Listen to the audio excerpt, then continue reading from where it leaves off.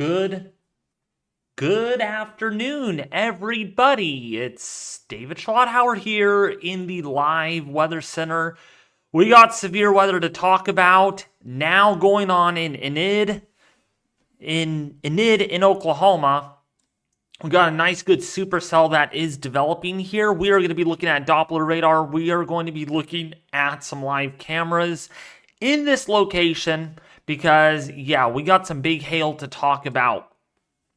Moving into this area, we already got 1-inch hail based on Doppler radar at the moment, and that just got bigger. So we are now up to about 1 inch in diameter with some large hail. So this is strengthening very quickly in an environment characterized by good instability, or right around 2,000 to 3,000 joules of surface-based CAPE in this area, and mixed layer CAPE also pretty significant with winds out of the southeasterly direction. So we do have a developing storm in this area that is quickly getting organized, and that's why we are live streaming on this right now, because this is going to be a prolific severe weather event today, moving into Kansas and also developing in Oklahoma, where we have our one and only storm that is pretty strong right now. And in fact, if we look at Doppler radar right now at the moment, this is what we have.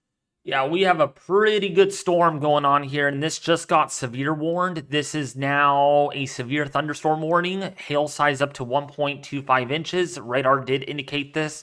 This is in Garber, Billings, in Oklahoma, just in time. Right when I go live, we get a severe warning on this. Deer Creek, Lamont, right now under severe thunderstorm warning, and there is a lot of lightning on this storm. In fact, just maybe about 10 minutes ago, there was no lightning at all on this storm. Now there's 100 lightning strikes on this one storm. The storm to the south, though, is struggling to materialize due to some convective inhibition that is remaining in place. And that's the thing with these storms, folks. Once they explode, they get well established in this environment and they remain fairly discreet.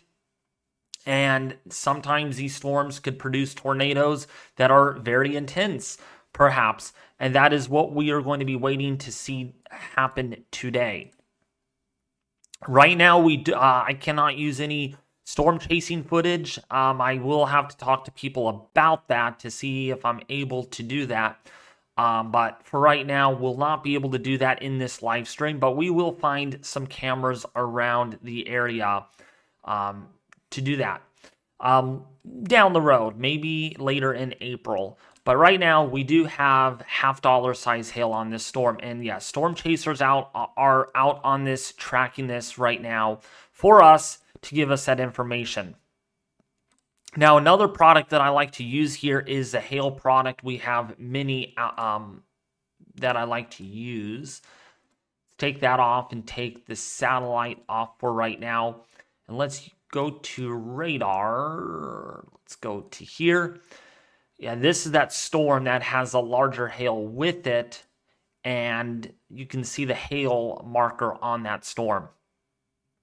So that's what we have. Let me bring up GR2 and analysis, since this is just the beginning of a very active period coming in.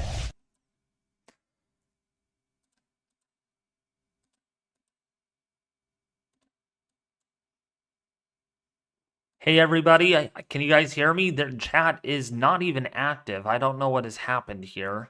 Can you guys hear me at all?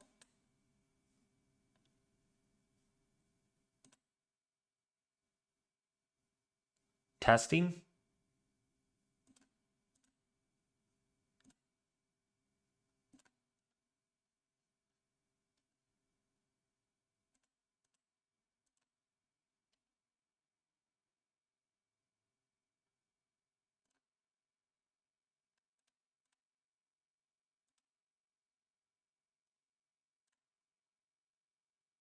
Nope. Okay, so apparently no one could hear me.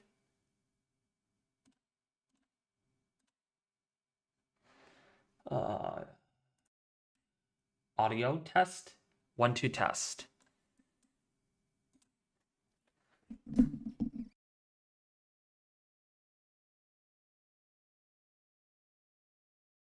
1, 2 test. Okay. Think you guys could hear me now. Yeah, my mic wasn't plugged in. Yeah, so we have, wow, 1.7-inch hail marker on this storm now in North Enid, Breckenridge in Oklahoma, in Garfield County. That's a very strong storm.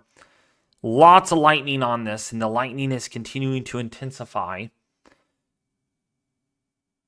And there it is. Yeah, that hail's really gotten bigger and bigger and bigger. And this is moving right over Enid right now. So it's moving over that little town.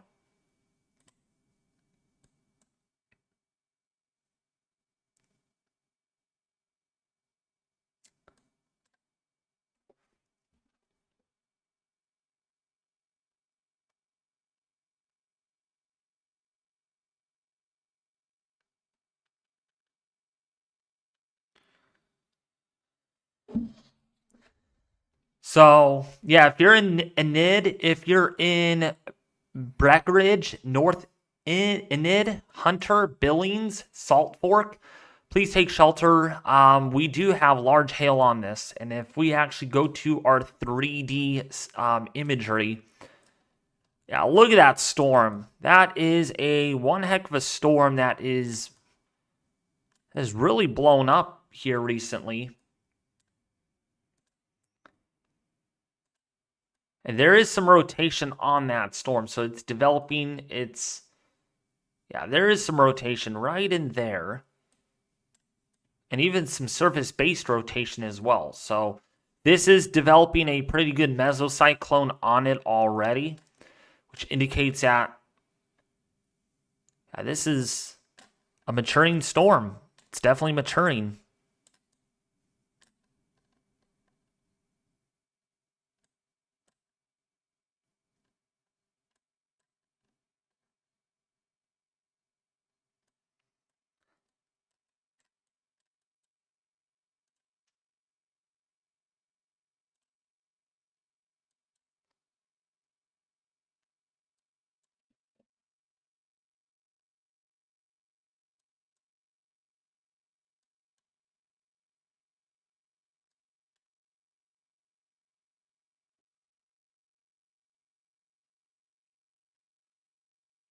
So yeah, this is definitely a slight risk or an enhanced risk of severe weather today, and this storm is moving into that area. Actually, it's in the enhanced risk and in the tornado watch, which, by the way, I wanted to show you all the tornado watch.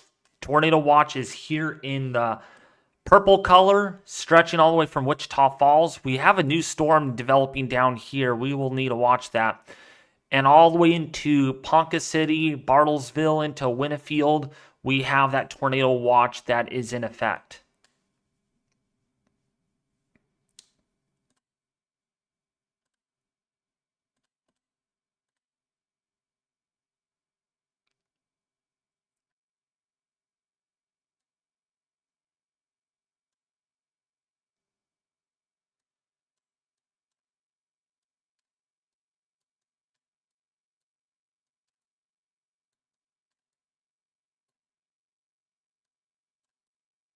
Yeah, tons of lightning out of this storm. This storm has a lot of lightning with it. And this storm has 2-inch hail on it. Wow, 2-inch hail on that storm. Based on GR Earth, big time hail with that right now. For reference, there is our tornado watch that is in effect right now.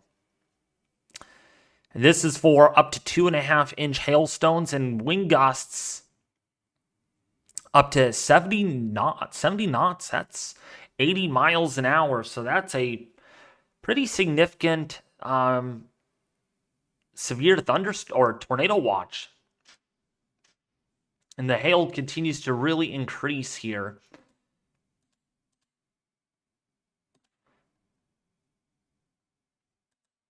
And that's what we're looking at. So this storm right now is an environment characterized by pretty good instability. We actually look at our goes, you can see the storm right there popping up. We look actually at this is our mixed layer cape. We actually look at our mixed layer convective inhibition. There's only a little bit of convective inhibition left.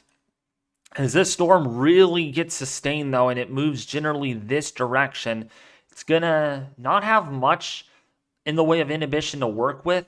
And this storm, by the way, is in an environment with STP values up to 5 and 6 right now. So there is pretty good rotation potential with these storms as they develop. And then when we look at let's take a look here at our SCP. Yeah, our SCP is pretty high for supercells. That's a guarantee. And our surface temperatures in this environment are right around 80 degrees. Our 2 meter dew point temperatures are also really, really high. About 64 degrees within this storm. Really dry air on the backside of that storm. Very dry. In fact, dew points are in the mid-20s behind this dry line. So this is your dry line, and the storms are initializing right where that dry line is. Well, the dry line is just to the west. But these storms are initializing within that really moist air mass that is in place right now. And so we will be watching this as convective trends evolve. Storms are really, really strong, though, right now. We have 135 lightning strikes per 10 minutes. And I want to make sure that's actually set properly. Yeah, for every 10 minutes, we get 132 lightning strikes, which is why I use this tool, because the more lightning strikes you get, the more stronger the updraft actually is. And the stronger the updraft, of course, you're going to get larger hail. Yeah, we have we have 3-inch hail marker on this storm already. So this is very, very strong. Very, very strong hail marker.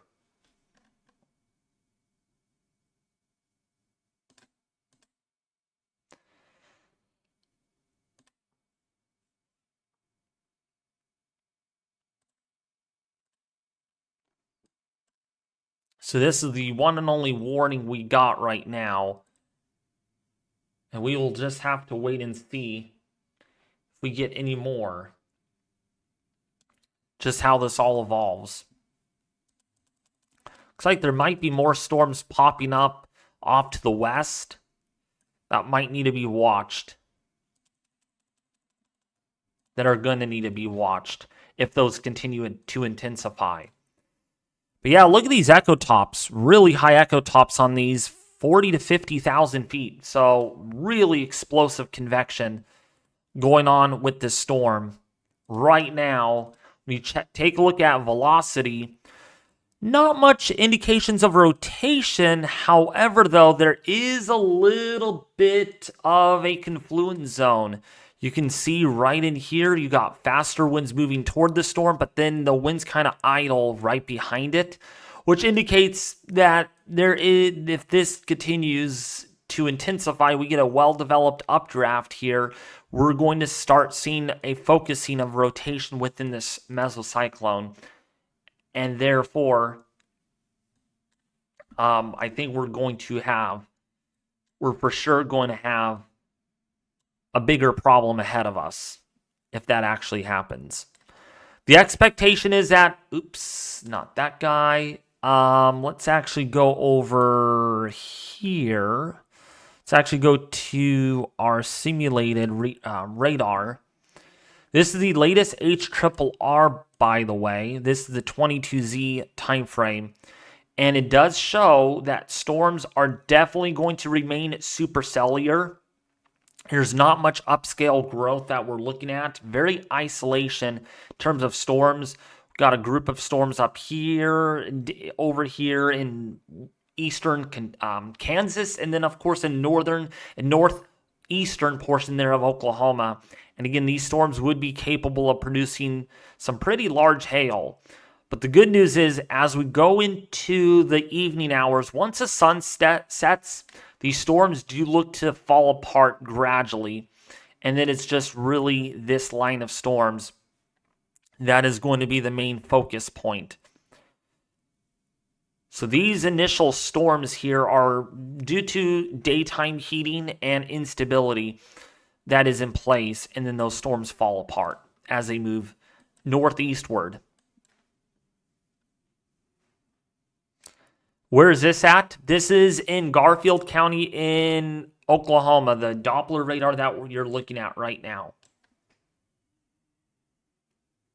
Man, only 10 people watching. You guys, please share this with your family and friends on social media. Let's get this out to a lot more people. It would really mean a lot to me. Man, I can't even get 10 people watching my live streams. So please get this out to people because, again, I do enjoy doing these live streams on this severe weather. I really do.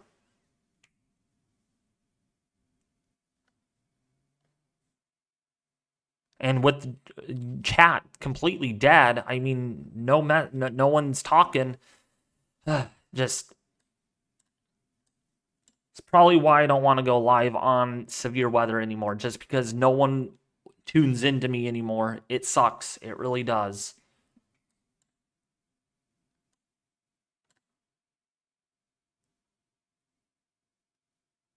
Yep, 7 people watching. Come on, people. Come on. Don't leave.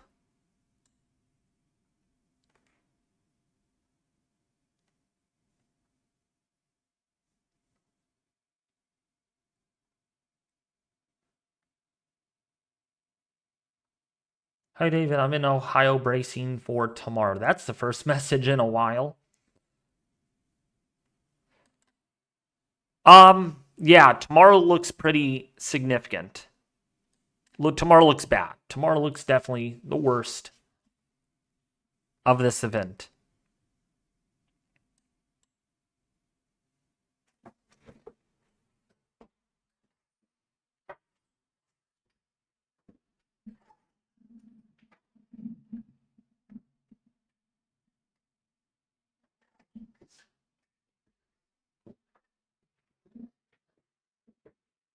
Sorry, we got a severe weather event in my area today. There's a marginal risk in my area, so I have to also keep an eye on Doppler radar in my neck of the woods because, yeah, we had some good size hail earlier.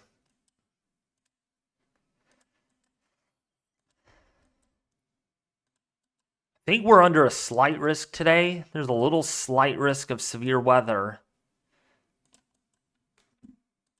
There were a couple of funnel cloud sightings. I did sight a funnel cloud earlier today. So let's see what it looks like in my area really quickly. Got to keep an eye on that. Oh, yeah, there's a storm that is coming on into my area, and that is strengthening. Hopefully it doesn't get too strong, or else we're going to have problems if it does intensify further. It's coming right into my area.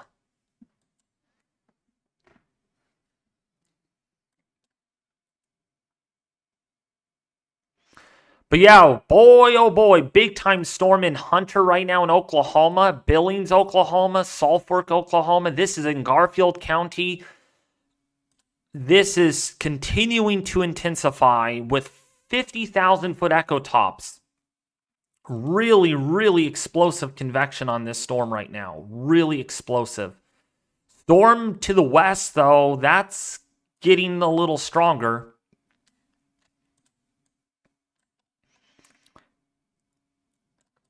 And that's going to be the one that we have to watch. But boy, this one in Garfield County, look at the 3D on that thing. Really, really good hail core on that. There is some rotation throughout the atmosphere, though. There is some spin going on, but nothing too organized yet.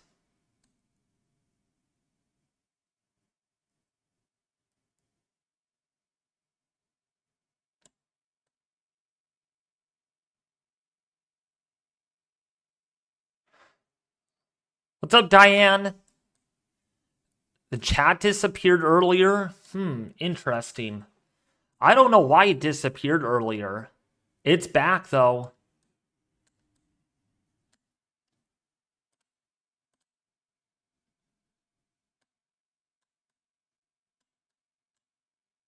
Yeah, that's the storm in Oklahoma right now.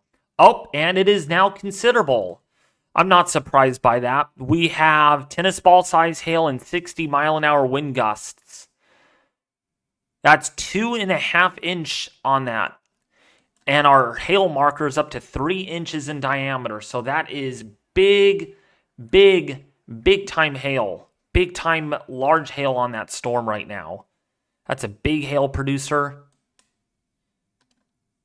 And you can see the hail core on that storm. So this is a big storm right now in Hunter, Oklahoma. This is mesoanalysis provided by GR Earth. GR Earth is providing that. And there is a ton of lightning on this. Not as much as there could be, but still, there's a decent amount of lightning going on.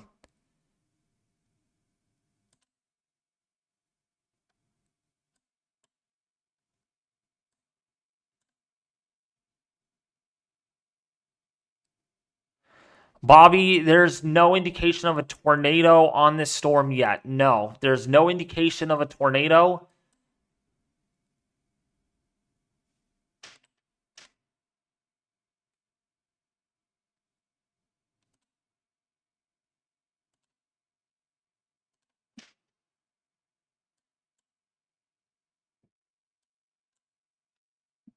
There's no rotation on this. This could somewhat be elevated still off the boundary layer. In fact, let me look up on the mesoanalysis from the Storm Prediction Center on that storm in itself to see what we actually have, because we could actually use the soundings to indicate what the storm is doing. So the environment that the storm is in right now, we look at our photographs. Yeah, definitely curved photographs out of this. So that's going to be the... And that matches with what we're seeing on Doppler radar. If we actually go back and look at Doppler, notice the structure of the storm. Skew-T, there is still a little bit of inhibition that remains in place over this area, right out ahead of the storm. And the environment right now, effective STP at the moment is 1.7, SCP is 11.5, based on the SPC mesoanalysis. But downstream, STPs remain pretty much the same at about 1.3, SCP effective, which is supercell composite parameters, about 8. Mixed layer CAPE about 889. Think that's a little bit on the lesser than, because, oh yeah, mixed layer CAPE down here is a lot higher. Yeah, much higher down here. But STP values are not really,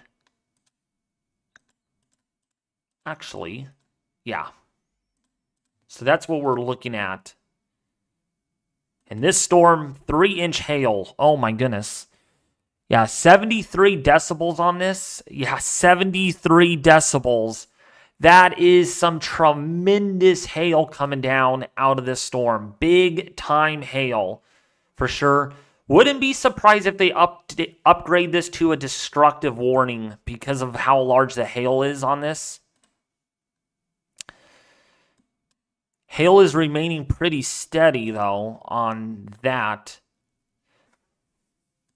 There's a lot of lightning. There's a lot of lightning on this storm right now. In fact, if we actually go to our live lightning map, of course, not that one.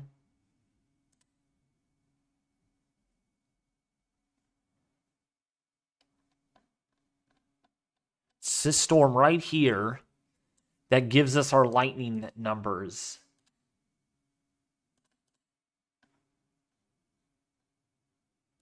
Yeah, we have 144 lightning strikes so far.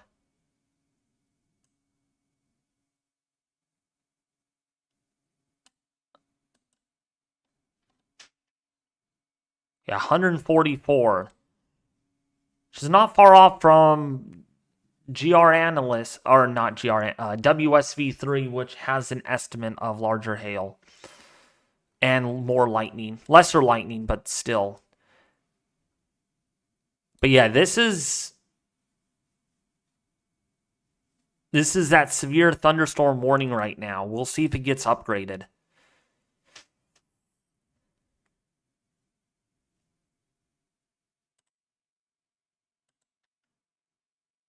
Well, we're about to get hit pretty good here with some good rain. About to dump here very soon. In fact, there's that marginal risk that I'm in. Yeah, here it comes. Here comes the rain. It's going to be raining hard here pretty soon. My area, at least. But we are watching storms down here in Iowa Park as well. In Iowa Park. That's in Texas. Let's actually go to our WAFs because I want to see something here. If this is...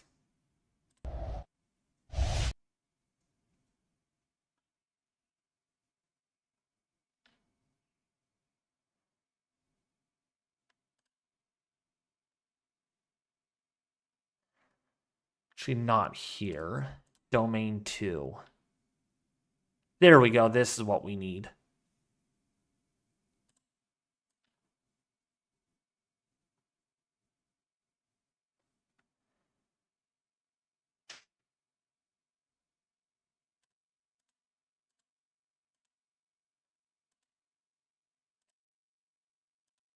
There we go. This is what we needed. This is what we needed. Oops. Nope.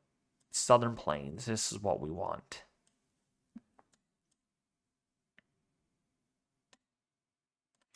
What the heck? I got my year wrong. There we go. Oh my goodness. Am I crazy or what? Yeah, so this is the WAFs model. This updates literally every 15 minutes. I mean, this is a hypersonic model that updates so frequently. If we look at the 2230Z, there is a storm right here that is expected to intensify. Might even have a little storm split here shaping up. This is the storm right here that we're tracking, and you can see the hail on that. Large hail on that storm.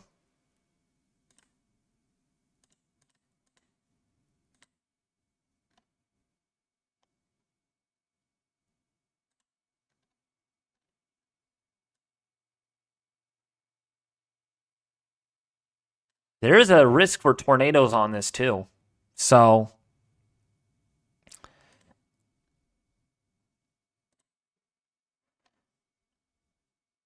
and also helicity swaths as well, so that's going to be the big concern here. With this storm in particular, that's the WAFs. And what do you know? It just got upgraded to a destructive warning. So we have now 3-inch hail on this. Let's read the warning. Baseball-size hail and 60-mile-an-hour wind gusts. So this has huge hail with it. And, of course, wind-driven hail is not a fun thing at all. So, yeah, big giant hailstones. Yup, this is a destructive warning in Oklahoma right now. By the way, if you guys are new to the stream, please, I will beg you guys, please invite your friends and family to the live stream because, again, I do like doing these live streams. I really do.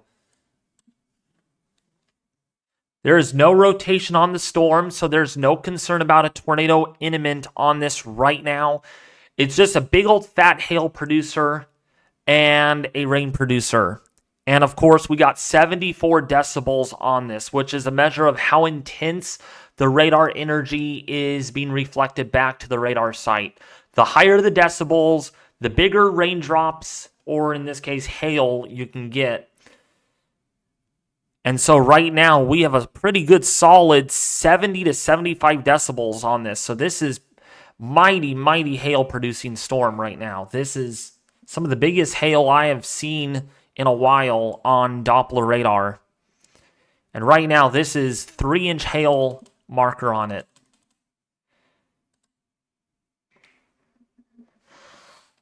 And again, this is a destructive storm right now. Please take shelter immediately. This is a life-threatening storm. Yes, hail, if it gets big enough, is enough to cause serious injuries if not taken seriously. It's our only warning right now at the moment. So, Hunter, Salt Fork, Lamont, Tonkawa, Blackwell, Ponca City. This is in K County, moving into K County here shortly. Actually, might cross into southeastern Grant County in Oklahoma and then move into southwestern K County in the next 15 to 30 minutes. And this is really, really producing some big time hail as we speak. We already got our first hail report today from emergency managers in Garfield, Oklahoma, reporting 1-inch hail at the time. And that hail since has gotten bigger and bigger and bigger. And this is in an environment characterized by good instability. All right, we have a new severe thunderstorm warning down here. Actually, let's get into position here and look at that storm, because that storm is also strengthening. KFDR radar site. Let's see what that is showing right now. Yeah, so this storm is not as strong as the one to the north, but it has better instability. So this is going to be the storm to watch in the short term. This is producing about a quarter-size hail, moving into Walters in Oklahoma. Going to be crossing over that I-44 corridor here shortly. And when we look at our rotation velocities, let's take a look at that. Let's go to, I think this is base velocity. Also, no rotation on this at the moment. So just, again, huge hail producing storms in Oklahoma right now is the main threat at the given time. But there's that tornado watch, which means tornadic storms are a possibility. The atmospheric conditions are there for tornadic storms. Boy, this storm about to slam into my area, and it's about to be a pretty good rain producer.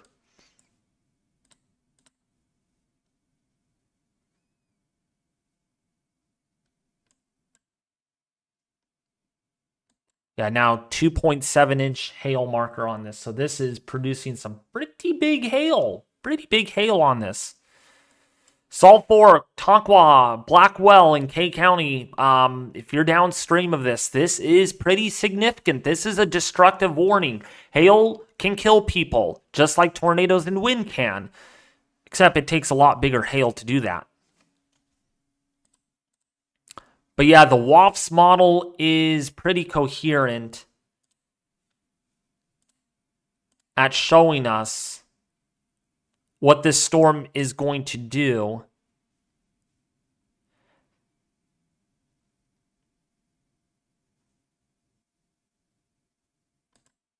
And member 11 is the most aggressive here, showing some pretty long tracked supercells right here. And that's what the WAFS model is, folks. It is a super quadruply high resolution model, the highest end model you could ever think of. All right, and it runs every 30 minutes, every 15 to 30 minutes. It's like a hypersonic rapid refresh model. Anything of the imaginary. The HRRR renders every hour. This renders every 15 to 30 minutes. So it gives us an idea based on where we're at right now, and this is 10-minute increments, which is pretty stinking cool. All right. And as we go into 0Z, you can see these storms right up in here. And the darker black colors indicate larger hail tracks. Oh, it's hailing outside.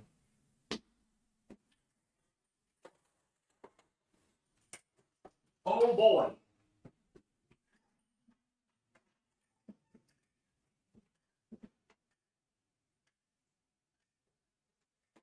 Hold on, folks. Got some hail.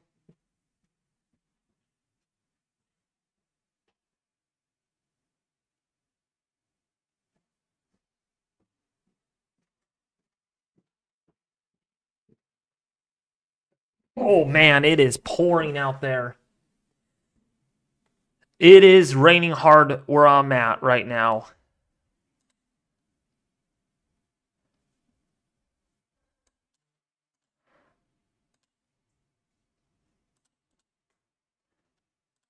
Jeez, that wind.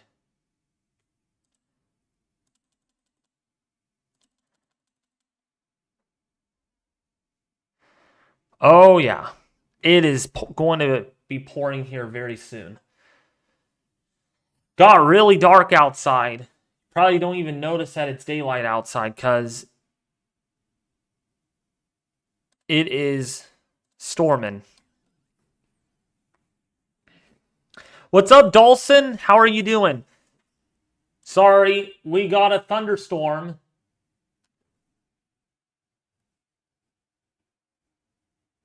In my area.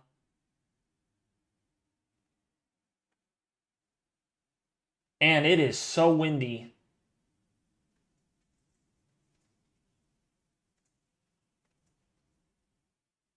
Man, that wind. We could lose our power, folks. We might lose our power.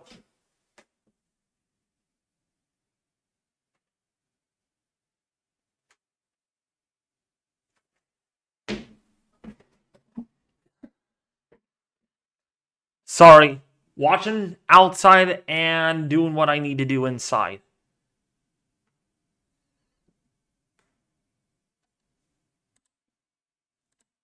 It's this storm that's over my area. It looks a little supercellular as well. That's what I don't like seeing in my area. Like, literally, it's supercellular. Sorry, I'm watching out there and I'm like, literally... Yeah, it is pretty stormy.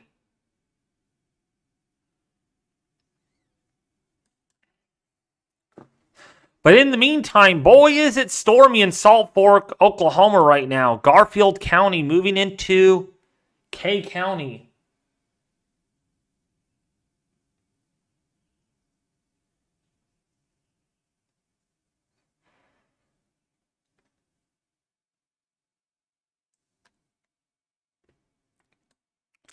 I swear I think we're going to lose our power very soon.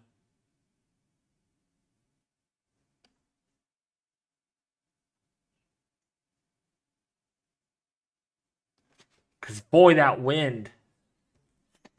But anyways, yeah, big time hail, 2.7-inch hail marker on this storm right now in Hunter, Salt Fork, Tonkawa, Ponca City, and K County. Destructive warning here. This is warrant for 2.75-inch hail marker right now. 2.5-inch hail marker.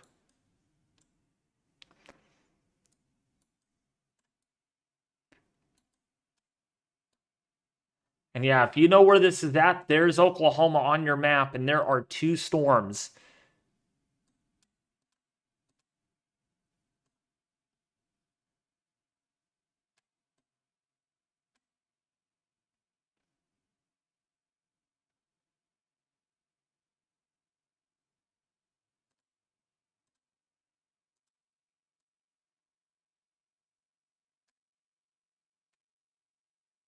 Wow. Whoa, is it pouring? You guys can't hear it though, but oh my goodness, is it coming down outside?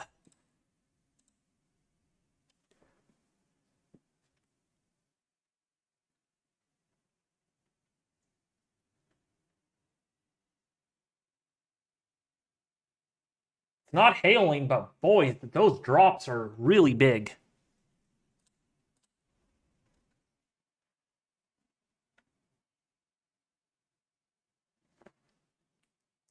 This is our storm that is over my area right now, like literally right over my area.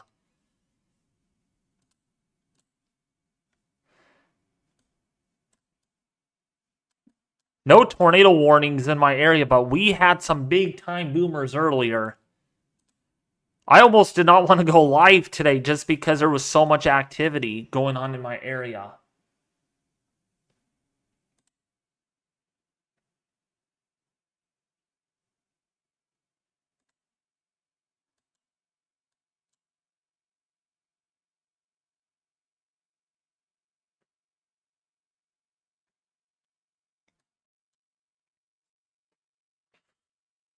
Another new meso discussion.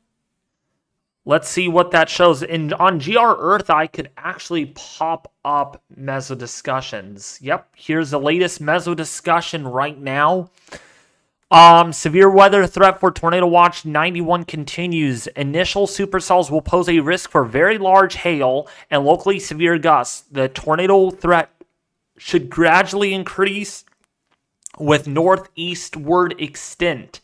An isolated supercell has developed along the northwestern edge of the partially modified Gulf moisture.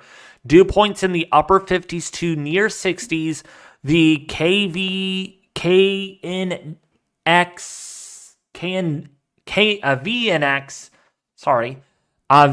VWP dictates a long photograph around 80 knots of 0 to 1 kilometer SRH with modest low-level clockwise curvature, streamwise vorticity. This will support isolated, discrete, potentially splitting supercells with a risk of very large hail and locally severe gusts initially. Given fairly weak large-scale forcing for ascent, with time, a strengthening low-level jet will yield very large clockwise curved low-level photographs. Effective SRH upwards of 600 meters squared per second squared. Highly supportive of a transition to dominant right-moving supercells, posing a risk for intense tornado production. While low-level moisture is somewhat modest, the aforementioned wind profile and discrete, semi-discrete mode would certainly favor an increase in tornado potential, some of which could be strong to intense. So, right now, quiet, not so long from now. These storms are going to get more intense with northeastward extent. Show us.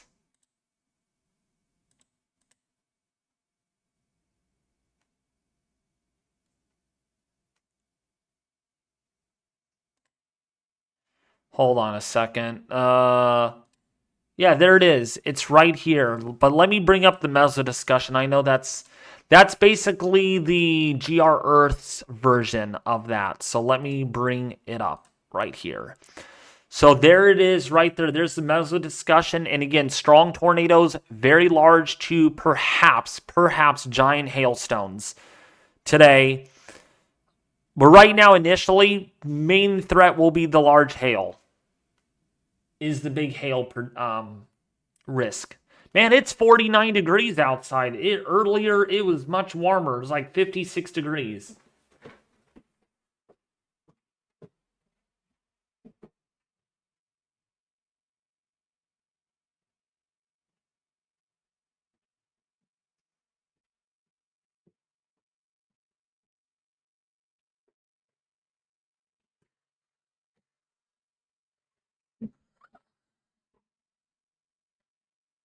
So that's what that is showing us right now. And WAFs match up really well with this.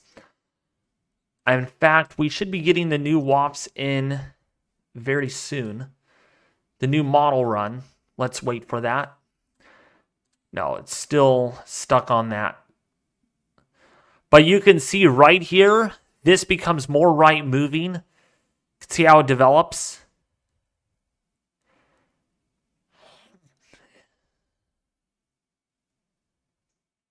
Now, some tracks on this are more aggressive.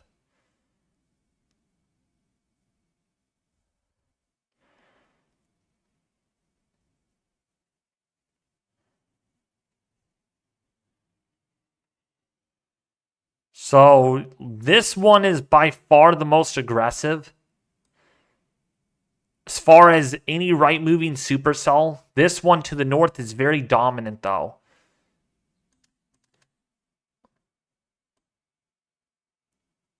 And you can see how it moves to the right. Right there. So that's going to be the one. That's member 11, which is very aggressive.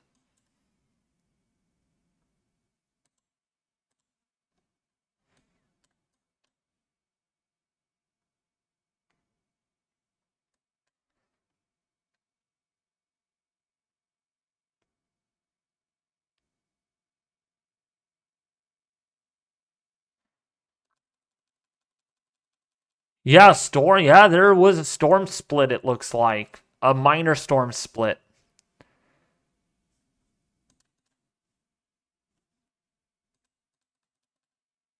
Gosh, we have... I don't know if that's rotation or what, but that is some... That might be a... Wow, that could be a tornado or something on waiting to develop right there. This is a storm in Salt Fork, Ponca City, Oklahoma. We're going to need to watch that. If that continues, that could be the beginnings of maybe a tornado. I don't know. It's hard to tell if it's a glitch.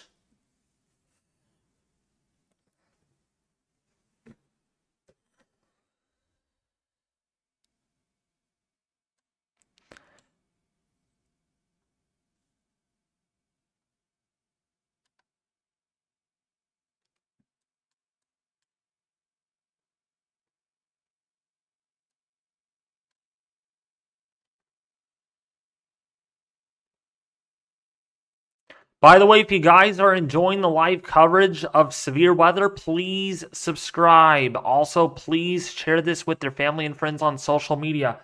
We only have 20 people watching, so if you guys can get people to join the live stream, that would really help out a lot. It really means a lot because I want to do this. I want to do the severe weather live coverage for you all.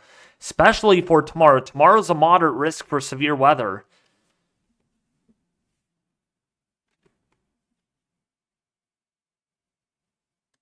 But it just seems like every time when other YouTubers go live, I struggle. I don't know if that's because I'm not good at what I do and other YouTubers are better than me. Because every time, it's funny, every time... If I'm the only one live, I have like 400 or 500 people watching, but then once other people go live, I mean, everyone abandons me. I don't know what it is.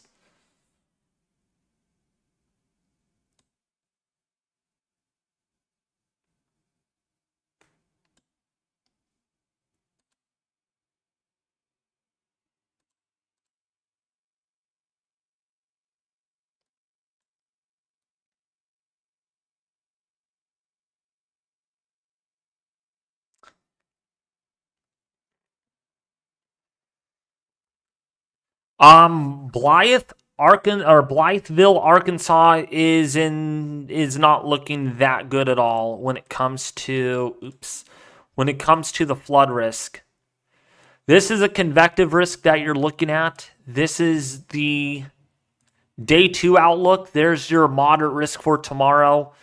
Big tornado threat for sure, and we have multiple live cameras out of this. So tomorrow will be definitely a better day to go live when it comes to the cameras. And then our flood risk, let's bring up our flood risk because that's going to be another big issue, is how much heavy rain there will be. This is your day 2 outlook.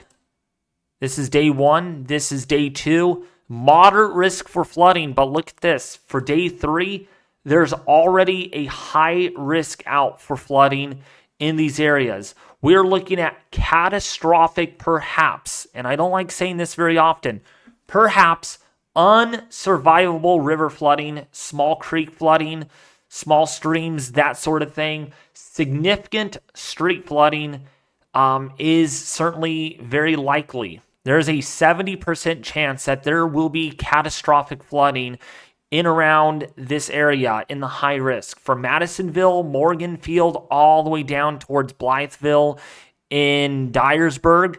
And there are cameras in this area, so we bring up cameras. We might see flooded areas. These streets could flood tomorrow or day 3. And then here's more. Right now, nice and quiet, but boy, it's going to be pretty stinking bad. And here's another camera showing you the scenery. There's only really one camera that aims at at the street or parking lot, so we're able to see if there is going to be any flooding. Oh, actually, here's a field. So this is looking at a field as well. So we'll see if this actually floods too, because that's right in that high risk. What's up, Jim M? There is Mayfield. Yeah, I know. December 10th. We won't forget about Mayfield. Right now it's looking good, but won't look so good in the next few days just because of the high risk out there for heavy rainfall. And I mean, it's not just that. Let me turn off radar here. It's not just that, but when we go to day 4... Oh, wait, no, that's not the one. When we go to day 4, there's a moderate risk. And day 5, there's a moderate risk. So we're looking at, and I'm not kidding when I say this, there is one location on this map, primarily in this area, primarily in this narrow corridor, where I've circled in black, you won't get a break. You're going to have a moderate risk or a high risk for flooding literally for several days, for like 5 days. So, yeah, get ready for significant flooding. And I've said this many times already. Let me turn that off. Why did that not get turned off? There could be up to 18 inches of rainfall. 18 inches of rainfall in the matter of about 4 to 5 days. So, hurricane-like rainfall, the rain amounts, it's just obnoxious.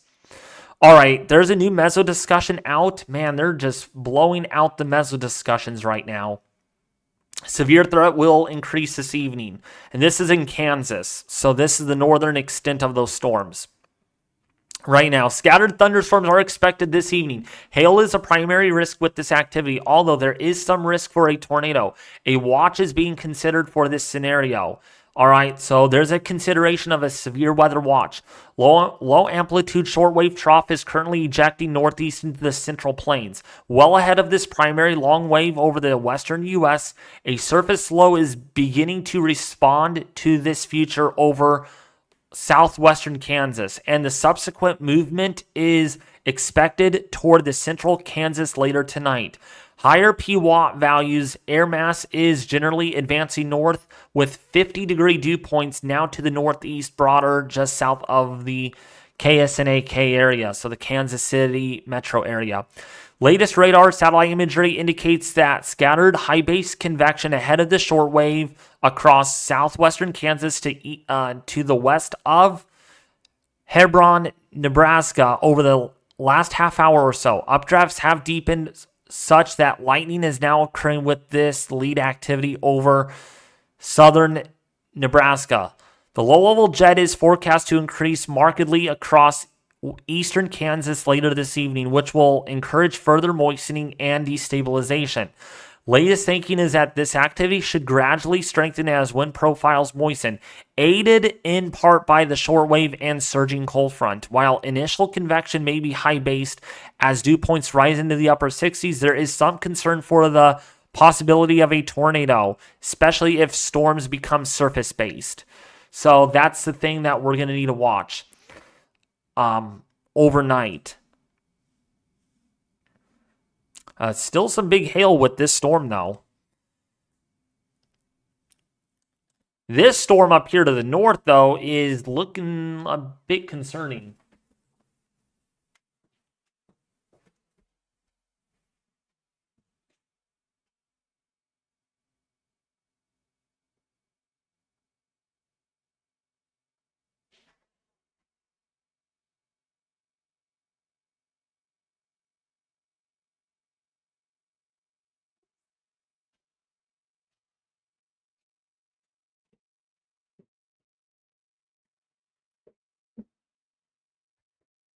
Sorry about that. Guess what, you all? It's not windy at all outside. Not a breath of wind. In fact, my station is reporting only 1 to 3 mile an hour winds. And it's 48 degrees outside. So it is pretty cold.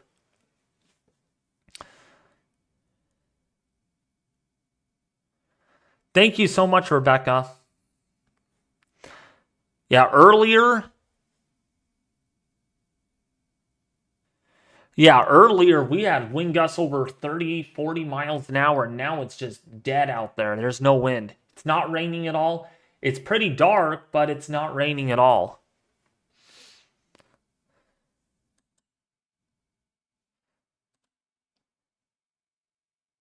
But yeah, this is a storm that we've been watching for a while now. It's still destructive, moving just to the west of Ponca City in Kay County. It looks like it's becoming a little bit more right moving with its dominant motion, and it does look like there is some rotation beginning to shape up with this. Just a little bit. Let's look at the lower levels. Yeah, there is definitely some rotation in the low and mid levels in this mesocyclone. And it has echo tops of 50,000 feet. So this is a pretty intense storm still ongoing right now.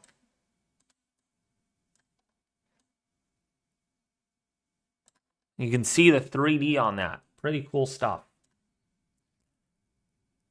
What's up, Corrupted? How are you doing?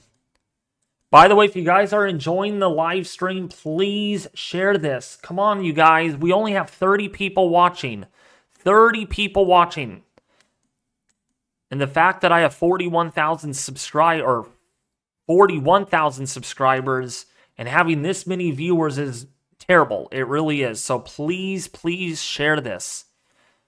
It's funny, I do very good for the hurricane season, but my severe weather live streams just don't get the attention. I don't know what it is. If it's because I'm doing something wrong, so please share this. I encourage you all. Because I'm showing you some cool stuff. I'm telling you right now. Showing you guys the radar images and everything.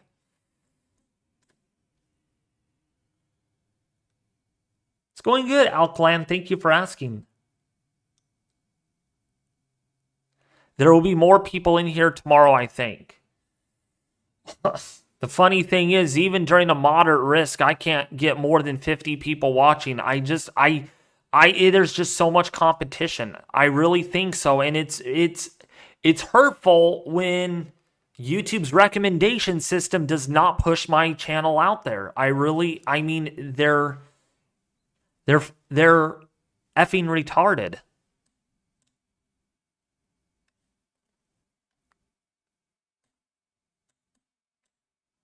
One of these days, I want to go over there and protest and be like,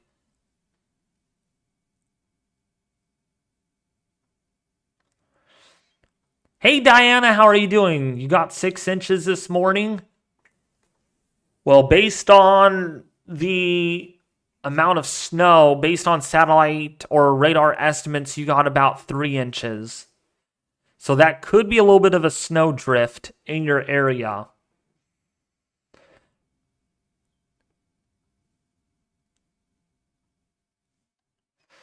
Will there be storms in the Tishomingo area tonight? There could be a few isolated storms, Tishomingo. Or not Tishomingo. Corrupted.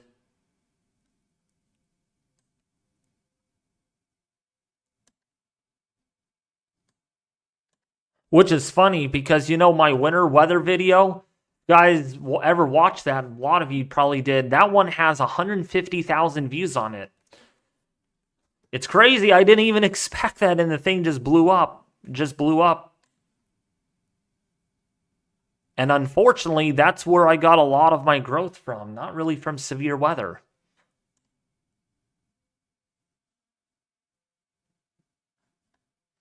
But yeah, if I struggle this severe weather season, I'm going to have to figure out a way on how to strategize this, because I mean, I do enjoy tracking the severe weather with you all. I really do. But if I'm not getting any people coming in, it's like, why live stream if there's only 20 to 30 people watching? You know, it's just like, it really does irritate me. It really does. Because when I first started YouTube back in 2017, I had like 1,000 people watching my severe weather live streams. I was like the big one out there on YouTube, getting almost 2,000. I think there was one severe weather live stream, I had 4,000 people watching me, and it's like, just the last 2 or 3 years have just not went well for me. It really is. I've been struggling. I'm not trying to complain about this. I don't want to try to make a big deal out of it, but it's like, I mean, I'm doing this. I'm taking the time out of my day to do this for you all, you know? But yeah, the storm in south of Blackwell now, 3¼ inch hail marker on that. That is a mighty hail producing storm. Could even get close to softball size hail with this. So if you are in Kildare in K County, please take shelter. Please take shelter.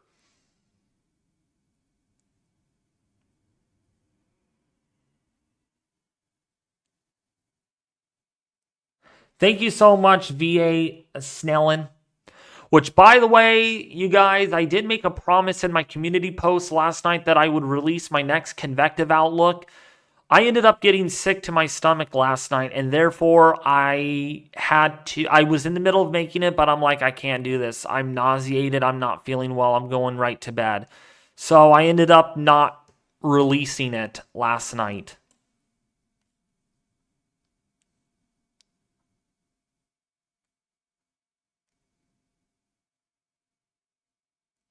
All right, Psalms. Yeah. See, people keep on saying I'm the best YouTuber out there with live streaming. No, I'm going to be honest. The best one out there is Ryan Hall and Max Velocity. I don't know how they do it. But man, oh man, they're ranked up there on YouTube. They both have a million. They're in the millions in subscribers.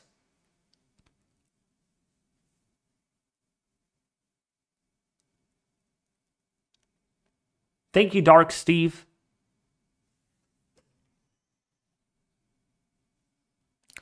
And I don't know if it is because I am not live streaming every severe weather event. That's not my fault that I can't stream every severe weather event like other people out there. You know, the ultimate goal on this YouTube channel is doing this full time. But there is absolutely no freaking stinking way I can do this full time. Absolutely not right now. Absolutely not. I mean, my expenses, I'll tell you guys a little bit about my expenses.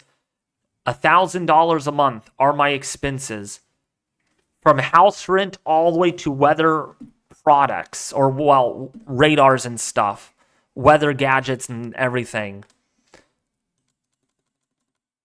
So there's just no way I can live off of YouTube. There's just no way. But it's possible. I mean, if my channel gets more exposure, it is definitely a possibility. It really is. But like, well, family comes first, but I do want to, because I want to stream on these severe weather events when I can, you know? I just don't want to stop live streaming severe weather, and people are like, where is David at? Where is the weather guy at? He's not streaming today. Because I already missed a couple of big severe weather days. Which, by the way, how did the severe weather event go a couple of days ago? Did that one overperform or did it bust? And I'm talking about this one right here. Oh, nope, it didn't bust. It did not bust at all.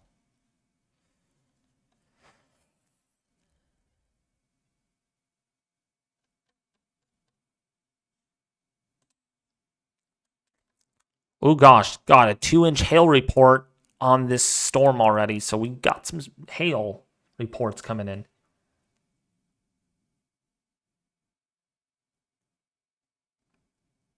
Tyne said it did overperform. There I go. I missed a pretty big severe weather day. That's disappointing.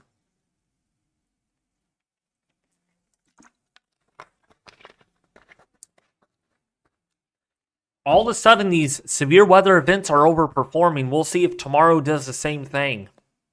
If tomorrow overperforms.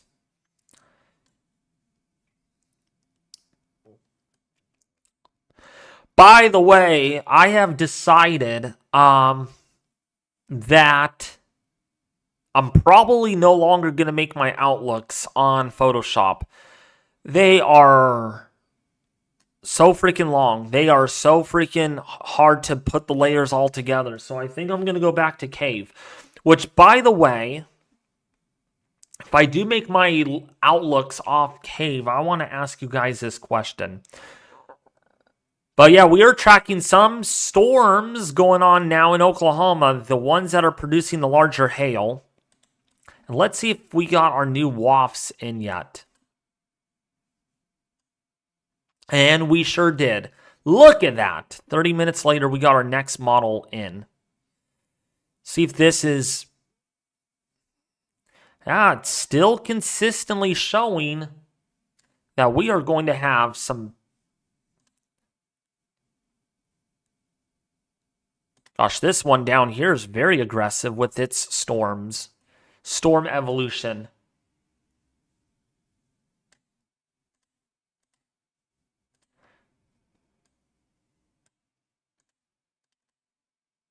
And this is definitely a go-to model for sure when it comes to tracking the severe weather. It really is. Wow, look at member 9. Oh my goodness. Those are very right-moving supercells. So there's going to be a concern here over the next few hours for tornadoes for sure. Especially on these two storms. New meso again? Man, every time I look at WAFs, there's a new meso discussion that comes out. Let's see what that shows. Oh, not that one. Not that one. And this one. Okay. Large hail and severe wind threat initially gradually transitioning to an increasing tornado threat. That's the opposite that you would typically find, right? Splitting supercells initially with a risk of very large hail and severe gusts. The tornado risk will gradually increase with time and northeastward extent. Man, I'm not going to read this whole thing, but wow, there is some concerning wording on this meso discussion right here. 600 to 700 meters squared per second squared. Yikes. With time, a strengthening low-level jet will support very large clockwise turning low-level photographs Effective storm relative helicity upwards up to 700 meters squared per second squared. This will favor a transition to dominant right-moving supercells with increasing risk of intense tornadoes, with lower 60 dew points in place and the expectation for a discrete, semi-discrete mode. A strong to intense tornado will be possible. Yikes. Okay. So we got to really watch these storms here and here, these two groups of warnings, to see if those actually produce anything pretty extreme, actually. So maybe elevated nature down here is not the thing to rely off of. Which makes sense, because if we go to our WAFs right in here, these storms do start moving off to the right, and they could be capable of producing the stronger tornadoes. But there's a lot of hail tracks, so that is going to be the concern.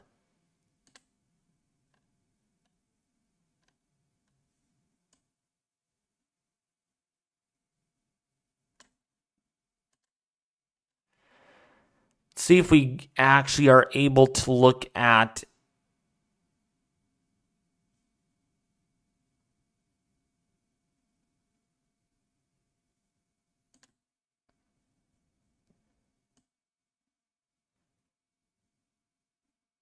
here's the updraft helicity paintball on the WAFs model. This is actually 5-minute increments, and we can see in the short term there is a 50 to 60% chance we do get very intense mesocyclones out of it. See what this other one shows right here. Okay, you know what? Let me use a paintball. Yeah, this is what I wanted to look for right here. Actually, no, hold on.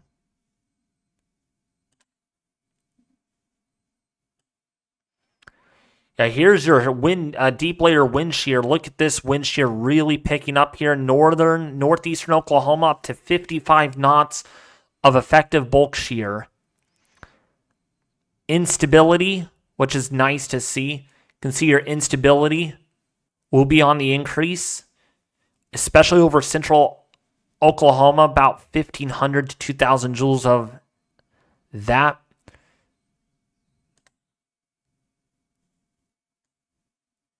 And this is basically your effective storm motion here out of the southwest. See if we got anything else. STP. Yeah, here we go. Now look at your STPs.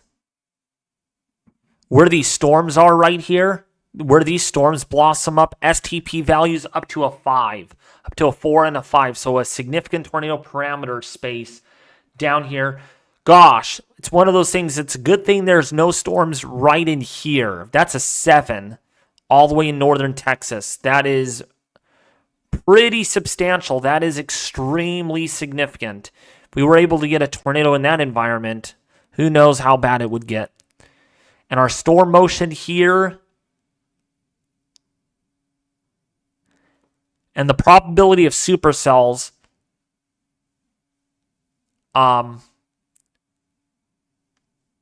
interesting. Probability of other storms down here, splitting storms, and then up here, there's a likelihood that this is a supercell, then might transition into a bit of a QLCS, which doesn't make sense.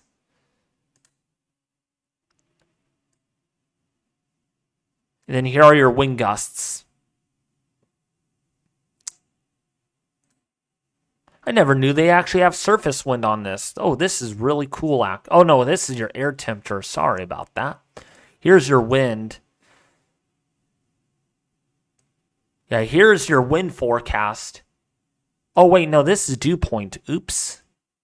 Oh, the wind is in barbs. Sorry about that. So, yeah, the moisture advection is going to continue with those dew points coming up with northward extent. So you can see the dry line right here in western Oklahoma, and then there's your moisture advection.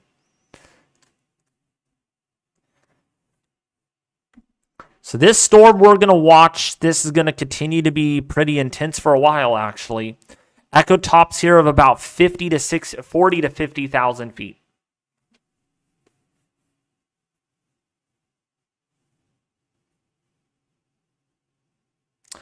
Okay, let me open up Cave really quickly. I know this is not related to with what we're really discussing right now, but I want you guys to give me some... Oops, and this just froze. Okay, so let me go to here, set background color. We're going to use white because I want to hear your guys' opinion on this because I'm thinking about changing how I make my outlooks just because on here it seems a little easier. Let me get my cities out. Let me load those in. Because I'm probably going to need to make an outlook tonight ahead of tomorrow's.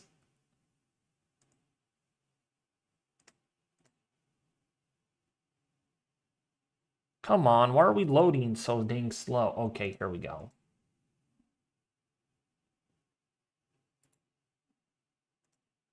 So I want to see if you guys can see the cities fine when I make an outlook like this. Can you guys see this just fine?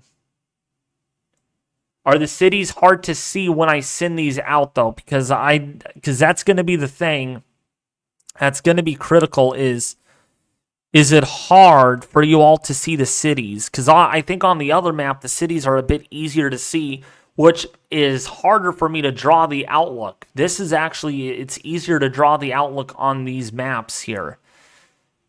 The instability part, though, I could do that manually. That's not going to be a whole thing. It's just the convective outlook that I have a hard time with. If the cities are hard or easy to see. You can see them just fine. That's good.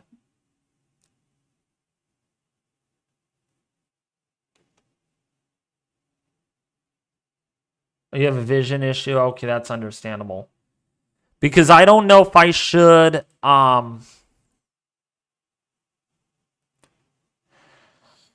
use this layout.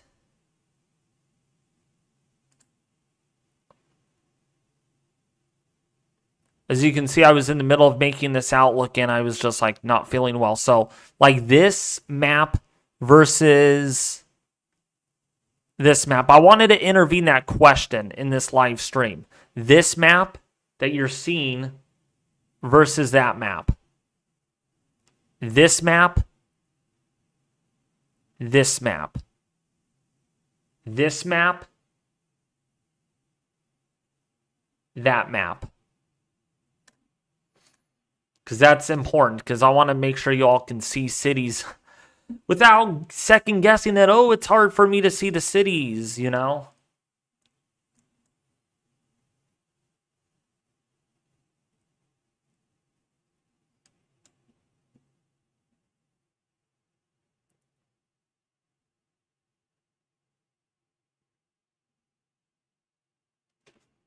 The one that's easier to see is time consuming. Yeah.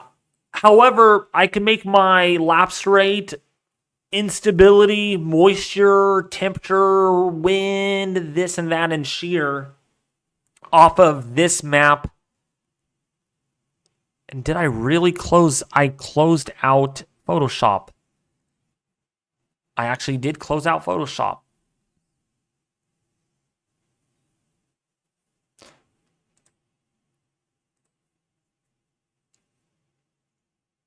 Yeah, so like I can make my instability parameters on this map here, you know. But the convective outlook, like the SPC version outlook, is going to have to be done differently.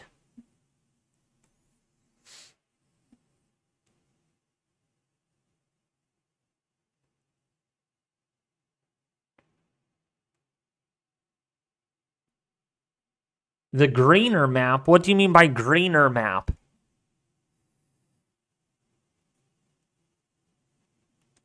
Probably referencing... Probably, I don't know what you're referring to. Oh, color map. Color map. This is thumbnail. This is for thumbnail use only. Thumbnail. Weather ingredients. So my weather ingredients map is this one. That's the ice, instability, wind shear, that sort of thing. This is not an SPC related map or outlook. It's this one. And I will just put this into perspective. To make a model, remember the model that I showed you all? Actually, let me see if I can bring it up here.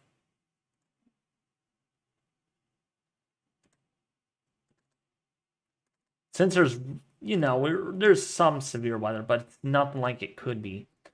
Let me go over to convective outlooks here. Do I have it? No, I don't. Oh, wait. It's under weather ingredients. Or did I not save it? Oh, here it is.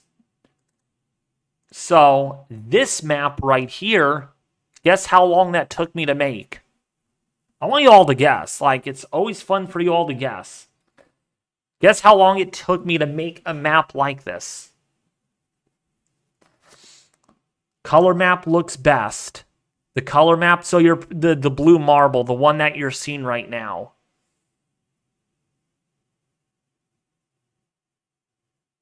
Yeah, then I don't know how I'm going to make an outlook faster then. That's going to be the thing. 3 days? No. Took me just to make one slide or one map for a specific time. Took me 45 minutes. 45 minutes to draw this all up. 45 minutes. And I'm not joking when I say that.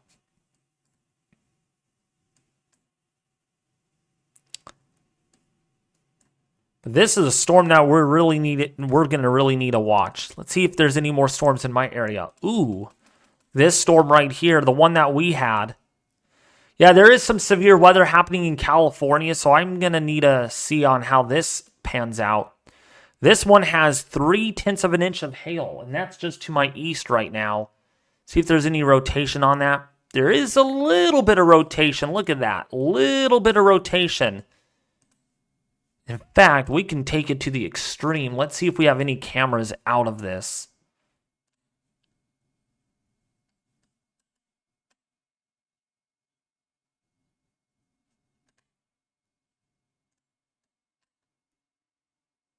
I'm going to see if we get any spin up or anything. I don't think we're going to see anything. Yeah, look at that right there. Ooh. Yeah, look at the scuds right here. Look at that. You can see right all in here. Look at the rotation. There is some rotation within this.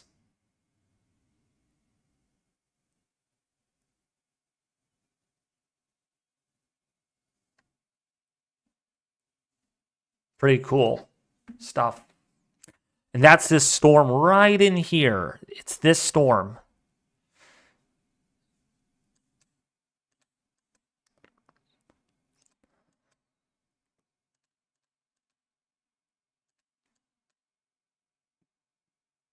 No, it did not take me 60 seconds. I wish it did.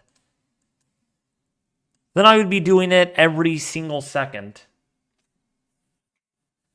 No, it takes a while to draw things up. No, it took me 45 minutes just to make one slide or one image. Let's just say that. It took me... So to make one image, it took me about 45 minutes. But to make multiple of these, it took me at least 4 or 5 hours. It's just so much time consuming, especially when I'm making a video. I was trying to see if I could have a workaround with a model of my own, but yeah, it's a model that's not going to work really well.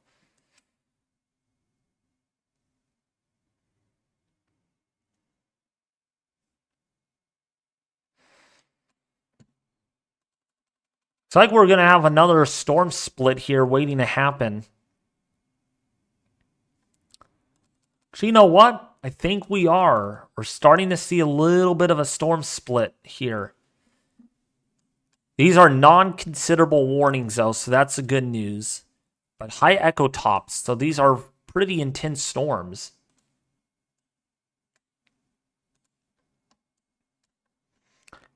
You can see them right there. Look at those storms.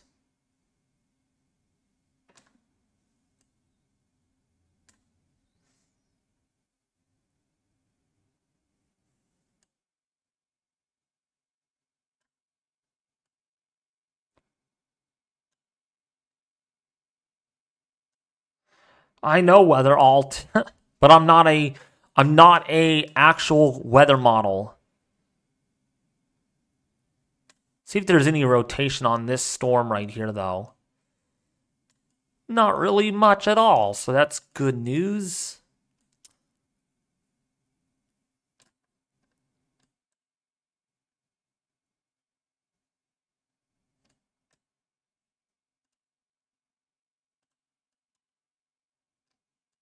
So that's a storm that we're going to need to watch. The storms up here, let's see what these look like. This is in Kay County, Oklahoma, moving into Kansas.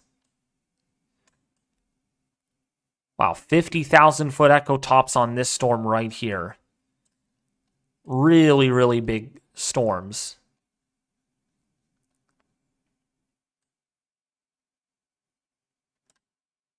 Weather alt? Oh, so you're Weather Republic. Okay.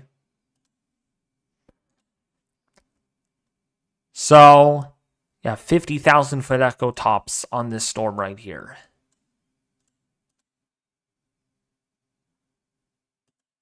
Has not shown much signs of like a hook structure on this. It is discrete, but not much in the way of rotation yet.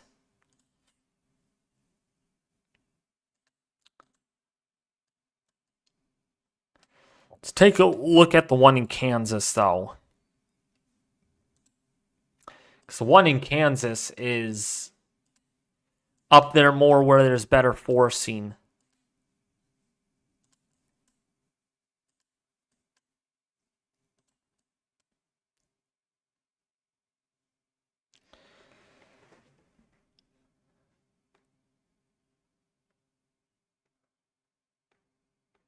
What's up, Crazy Okies? How are you doing? Oh, yeah, here's another pair of storms right down in here. Boy, these have bigger hailstones. These are also discrete. Oh, and they're very supercellular. Oh, yeah, these are supercellular for sure, and they are going to be the ones that might give us a tornado, but the convective tops with these are much shallower, so not as deep. Oh, holy cow, look at the reflectivity on this storm, though. 77 decibels. That is exceptional. Surprised there's not even any larger hail with that. Because my goodness, that is very, very, very, very, very, very heavy rain or even hail.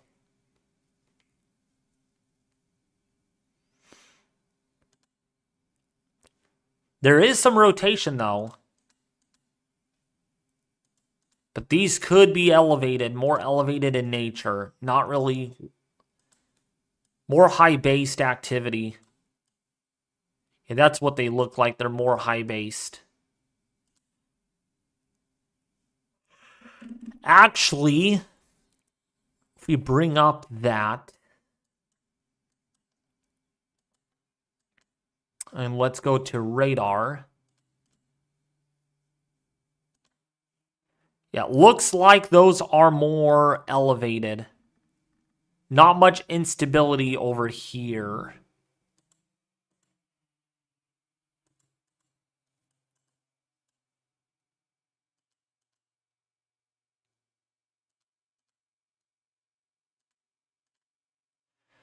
Yeah, so where these storms actually are right now, there is about 200 to 300 joules of instability. So these are more than likely elevated. Yeah, MU Cape is a lot higher in this area. MU Cape is right around 1,000 joules. So that's most likely, these are mostly elevated, despite that they look surface-based because of the structure. They are more elevated.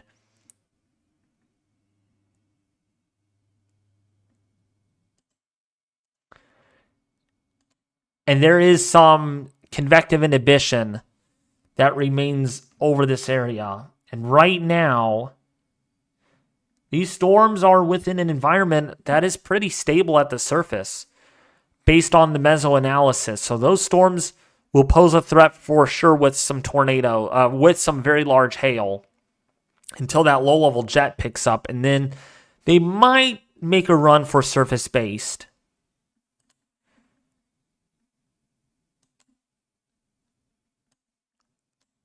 There is a severe thunderstorm watch. Yep, there is a severe thunderstorm watch for northern Kansas. Wow, all the way up here into Nebraska and southwestern Iowa.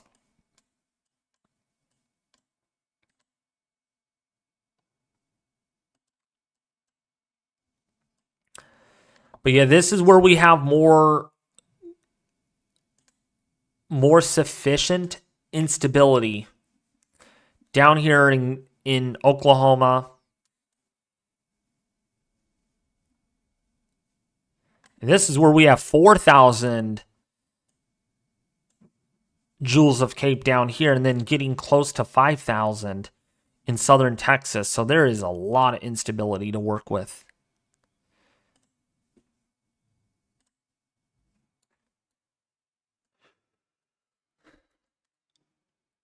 Oh, 200 lightning strikes with that storm up there in northern Oklahoma, moving into Cedar Valley. Well, it looks like our wind picked back up again.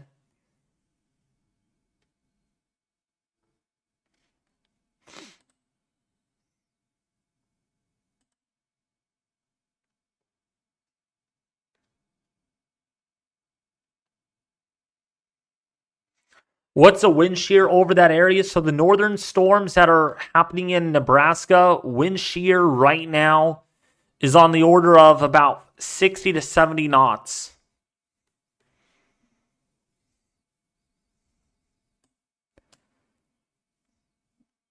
But that's where the low-level jet, or that's where the forcing is.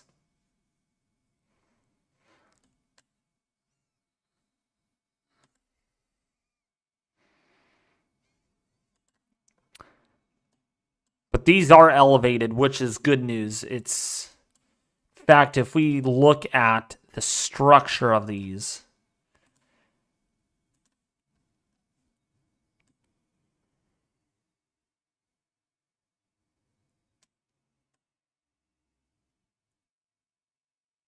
yeah, they're pretty elevated.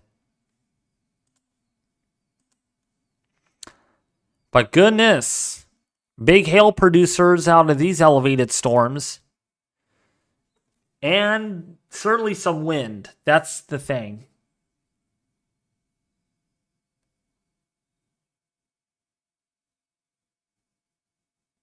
Is it coming to Sioux City?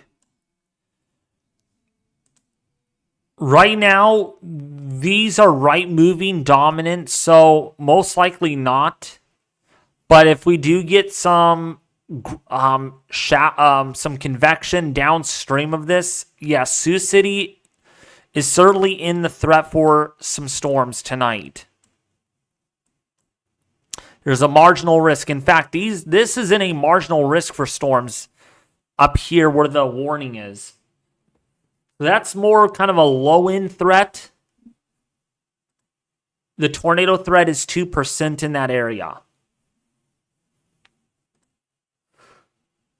So I'm not too concerned about those storms up there producing a strong tornado. It's going to be down here in Kansas and Oklahoma that we really need to be concerned about.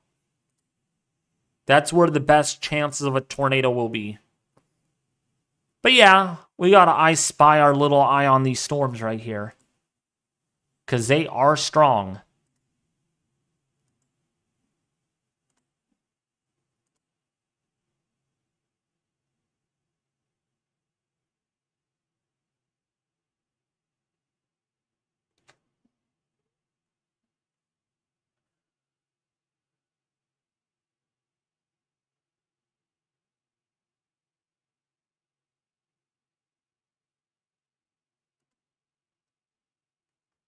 By the way, if you guys want to participate in my Weather Force Discord server, I forgot to put the link in the live stream. So I do apologize if I forgot to add it there.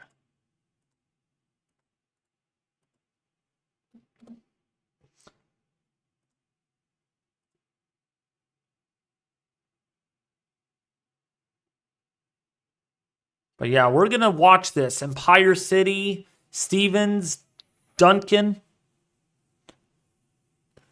Got some pretty good rain. Some hail in the mix with that. The echo tops still remain pretty good. Pretty high.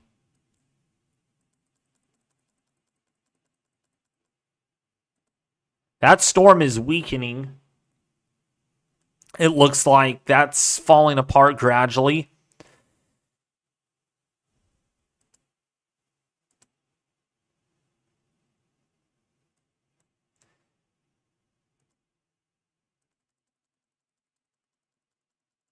Just have to watch these two storms.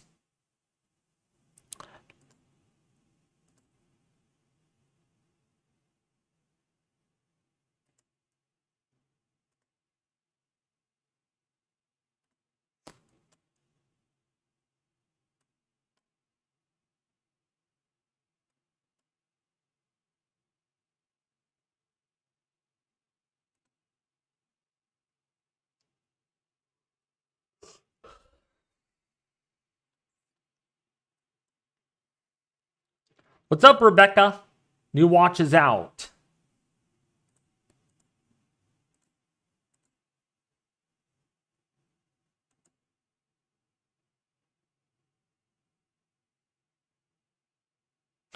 It's the same watch in northeastern Kansas, southeastern Nebraska, and southwestern Iowa, and northwestern Missouri.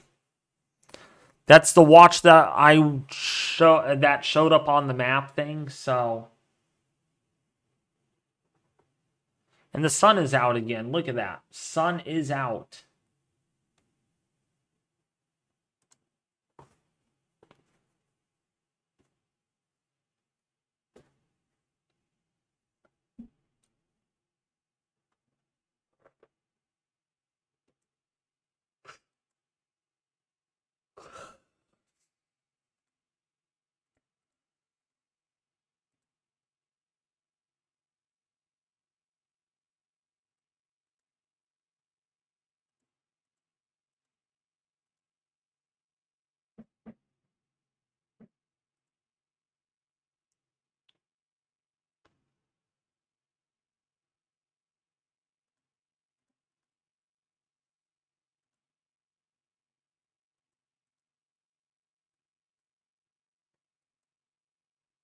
This storm looks like it's weakening. Echo tops are still pretty high, though. Still almost 50,000 feet with that. But there is no indication. Oh, wait. Is there actually rotation on that? Yeah, we're going to need to watch that. There is slowly increasing rotation on it. That does try to produce.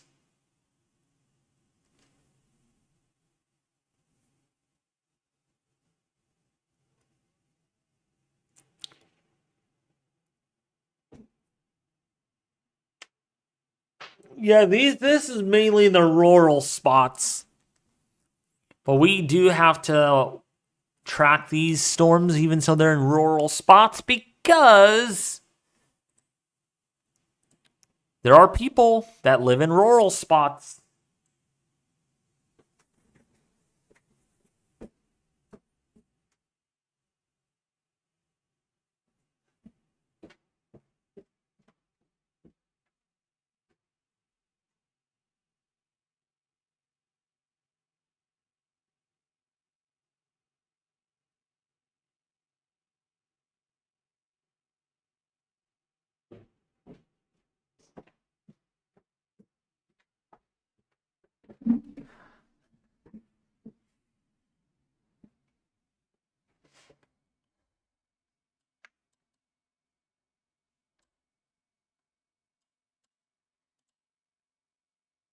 But yeah, we'll watch this. We're definitely going to need to watch these storms. No cat, no high risk tomorrow, but there is a moderate risk for severe thunderstorms tomorrow. And you can see it for here. This is at moderate risk. And it's tornado driven. That's what the moderate risk is driven by. So yeah, tornado outbreak is certainly a thing tomorrow. Man, it's going to be depressing. Moderate risk for severe weather, moderate risk for flooding. Literally, they overlap each other. But it's mainly tornado-driven moderate with a 30 sig for wind and hail tomorrow.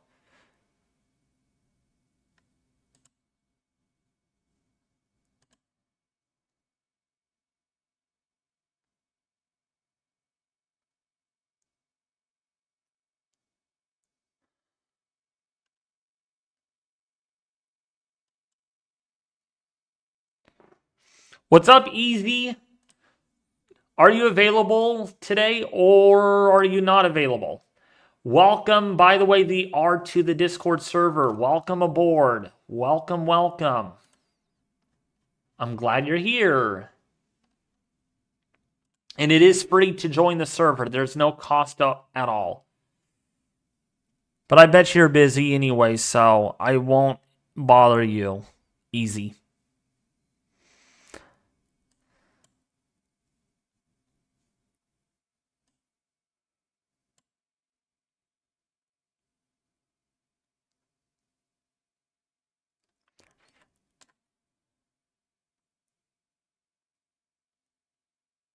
Yep, I knew you were busy today. I knew it.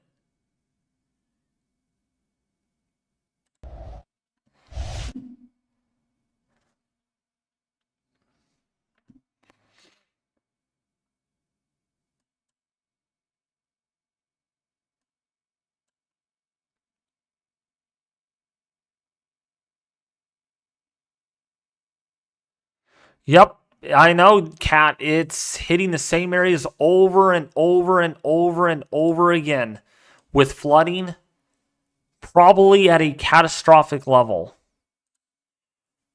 It could actually be the worst flood outbreak that we have seen in a while.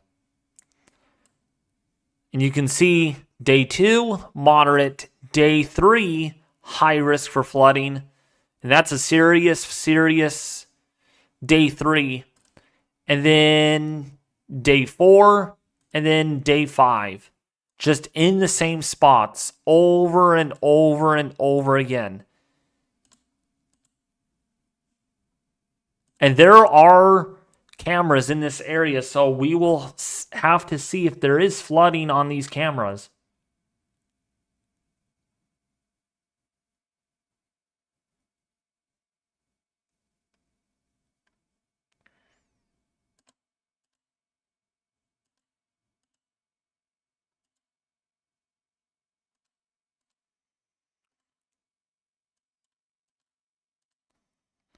Yeah, that's a serious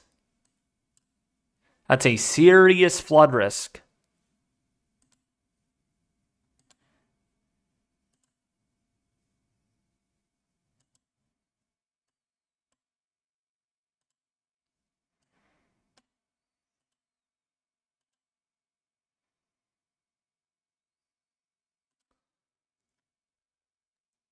There's a moderate risk. Right where all these cameras are is where we have that moderate risk.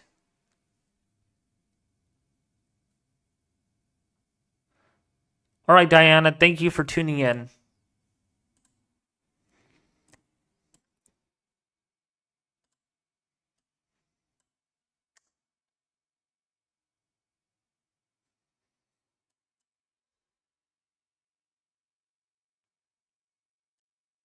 Oh, we got a new storm down here developing. What's that all about? Ooh, yeah.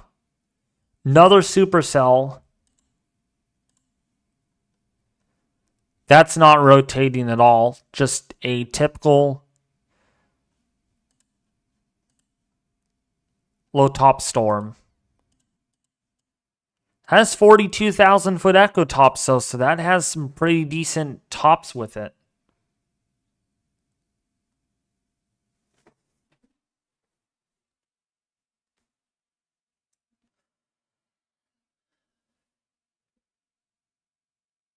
Wow, that's crazy, Rebecca. Wow. Water was up to the bridges and past the bridges. Jeez. We can see something like that in that high risk. For sure.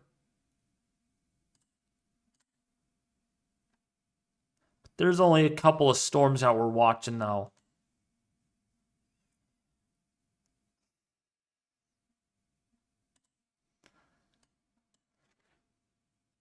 What's up, Christy in Ohio?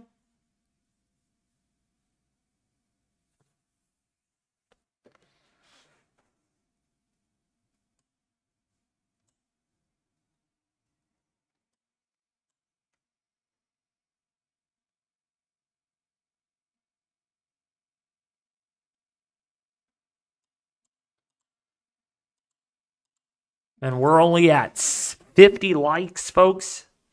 50 likes in the stream. So if you guys are new to the stream, please hit the like button.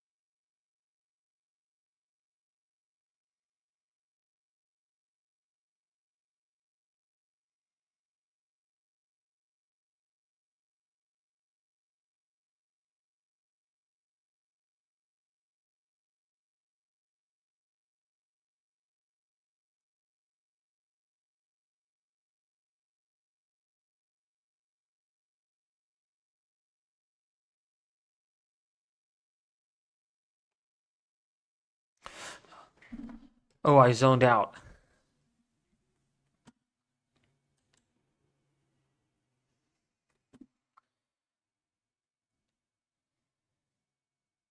What's your challenge, Roblox?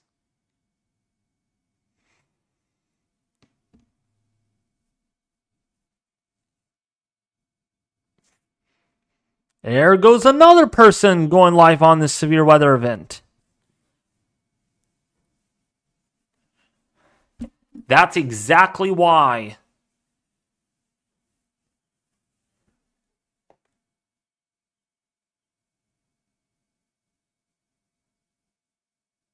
I'm quitting YouTube.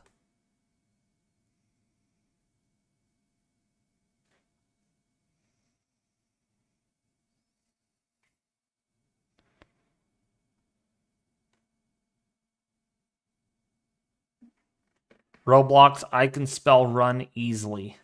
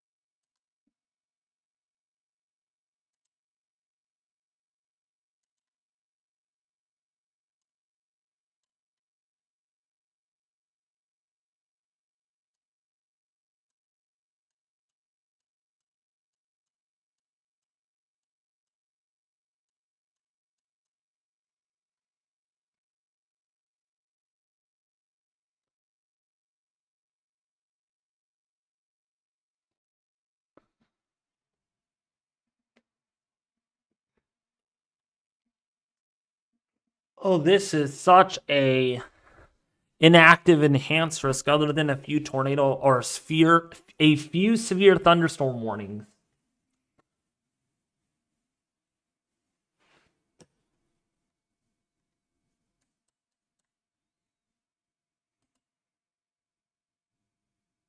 I want to ask you guys this question. Do I sound interested in tracking severe weather? Yes or no?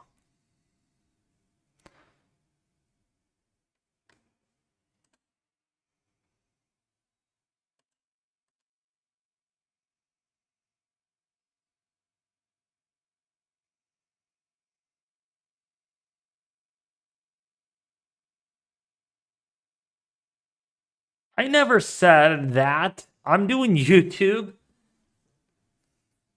What do you mean I said I'm quitting YouTube? I never said I was quitting YouTube. Crazy.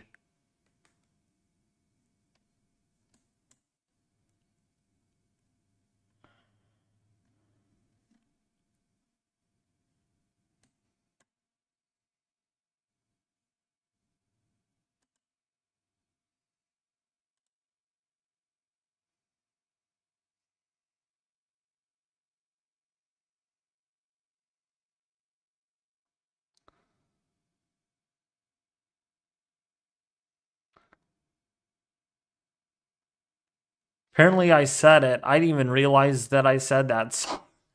Sorry.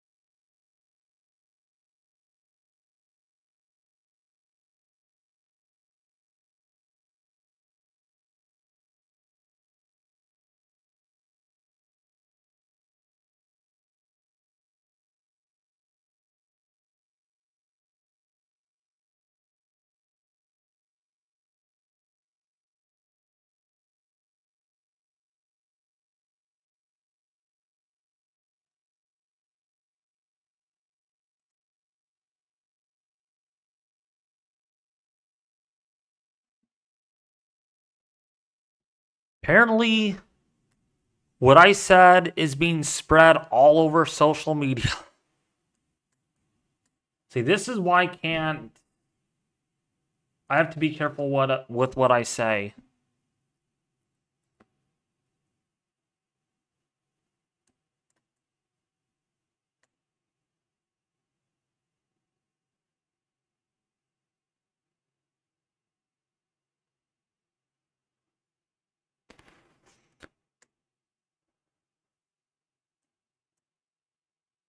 I apparently said I'm quitting YouTube, and then people started freaking out.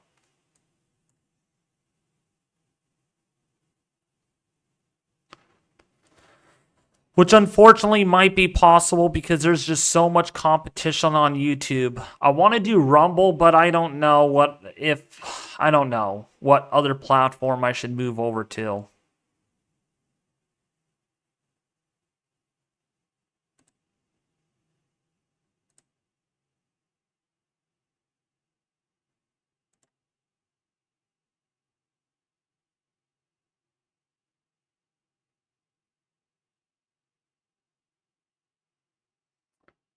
Oh my gosh, here comes the drama. What did I just start?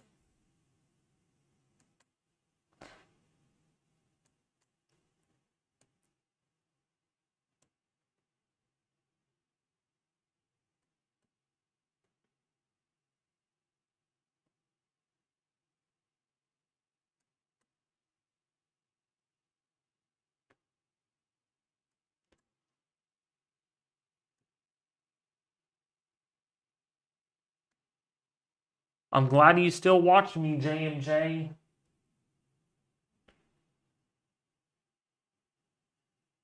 No, people are making a big deal out of this just because what if it's a joke?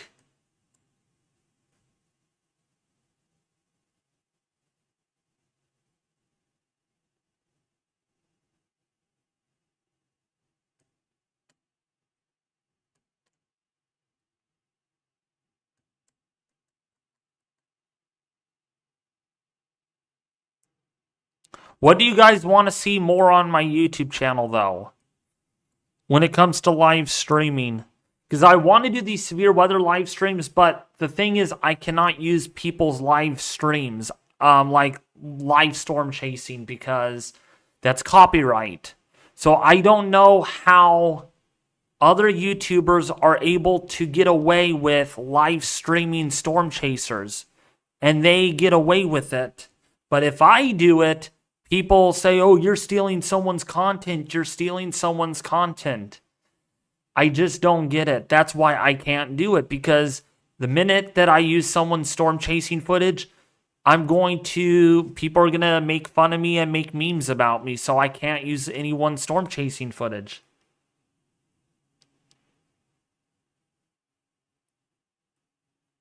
I don't have the money to pay storm chasers for my live streams. I don't have any money left. I'm broke, so it's going to be very hard for me to do that.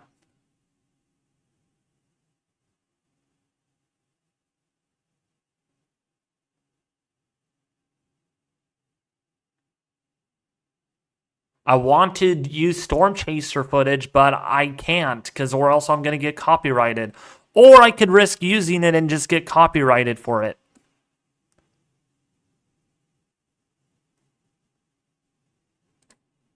That's what I'm going to do. I'm going to use this. Oh, stream ending.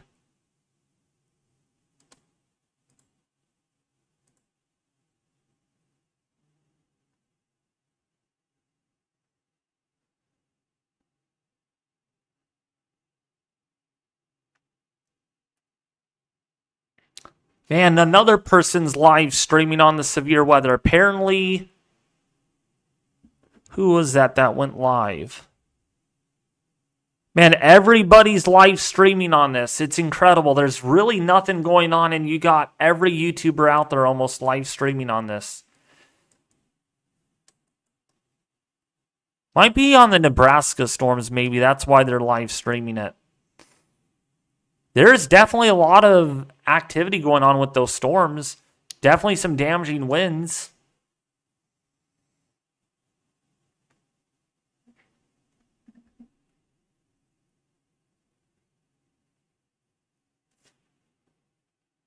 I want to improve my content, but I can't because I don't have the money to do it. I don't have the money.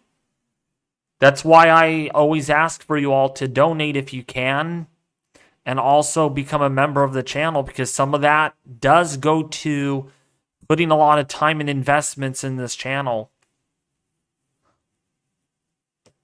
But I understand, yes, the economy is doing pretty bad right now. And I'm not going to say why it's doing bad, because that's politics, and we don't want to get into politics.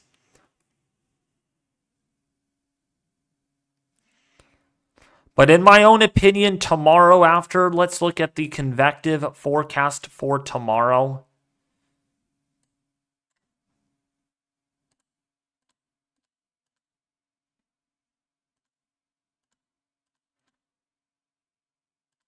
So tomorrow,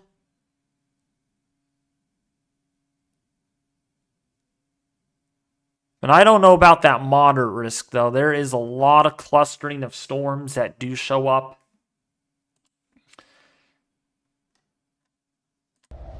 No, I'm not trying to downplay this, but there's a lot of clustering that does happen tomorrow. So the moderate risk being there is still uncertain.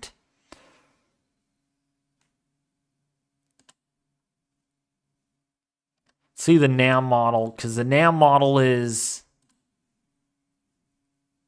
Yeah, see, the NAM model is not showing a whole lot.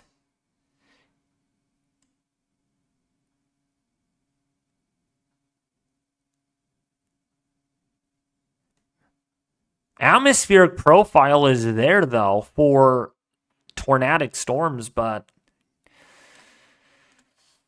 all of a sudden we got a little bit of a downtrend on the models. So, do you have PayPal? I do have PayPal. I don't know how to set it up like that. Let me see, though.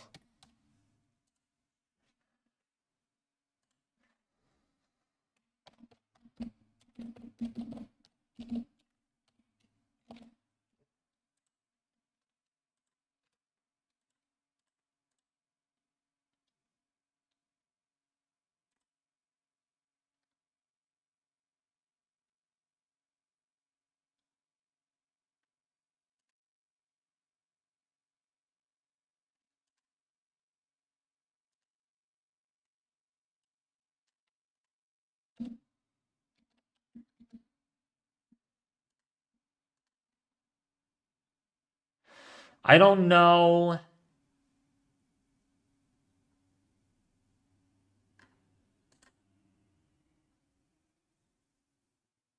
Someone's going to have to set... Oh, yeah, right here. This is my PayPal right here.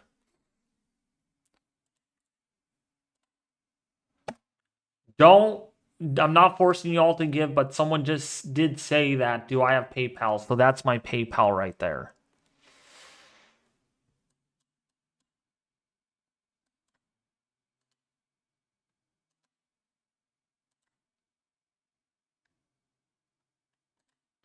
Boy, this storm here in Oklahoma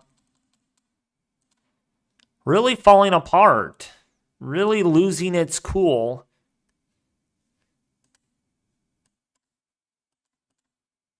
No rotation on that at all.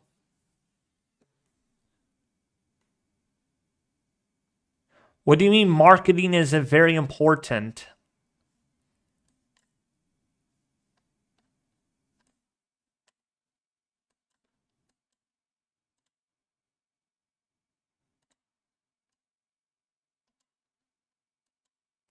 And this storm really is just kind of not as intense as it was earlier. Actually, we were going to need to switch over to the Wichita radar site on that one cell.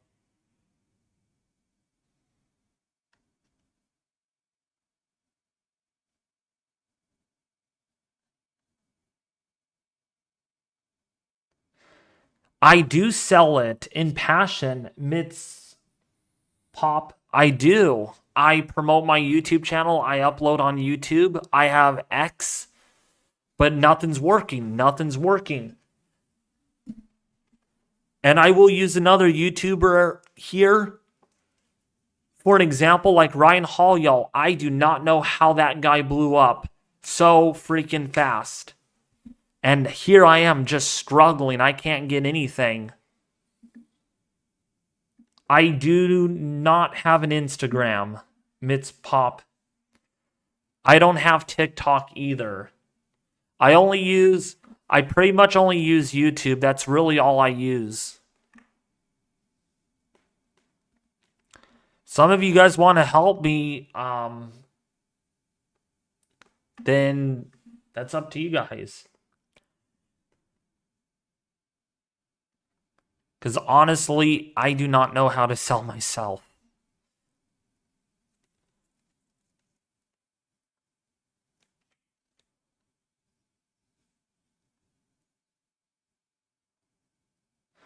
Yeah, I've been looking around for partners mid pop, but no one wants to help me. No one. And that's expensive. I cannot even afford someone to help me. I just can't. I'm so broke right now.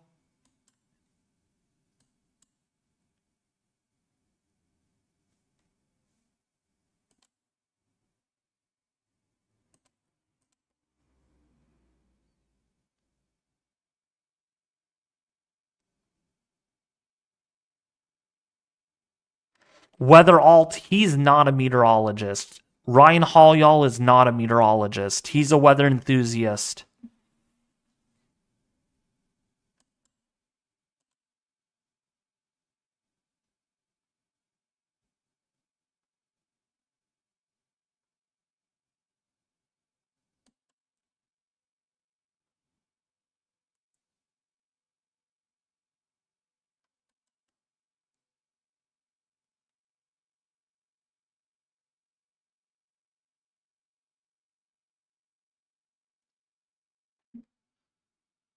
Thank you, Psalm. Yeah.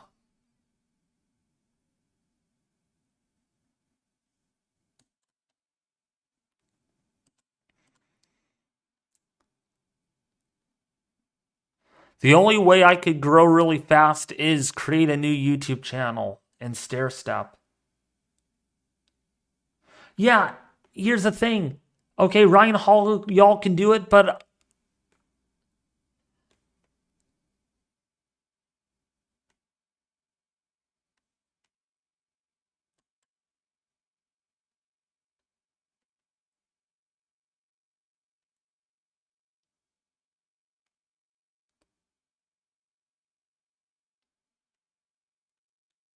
the only way I could do this is risk using someone's storm chasing stream and risking the copyright, but I don't want to do that. I need to get on social media. I am on social media. That's YouTube. That's social media. Hey, that's social media, right? YouTube is social media.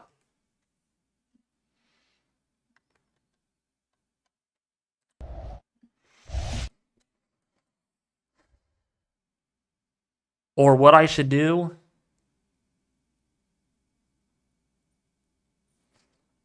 The weather in Oklahoma has been a bust tonight so far, but we're not there yet.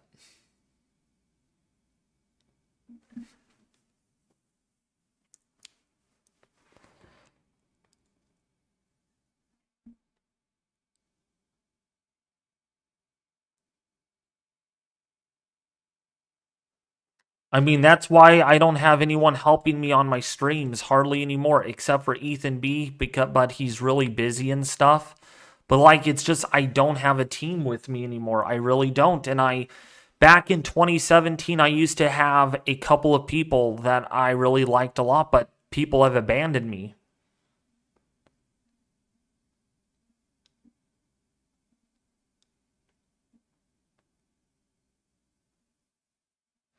What are you talking about, Atlanta, Georgia?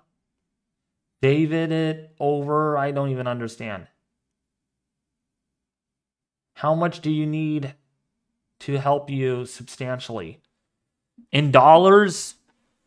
So my expenses are about $1,000. Times that by 3. So in relative sense, I need to have at least a bare minimum at least $8,000 to $10,000 a month. Yeah. And let's just say this. I don't like sharing my financial stuff here on YouTube, but I am making less than $100 on YouTube a month. Yeah, $100 a month less.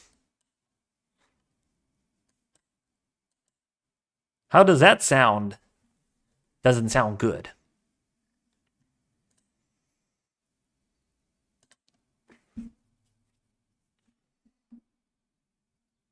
I do. I'm talking with chat right now. Christy in Ohio, maybe increase your communication with chat. Yeah.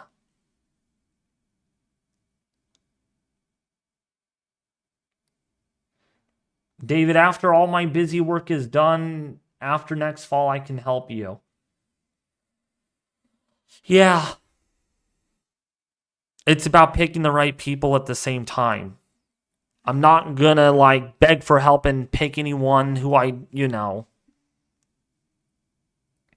don't like complaining. But it's like I put so much work into this. I mean, I look forward to these live streams, like these enhanced streams, these moderate risk streams, these high risk streams, and it's like I need to drink some Sprite.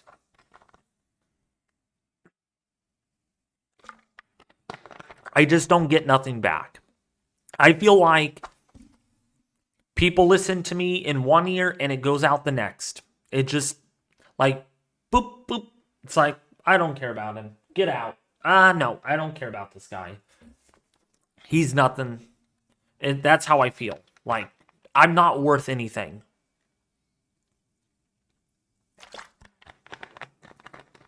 And that's why, since 2017,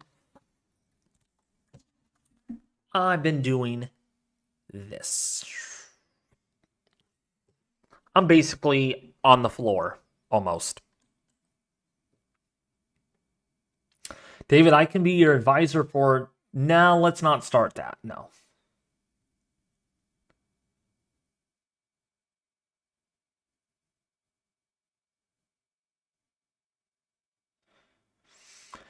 I know deleting Discord servers in the past have led to a lot of issues, but I'm past that point. I mean, hey, I've had this Discord server for about 6 months already, this very Discord server right here.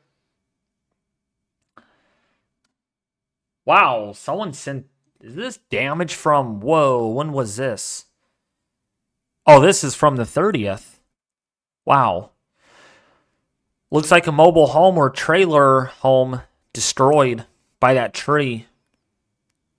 Boy, that tree didn't care. It's like, I'm going right through the house. Looks like an oak tree, too, fell on someone's house.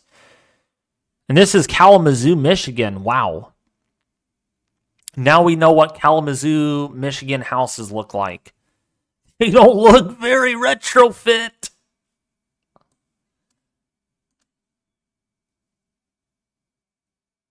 Yeah, Meltdown, you can join my Discord server. The link is in the pinned comments. Click it on the link, everyone, if you want to join. I'm not forcing you to join. Join if you wish. Wish what you will what you do. It's free, it's free.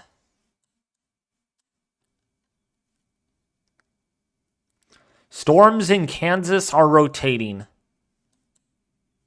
Are they rotating? I don't think so.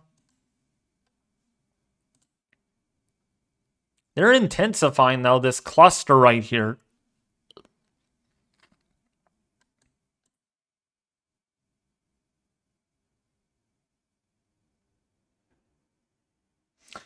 David, games and in real life, games can get you a lot more subs than views, but whether people don't like that.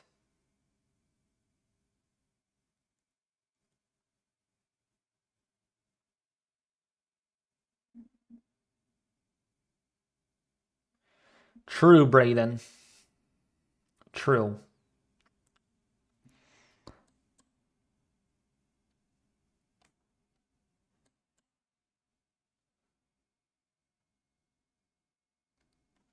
Anyone can join the server. It's free.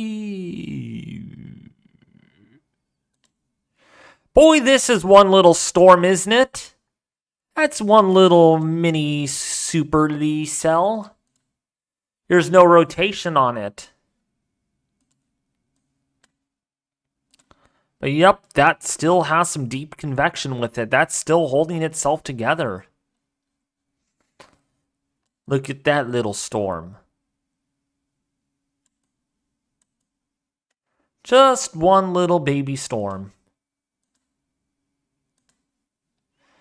Has echo tops of 40,000 feet. So that's weakening as it moves generally this way, which I'm a little surprised that there's a tornado watch. What you talking about? Tornado watch. There's no tornado watch. There is a tornado watch, but there's only one freaking storm in the tornado watch. Well, 2 storms.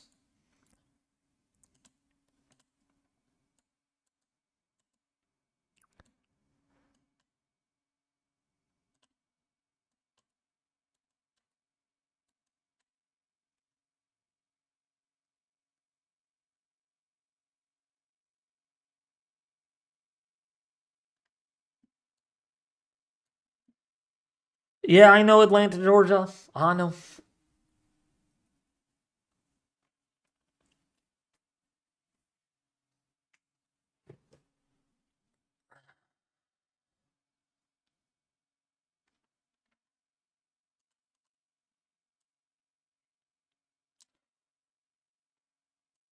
But all I'm just saying is I'm expressing myself. I'm just not thrilled with my channel. I'm just not thrilled at all with it.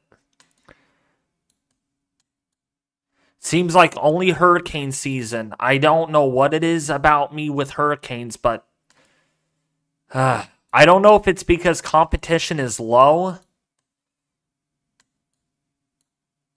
But yeah, severe weather for me, I just can't do it. I just don't know what it is.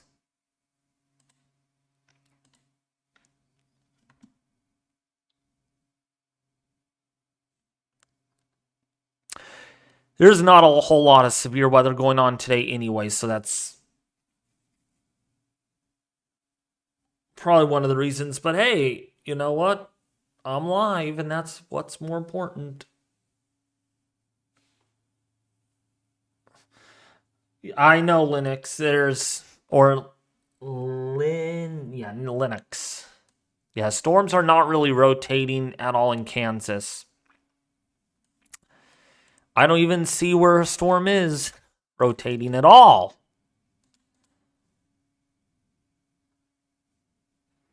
There are supercells developing, though. There's some right here.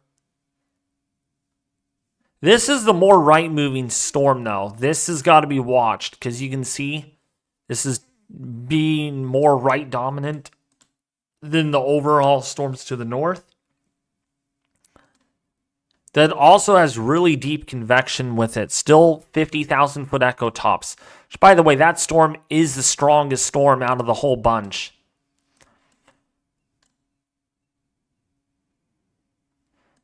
But what a really kind of a dud this is. Really just kind of a whoomp.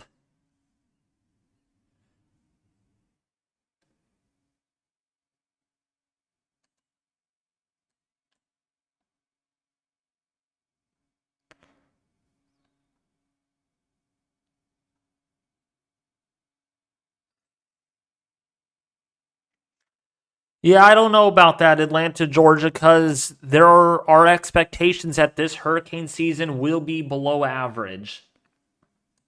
It's not going to be a very hyperactive season.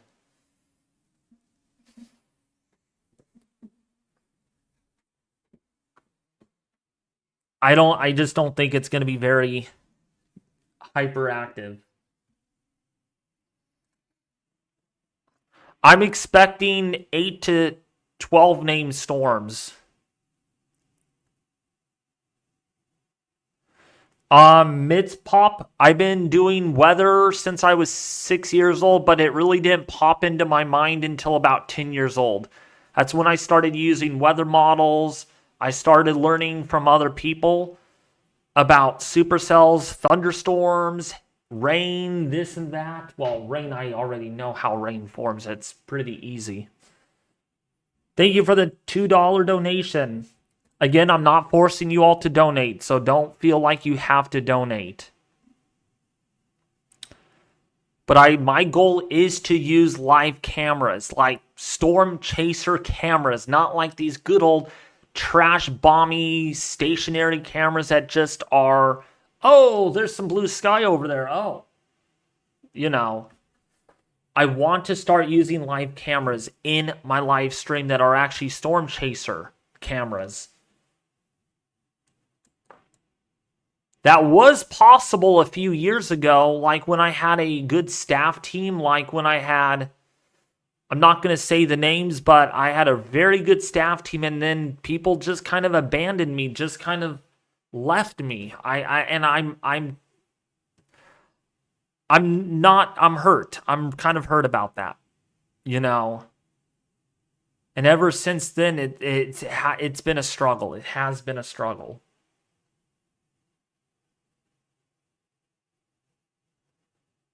Oh, you're not feeling good? What happened, CJ? Johnson crazy, I guess. What's up, ID? How are you doing? They left because of the drama. But it's funny, though, Weather Alt, I'm not like that anymore. I am not like that anymore.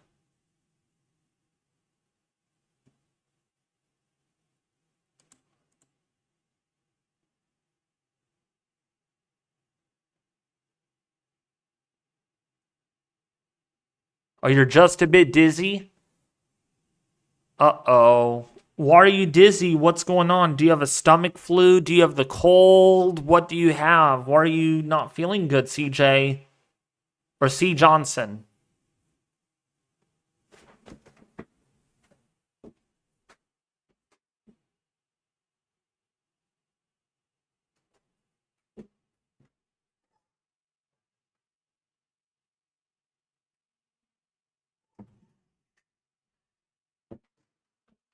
It's like we're done with the rain for today.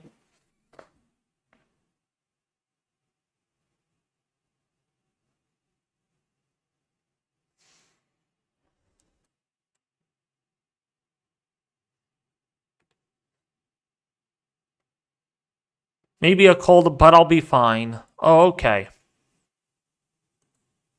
Yeah, I had a really bad stomach ache last night. This storm, though, west of Selena, though, is beginning to rotate. The rotation on that really has increased all of a sudden, so that might become tornado warned. You watch, that's going to become tornado warned here quite soon. You can see the red's moving away and green's moving toward. There is definitely something going on here. There's definitely rotation starting to be picked up from our velocity in Brookville in Kansas. So that's going to be the storm to really watch for tornado genesis.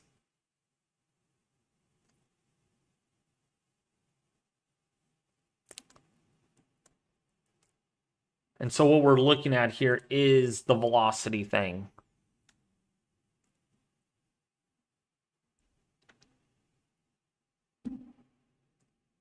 So this is moving away from the radar. You can see the flow doing this. And then some green areas are flow moving toward the radar site. So we have rotation. Right in here is where we have rotation. So I bet you there's going to be a tornado warning on this quite soon. So yeah, this is in Saline County in Kansas. Headville, Brookville.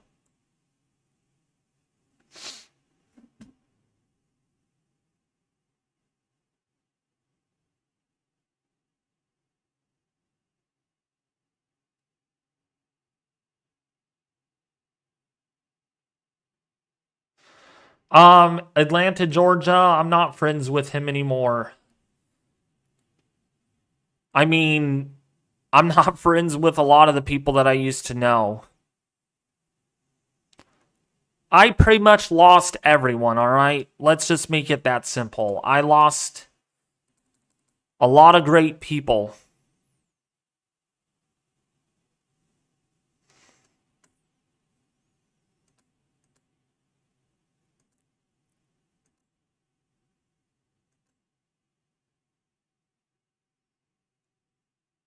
Well, yeah, Diana, you're here still. Ethan B is here still.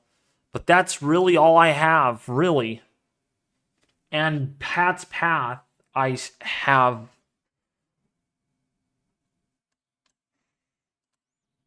But he's not really active. I mean, he's just like, he's busy with stuff.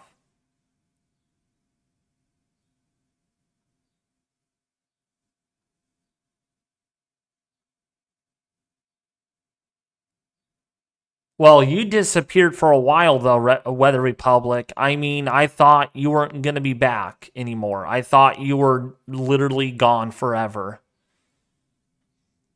What's up, Bionica Hand? How are you?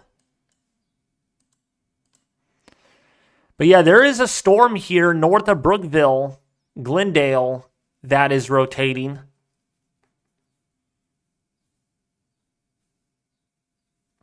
Thank you.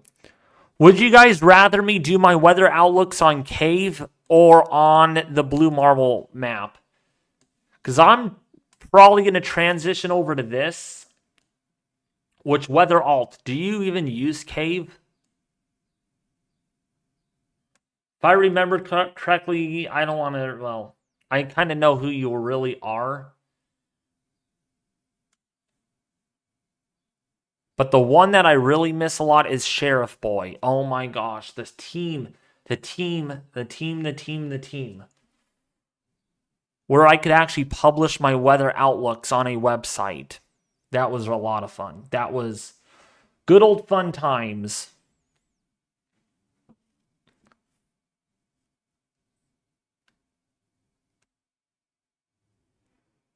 Yes, I use Cave. Oh, nice.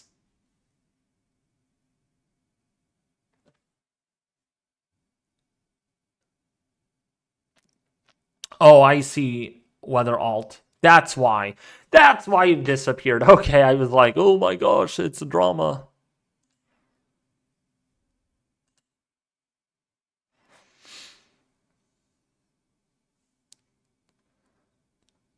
Do you know Andy Hill?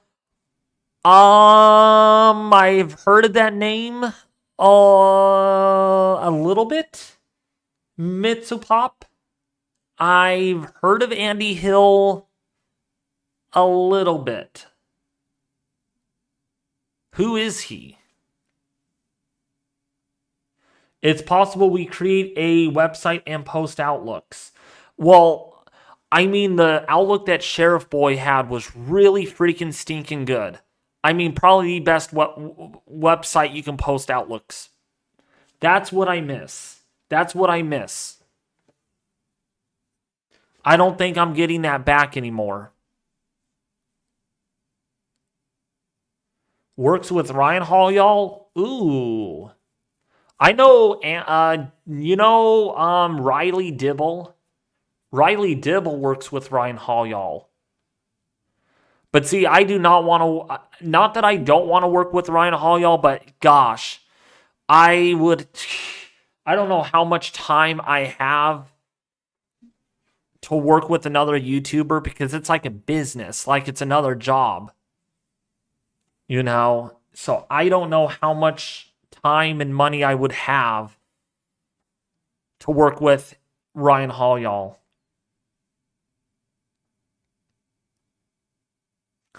Why? I don't want to say what I think, though, Atlanta, Georgia, but because probably the drama. No one wants to be part of my live streams except for Ethan B. No one. And Ethan B is extremely busy almost every day of the week. So That's the hard thing. That's the upsetting thing. That's kind of why I'm just like in a lumber, like,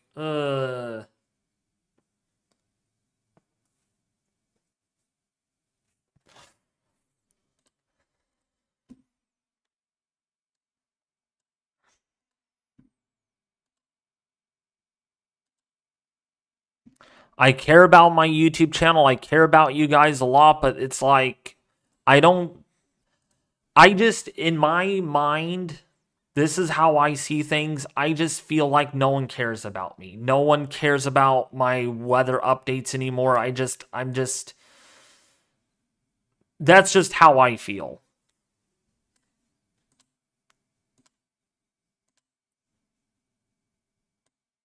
No, if people say I'm a narcissist, no, I'm not a narcissist. No, I'm not. Don't even go there, people.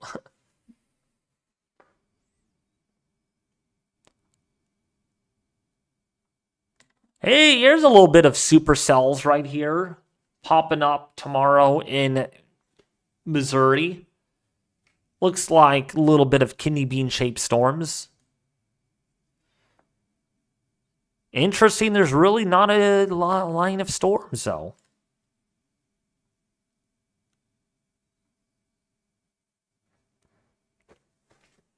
And GC.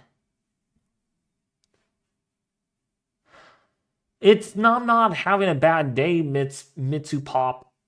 Not really.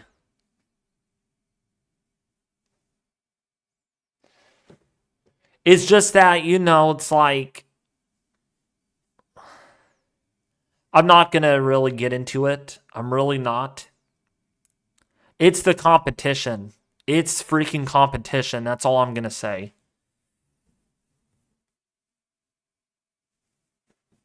I'm not trying to turn this into a drama live stream at all. I'm not trying to turn it into that, but it's freaking BS. YouTube's algorithm.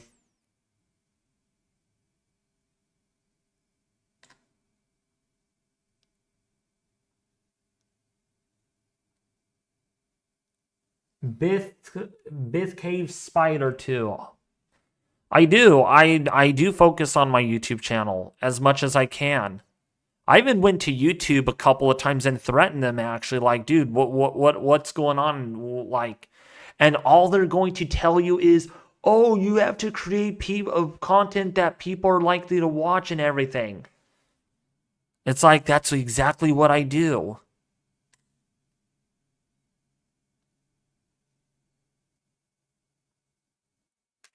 What's up, Tim? Me. Yeah, the flood threat is going to be pretty serious tomorrow. And for the next 6 days, we're looking at a moderate risk for flooding. Moderate to high risk for flooding. And possibly an extreme risk for flooding. I mean, it's going to be on Thursday into Friday. No, wait. Friday into Saturday. There could be 5 to 10 inches of rain that falls in a 24-hour period. It's right here. This is where your high risk is. No, Northern Alabama is not going to get anything out of this. This is not really an Alabama threat. This is mainly a Missouri threat.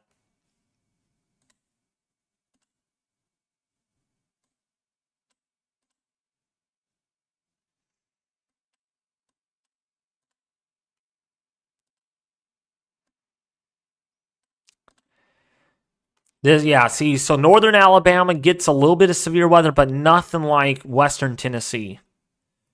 Actually, I would rather be in Louisiana right now, because that's where there's not going to be any severe weather. How about this? New Orleans, not even under a general risk for the next 3 days.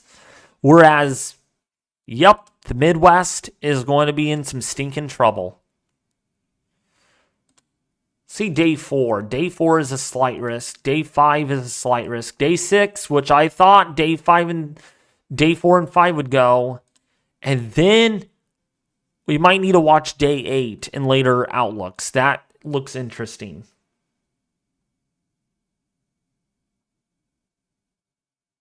See, that's what I don't understand. It's funny that people keep telling me that I am better. I'm better than Max Velocity and Ryan Hall, y'all. But there's something to that. There is something. I wonder if you're, and I'm not trying to put words in people's mouths here, but is that if I'm better than these people, then share it. Because I will tell you, I'm not getting a lot of people sharing my content. So I'm doing something wrong. I'm doing something wrong. And I need you guys to be honest. I mean, if I'm not that good, just let me know, then I can try to improve, you know? Dixie Alley having a much needed break, at least Dixie Alley like Mississippi, Alabama, and Louisiana. Yeah.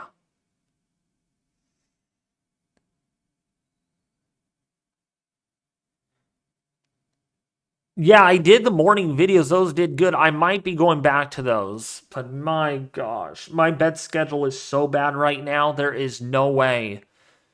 There is no way I can do it right now.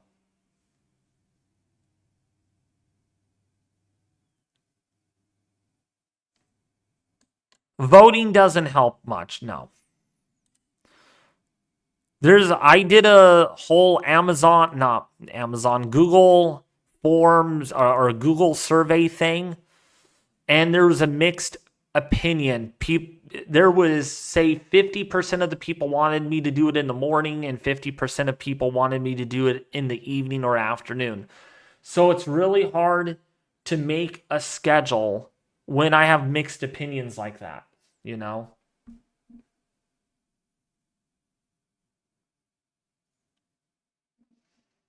Hey, we got 55 people watching. At last, we get more people tuning on in. I'm sorry to bring up drama in this live stream, though. I don't know how we even got here. I don't know what started this. I don't even remember.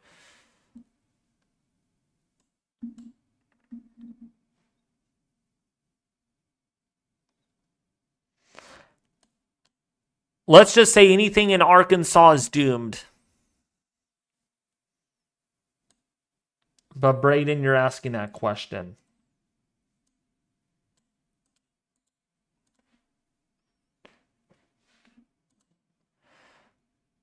You don't even want to know. There's a high risk for flooding and a moderate risk for severe weather. In fact, there is a slim possibility that you could see extreme flooding on the day 3 outlook. Extreme flooding. I don't say that very lightly. You're right there by a river, so catastrophic flooding is a possibility there. I mean, I'm not like the Missouri, that's the Mississippi, that's the Mississippi River could have extreme flooding on it. And actually, you know what? I wonder if we got river forecasts.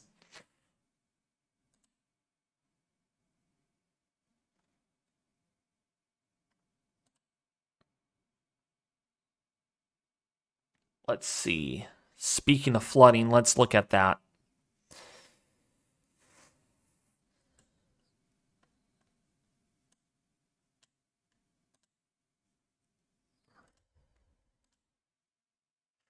The flooding on Thursday is going to be at moderate to major flooding, near record flooding in that area on that river, and that's the Obion River near Martin, Tennessee.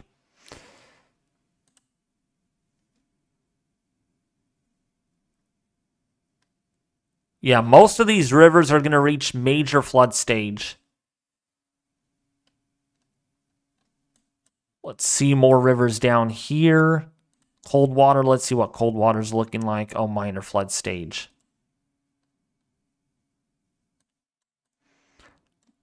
Let's see what about up here, though. This is going to be something else. Yeah, this is going to get back all the way up to moderate flood stage.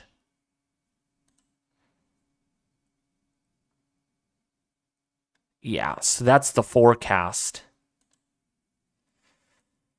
So it's really going to be in this area where we're going to need to really watch. This is near flood stage, not far off flood stage.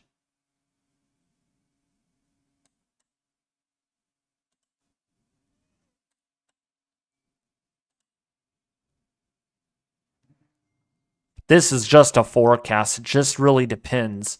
But this river right here, Obion River, the one that I could only find that has the best chances of reaching major flood stage or near record flood stage, actually.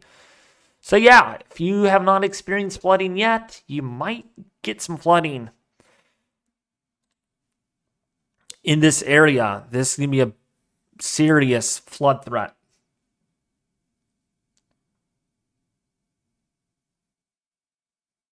You have to get to bed already, Liar? Boy, you go to bed early. Actually, it's 9:42. That makes sense. Well, depending on what time zone you're in.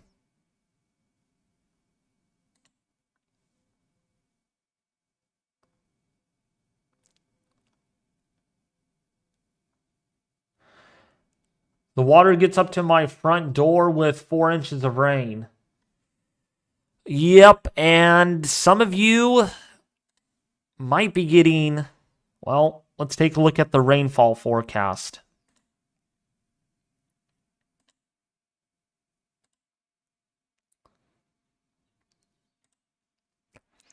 Total QPF in the next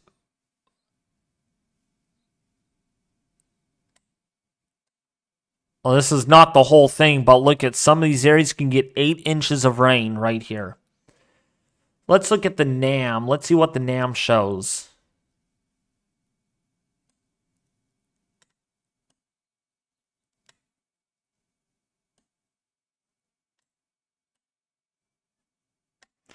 And NAM is not very aggressive. Let's go to our regional models in like the NAM 12 kilometer. It's still 8 inches. Let's look at the European. Yeah, see, the European's a lot more aggressive.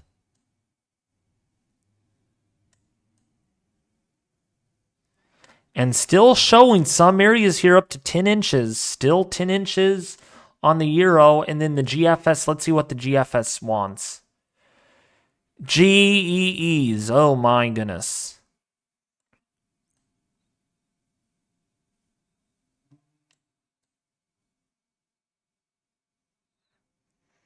Yeah, by the time this is all said and done, 14 to 18 inches of rainfall in this area. That is quite considerable. That's pretty serious.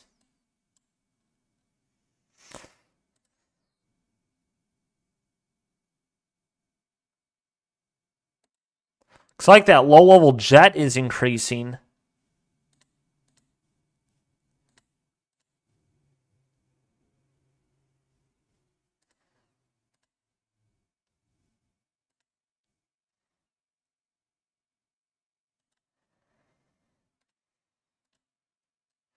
Still no tornado warnings yet, so that's the good thing.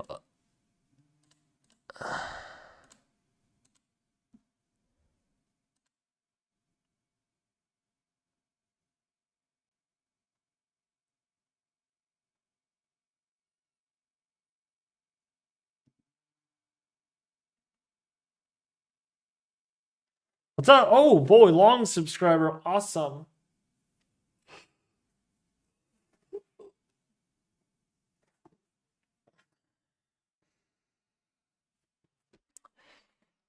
Yeah, that 10 sig.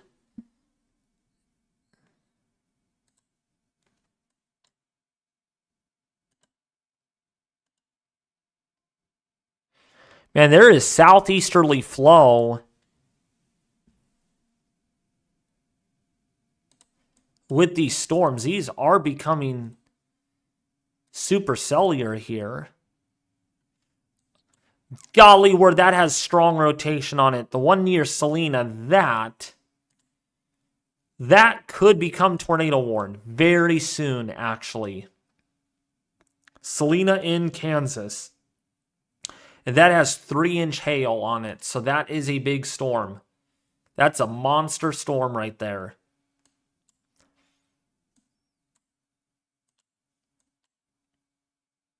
And that's beginning to rotate a little bit. That would be the storm to really watch. There's definitely rotation on it. And it's beginning to hook to the right a little bit more.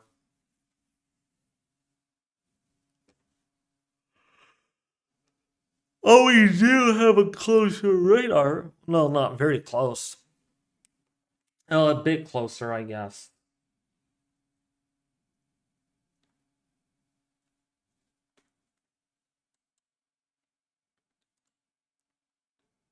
Yeah, it's still even rotating on this one. There's still some, definitely, yeah, it's strengthening that rotation. That's definitely a supercell. Oh, gosh. So if you are in Verdi, if you're in Niles, Bennington, Ottawa, please take shelter. Manchester, this is really becoming supercellular, and it is beginning to rotate.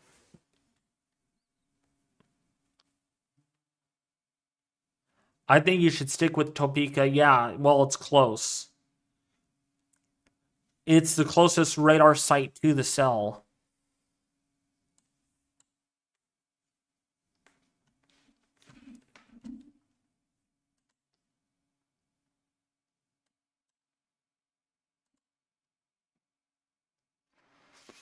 Yeah, that the rotation on that is increasing, so it's gonna be interesting if they go tornado warning on this. Looks like they did drop parts of the tornado watch though.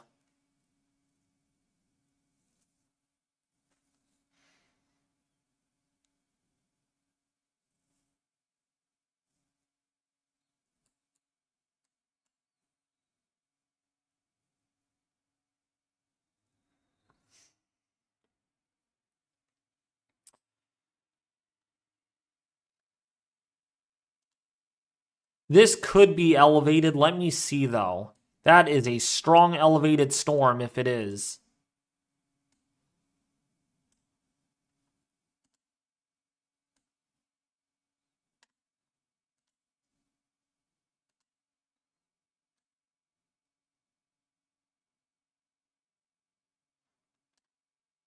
No, that is definitely. That's definitely surface based. Yeah, that's definitely surface based. There's no chance about that.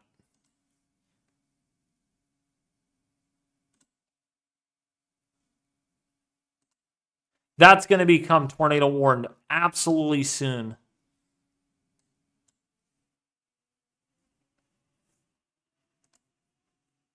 Yeah, look at the hook on this. Look at the stinking hook on that. I mean, how is that not warned?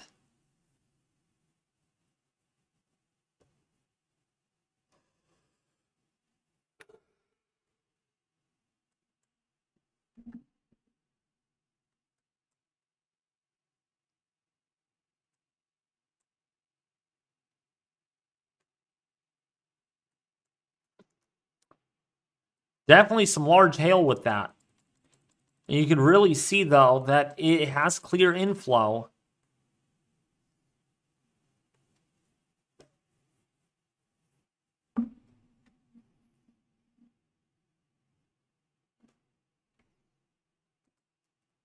Yeah, if there's a CC drop, that's related to hail for sure.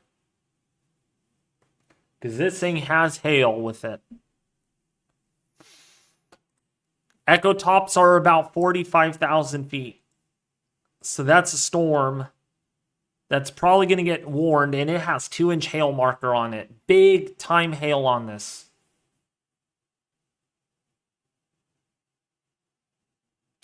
I don't think so, weather alt.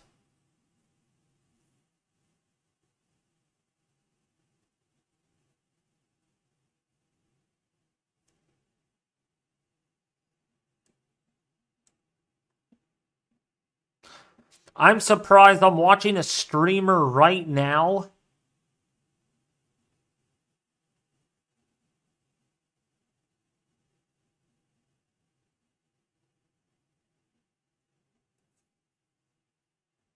And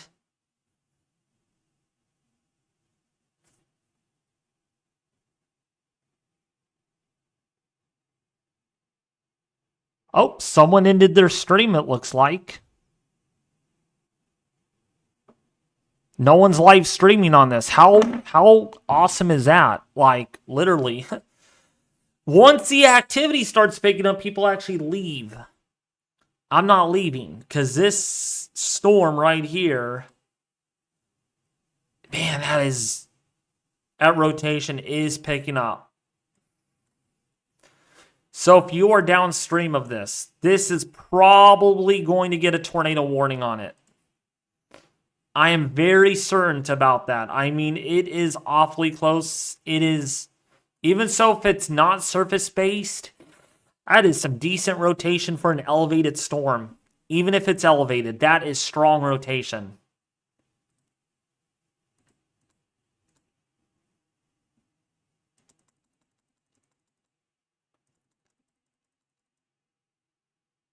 And that has 2.4-inch hail marker on it, so the hail is increasing. The hail size.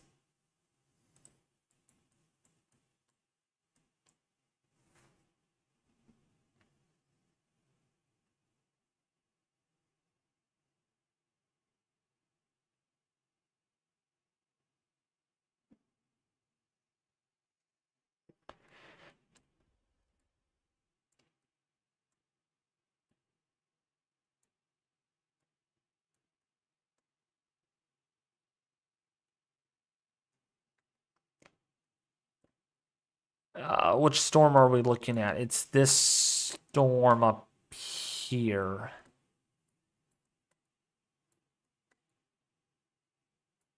There's a lot of lightning on this. There's a lot of lightning.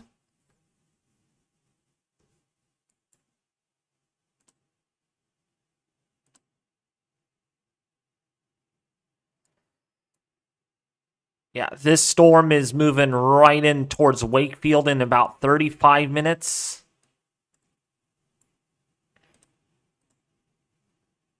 Longford in about 31 minutes. And then Manchester in about 27 minutes. God, who would ever guess that it would get tornado warned? Who would ever guess it would get tornado warned? You guys better say my name. You guys better say my name, because I literally said it was going to get warned. Literally, the moment that a couple of streamers get off of YouTube.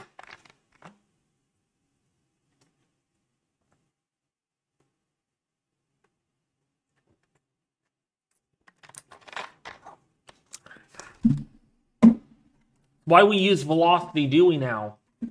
Do we? It is our first tornado warning of the stream.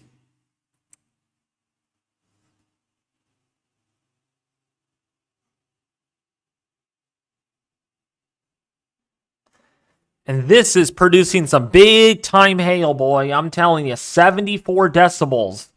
Big time hail with this. And it does look like... Don't you even dare tell me that's a bounded weak echo region. Don't you even dare tell me that's a bounded weak echo region.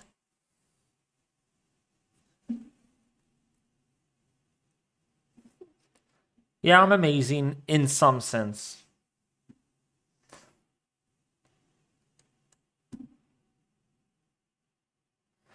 Well, that's our first tornado warning of this live stream session, I guess. Might be occluding, though. Yeah, it looks like it's trying to occlude.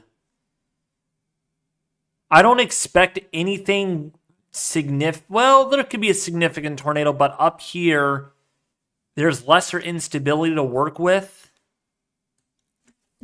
But even an elevated storm, if it's semi-elevated, we're getting strong rotation on this thing. It may try to go outflow dominant. New tornado warning. Another one? Where now? Where?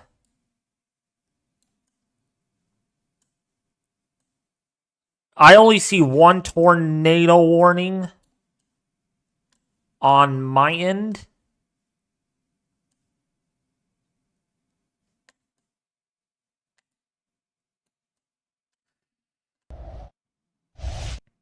Yeah, I only see one tornado warning.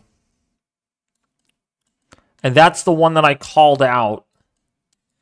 But yeah, look at that thing. Look at the hook on this. You tell me, folks, if that's even a supercell. Like, literally, you can see the notch on it. Looks like it has a little bit of a donut on it right now. A little bit of a donut. That is a strong updraft, I'm telling you. I'm telling you right now, that's a very strong updraft. Yeah, look at this. 77 decibels. You've got to be kidding me. 77 decibels on this stinking storm. 77 decibels. That's not where the most instability actually is either. No, look at this. This storm is actually on the eastern axis of the better instability down to the south. Only 1,000 joules of mixed layer cape right now. So it's not really ingesting a whole lot of instability.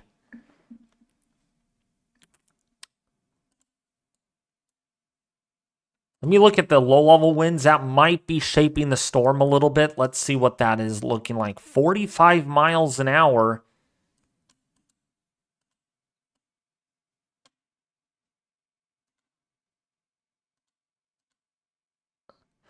It could be that. It could be the low-level wind increase all of a sudden that is shaping the storm.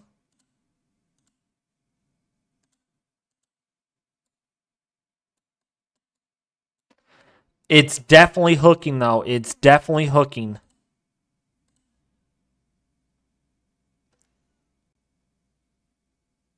Now, we got 77. Okay, we do have a new tornado warning.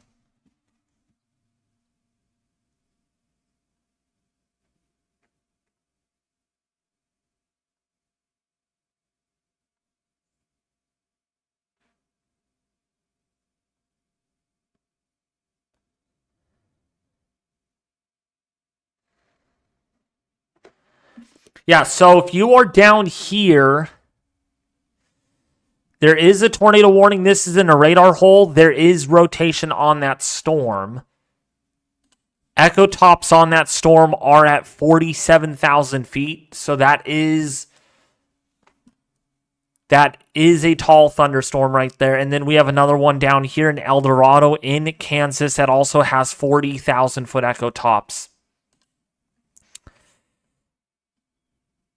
But gosh, if I can pick any supercell to watch right now, it would be this storm right here in Bennington in the Verdi, Kansas region. It might be trying to develop another mesocyclone down here, though. It might be trying to. You can see tightening colors. So you can see inflow right here and outflow. So there might be another meso handoff. The other meso's back in here. This may be trying to do something right here. Another cyclic storm. And I bet you that's going to rotate on the backside and just kind of, and then it's just going to be a recycling event. Because that's how the original storm started. It started like that, and then that kind of tried to pull, and then this one is now doing the same thing. But yeah, if you're in the path of this, you're going to get a rude awakening. I'm telling you right now, rude awakening with some big time hail. Big time hail. I want to see GR Analyst, see what this storm actually looks like in 3D. So we got any good scope on this. Yeah, there's definitely some broad rotation. There's definitely some streamwise vorticity in that storm right there.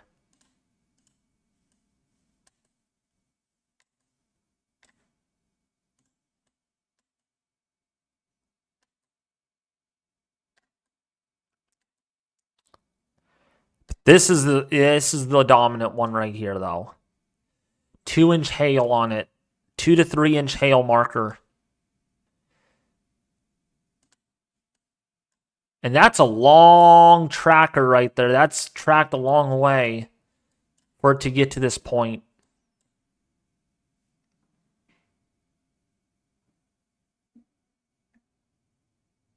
Thank you, Rebecca. Well, I almost was going to give up, but now this storm popped up, so I'm like, oh, okay. It'll keep me alive. It'll keep me going.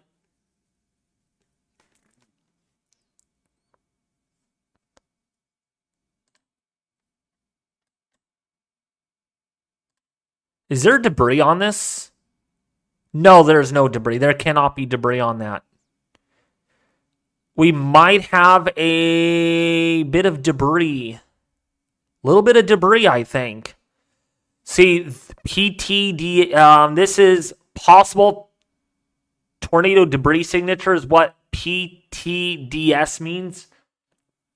You cannot see it on my screen. I know it's very hard to see, but on a GR2 analysis, I can select different products, and this is PTDS, which stands for possible tornado debris signature. And what we might end up seeing, that could be hail as well, but that is really close to where the strong rotation actually is, though. Man, it's going to be hard to tell if that is hail or not, or if that's debris. That might be just hail, but there is a tornado warning, and that's to be taken into consideration. Man, that's some big time hail if it is actually doing that.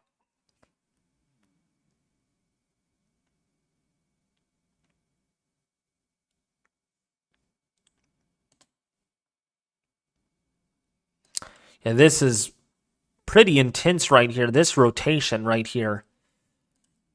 Pretty elongated. And that's some pretty high echo tops.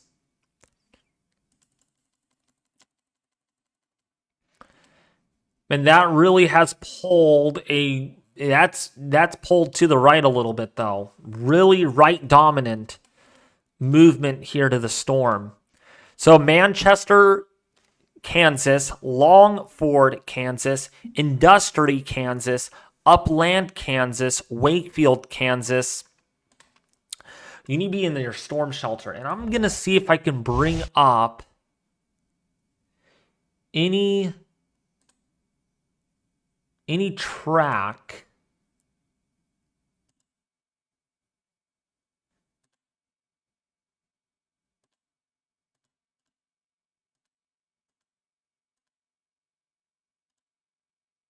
I know I used to be able to bring up storm tracks on here. Because I want to give a storm track on this storm.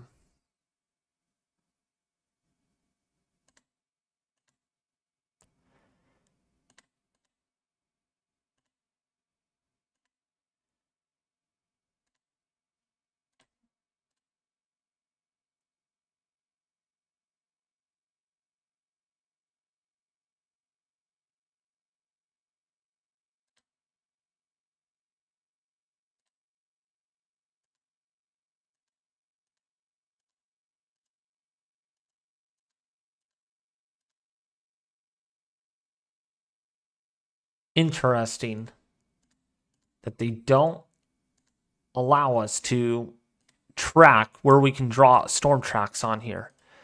But yeah, there are already pre-done storm tracks. Either way. So here's a couple of storm tracks. see if we can bring those up.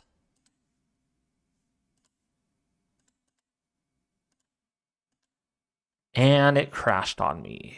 Golly word, stop crashing on me.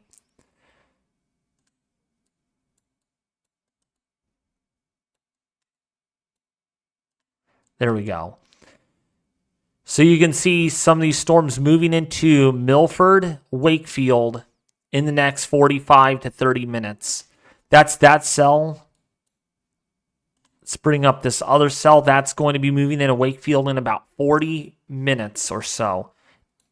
And you could actually see, this is the actual storm motion. See that arrow moving? I don't know if you guys can actually see that. There looks to be Vegas aviation.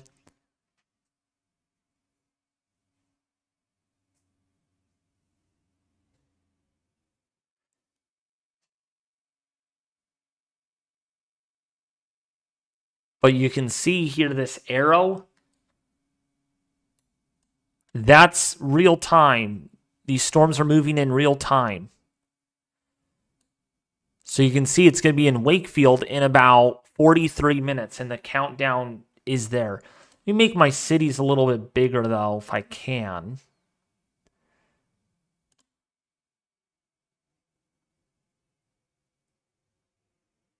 Yeah, city labels. I'm going to make those.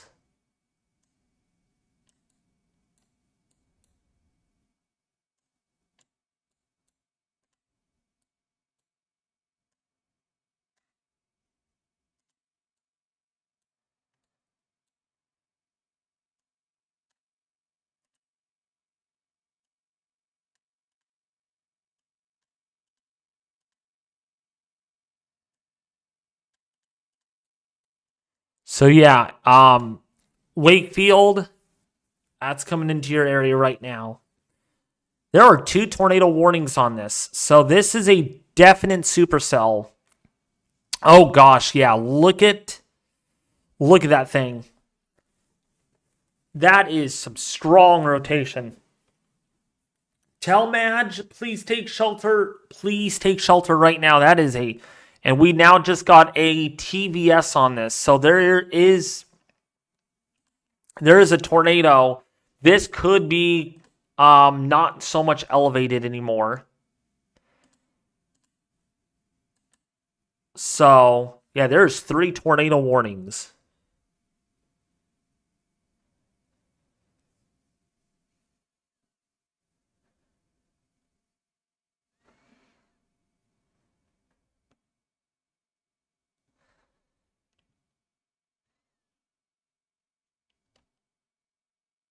So, yeah, there's definitely a hook on this. I mean, clearly evident.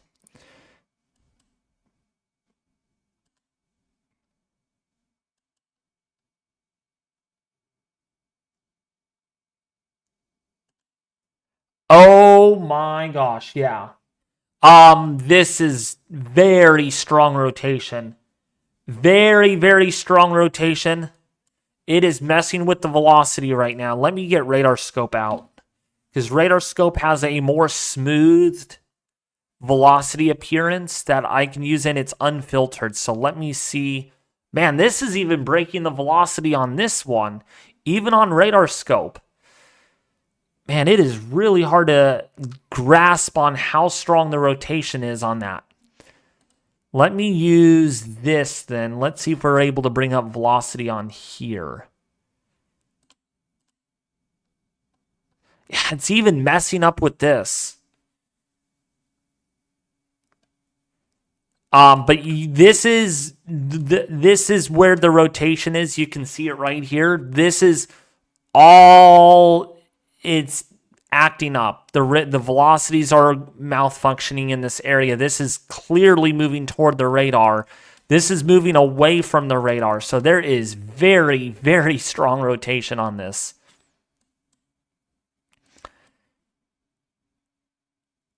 I would not be surprised if there might even be a tornado on the ground or some kind of funnel cloud.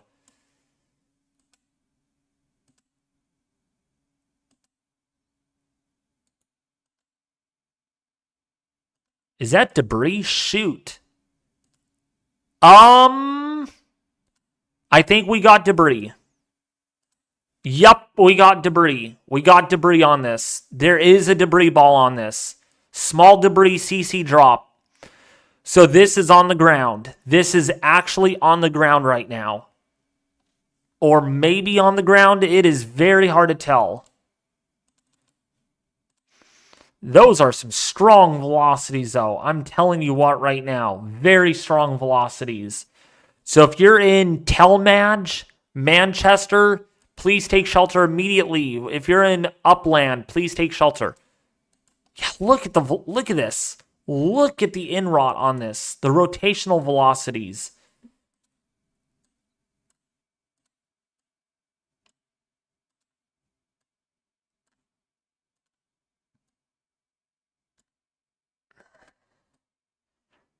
Oh yeah, look at that mesocyclone in this. All the way up to about 15 to 20,000 feet. Well-established mesocyclone. So Telmage, Manchester, Upland, you need to be taking shelter right now. This rotation is strengthening. It is still strengthening.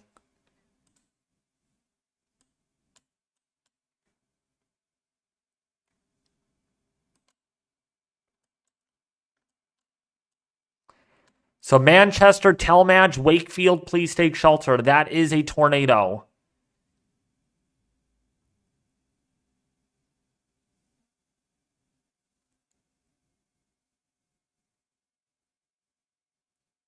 It is doing something, though.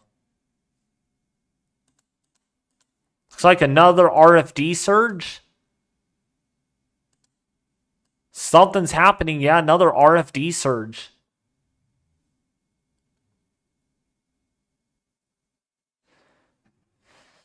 There is a very strong mesocyclone marker on this. That means there is very strong winds moving into the thunderstorm, and we have echo tops up to almost 50,000 feet. So this is a very explosive storm right here.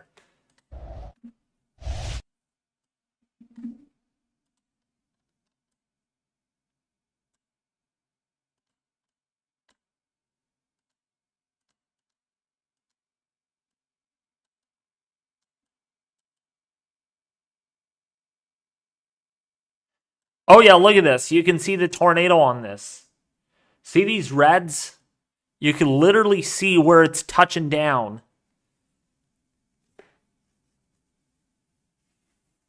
Man, it's either on the ground or it's about to be. It's about to be. You can see the red up here. And then you can kind of see how this kind of drops down like this. Maybe even some mesovortices in this.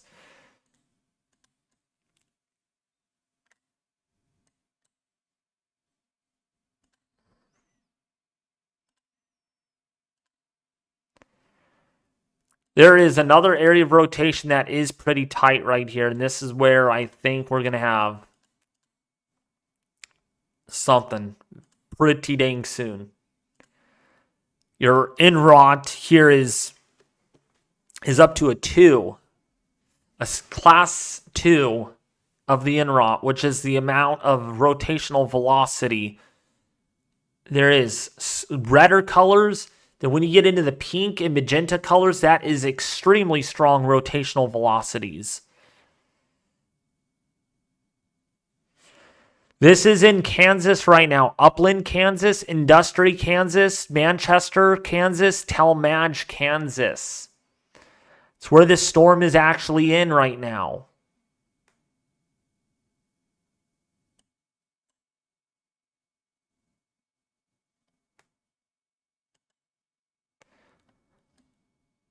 But I cannot find a supercell that is as strong as these two right here. This one and this one right here. These two supercells. We need Ethan. Well, Ethan is busy tonight.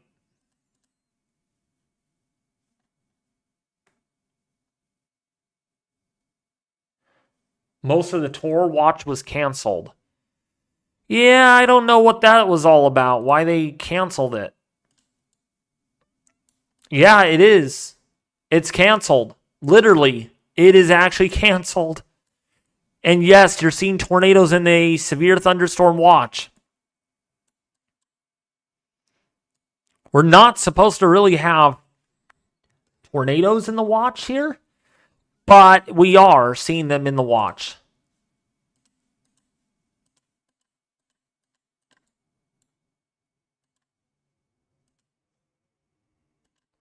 And that's what the tornado watch means. Tornado or severe thunderstorm watch 92.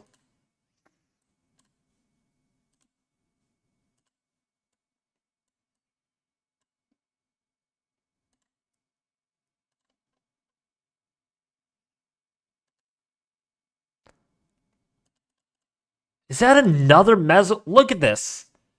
What in the heck is this doing? That must be the old mesocyclone or something's going on in there.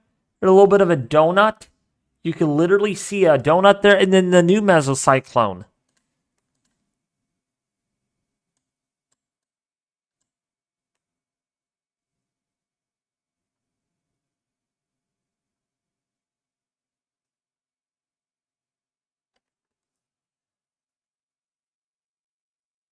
Oh, nope, this is on the ground. We actually got just got a storm report that there is a tornado on the ground. Emergency manager reported a funnel cloud tornado on the ground.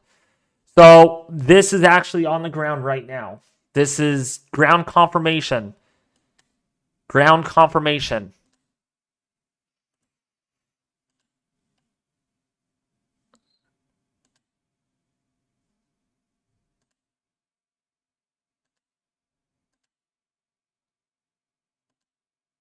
I don't see a CC drop.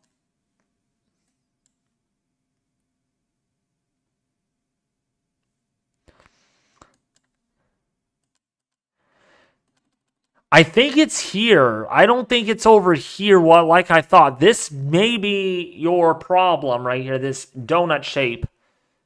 That's a very, very strong mesocyclone, though. That is a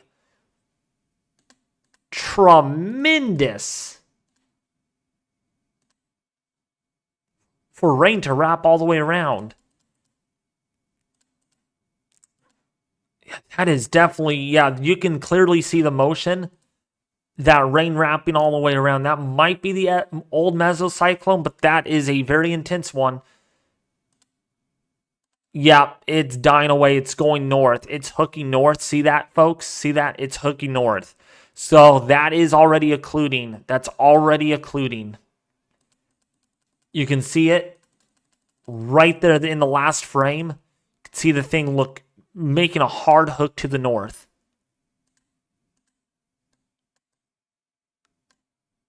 But that doesn't mean we're done, because there's another area of rotation right here. You can see the tight colors again. So this is recycling. And there is still decent rotation. This is a very cyclic producing supercell right here. It produces a tornado, brings it back up, it occludes onto the backside of the mesocyclone, and then we get a meso handoff into the right front quadrant, and then we see what we are seeing right now.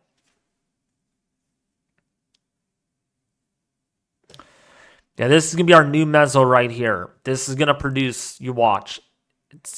It's right in the rain-free area, so our mesocyclone's right in here. And then here's your RFD pulling in behind. If this collapses, this could go north and then fly around and then allow this to tighten up again.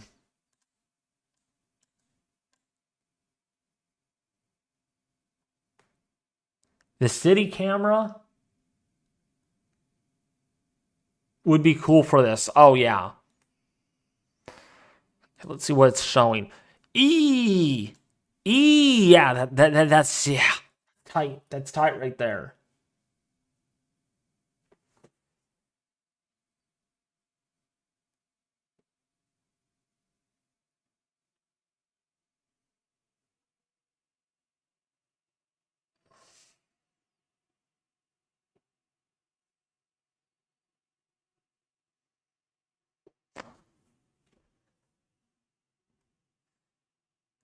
Yeah, we got to watch this.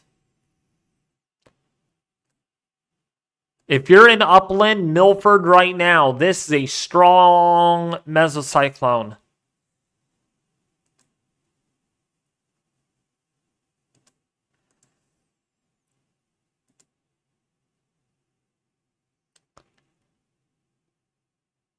Hey, you know what? You know what we got?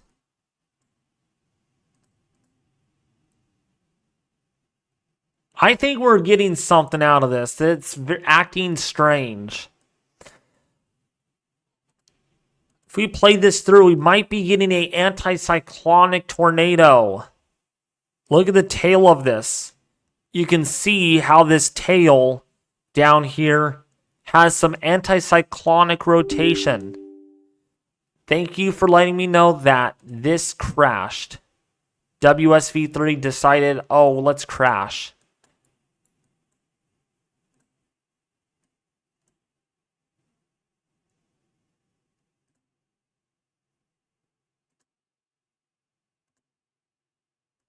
I'll tell you, I'm not going to say what this looks like. It is very disgusting, though.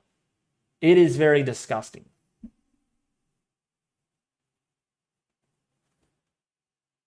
And it would be very inappropriate if I said it on stream.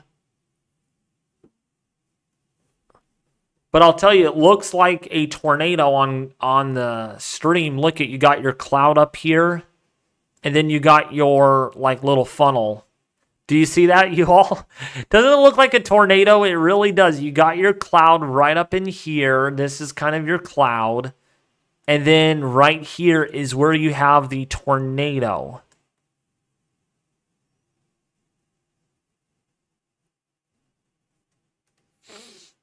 I didn't want to say it. I did not want to say the other one.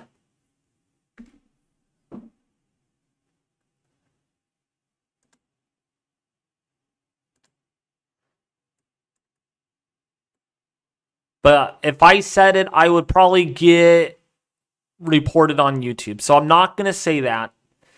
But you know what I'm talking about when I say it looks like it. I'm not referring to tornado. It looks like an elephant. Yeah, it looks like an elephant. Yeah. Oh, yeah, it does with its trunk.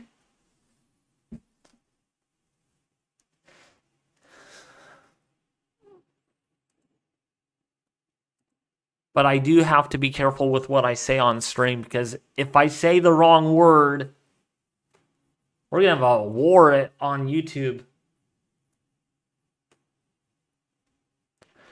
You got me there. Okay, yep. Cat knows what I'm referring to. Yes. Yes. Why did... I mean, it did look like that earlier, though, and then it just kind of looks all tranquilated tornado.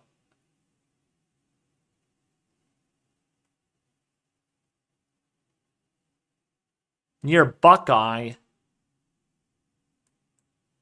I don't have a Buckeye on here. Vegas. This could be the Vegas aviation storm.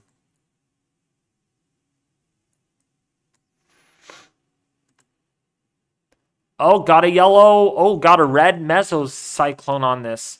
Oh my gosh. Yeah, very strong rotation on this.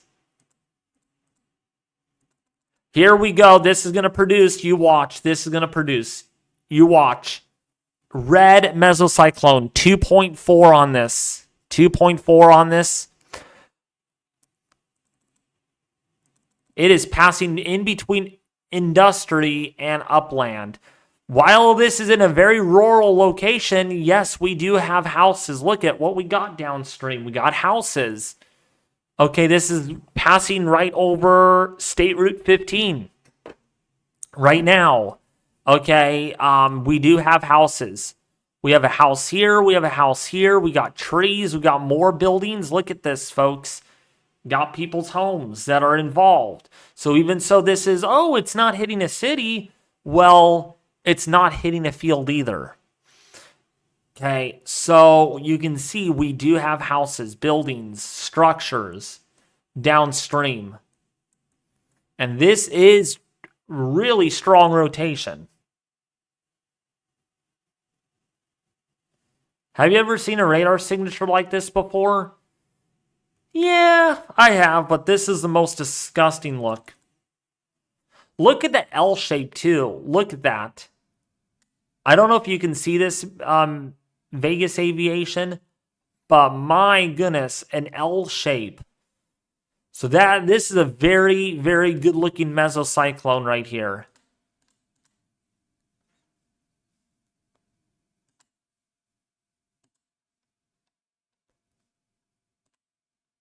What is this doing? Look at our, whoa, I hope that is a lie or not. Man, we're up to a 3 on the mesocyclone inrot's relative velocities.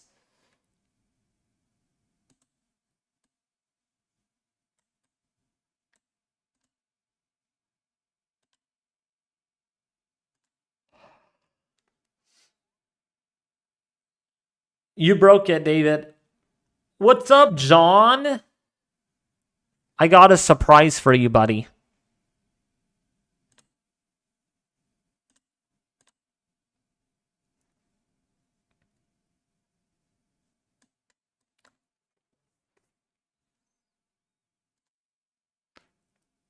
What's up, John? 542E. Look at your name.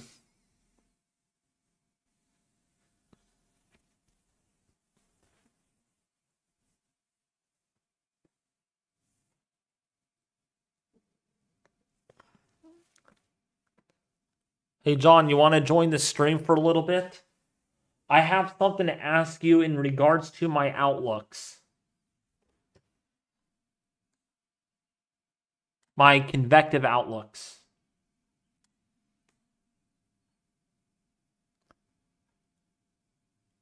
This is competing for being the ugliest storm ever. Oh my gosh. Yeah. This has a mind of its own. It's doing something. It's doing something.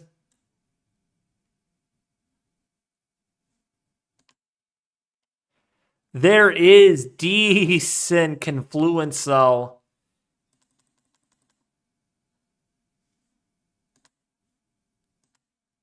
You know what? Is this trying to transition to like a little bit of a Boeing line of some sort? Looks like in the last few frames, it's doing something. I don't know. We have more elongated rotation now on this frame. Oh, they did extend the tornado warning, so there is still definitely intense rotation on this.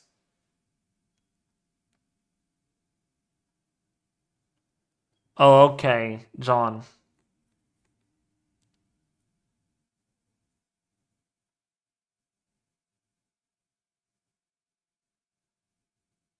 I would like to partner back up with you again with severe weather.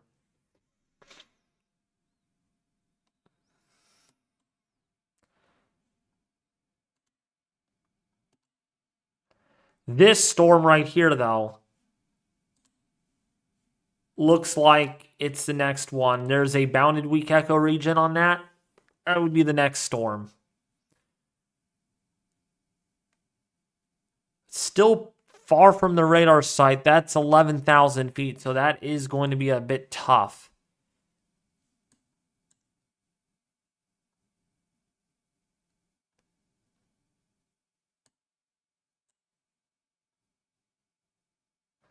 All right, John. Understandable.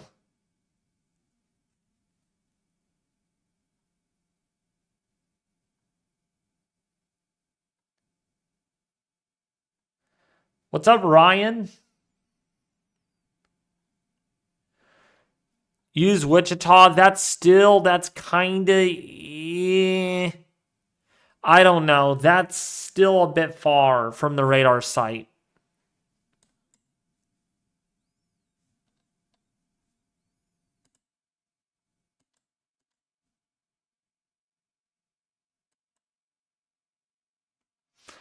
Y'all telling me to use that Wichita storm. Let's see what that looks like. Probably doesn't look any better. The radar beam on that storm was like 10, about 11,000 feet. 10 to 11,000.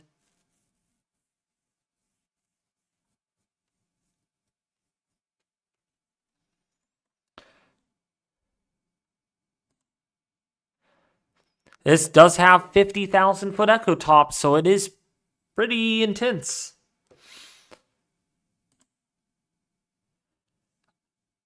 Yeah, that's going to be a tornado on the ground. Yikes, that is very strong rotation.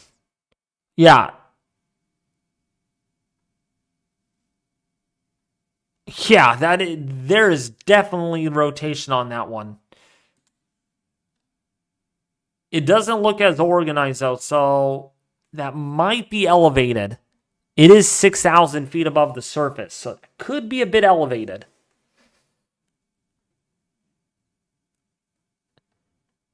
Yeah, there's somewhat of a viewer on that. It had a viewer earlier, though. It looks like it's trying to form another viewer. I'm watching this one, though, in Green's Geneseo in Kansas. They did extend the tornado warning. These two storms down here are falling apart, though. Likely due to some convective inhibition.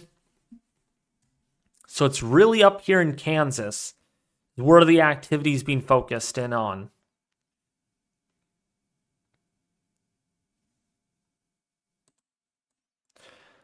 There's not a whole lot of CC drop.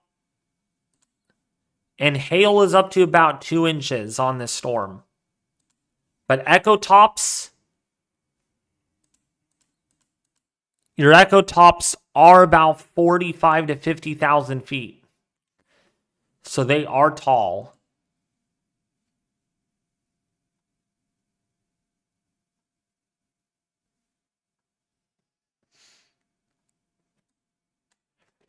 By the way, if you all are finding this live stream helpful, informative, and detailed, please subscribe to the YouTube channel and hit the bell notification icon.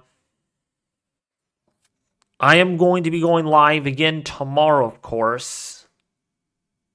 That's just, yeah, more than likely I will. Because there's a moderate risk out.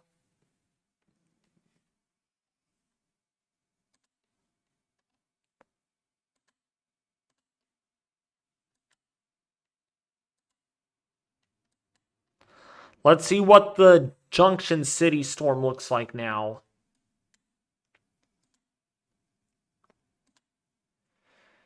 That rotation, though. Ugh. There is definitely sharp rotation on that. I think, though,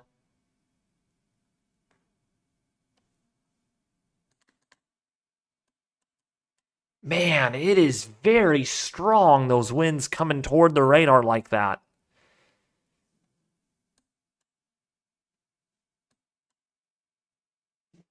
That low-level jet is picking up, though. Yeah, look at these winds on this. Look at these winds headed towards the radar site. We're looking at 100-mile-an-hour winds.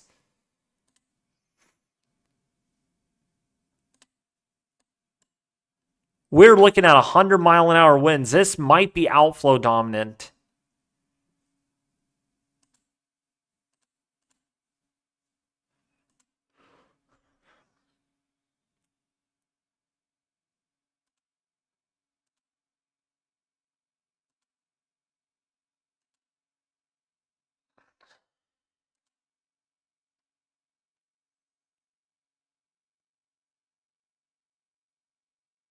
Is it side lobed?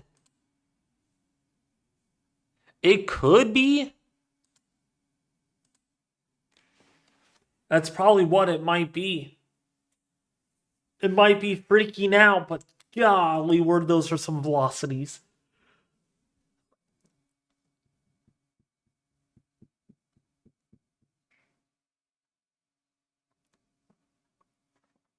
Yeah, I don't know what time I'm going to go live tomorrow, though.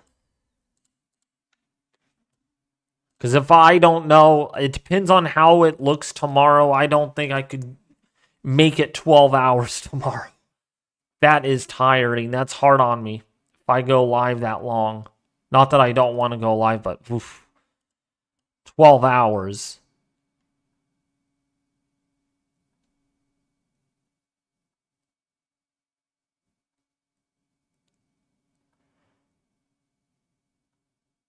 Yeah, this is 11, 12, 1.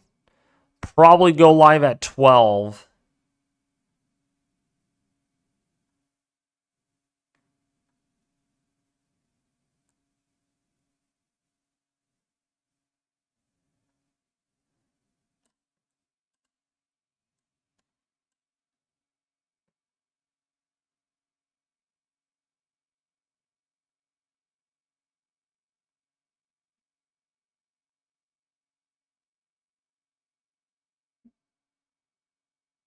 Of course. Tomorrow easy, probably, I don't know yet. Probably for about 6 hours, I think. 6 to 8 hours, 6 to 9 hours.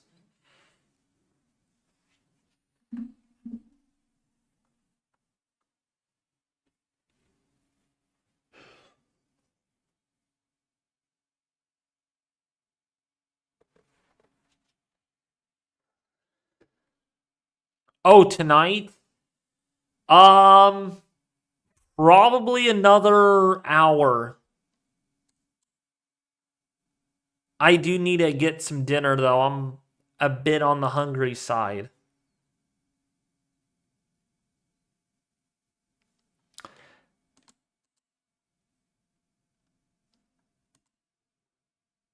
But I just have an itchy feeling it's gonna underperform tomorrow. That's what I'm thinking. Is just convectively speaking, it's just kind of all splotchy out there. Just kind of all kind of a yuck. Nam though shows a bit of a different scenario though.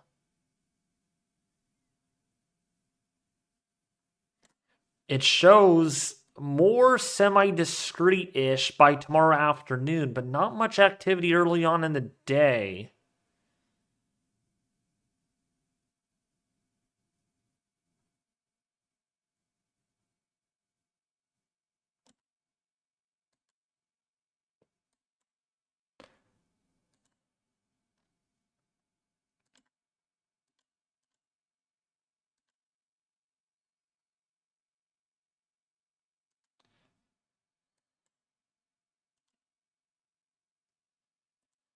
It looks like that rotation is really broadening out now with that storm. Looks like it's kind of getting to be outflow dominant a little bit. And you can see the outflow boundary starting to show up. You could almost see it right in here.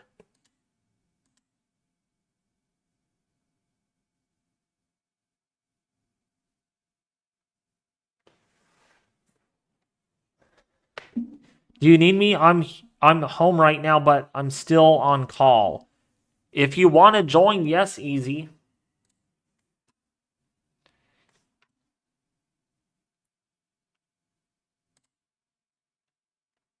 Easy cheese.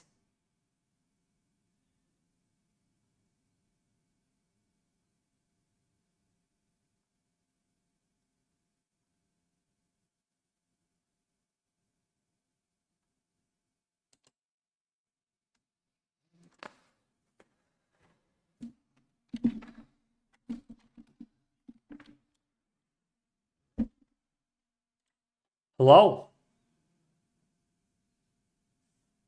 Oh, Why can't I hear you? Hold on a second. Oh, that's because of that. Testing? Hello? Now I can hear you.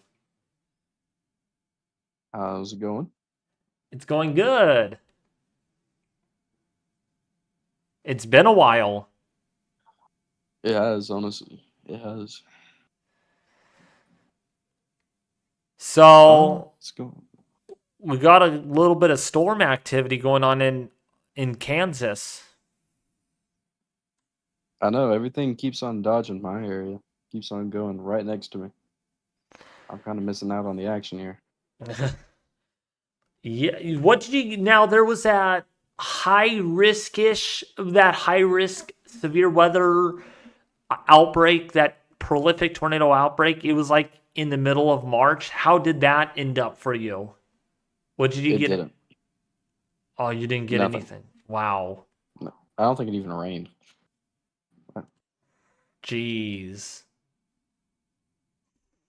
Wow. Do you have any active tornadoes?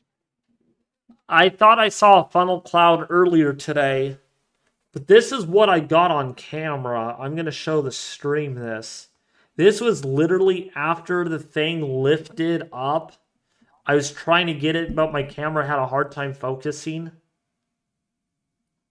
This is what I got. Look at this, you guys. I'll show the stream. Look at that. There's like a little rope hanging down from that cumulonimbus cloud. Where's that at? That's looking south from where I live. Mm. Yeah, it could be. It could be, yes. It definitely could be.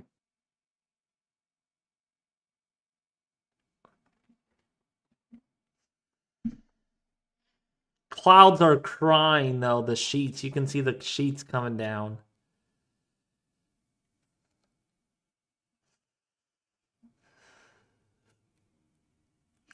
This is what I got the other night though, you all. Guess what that is?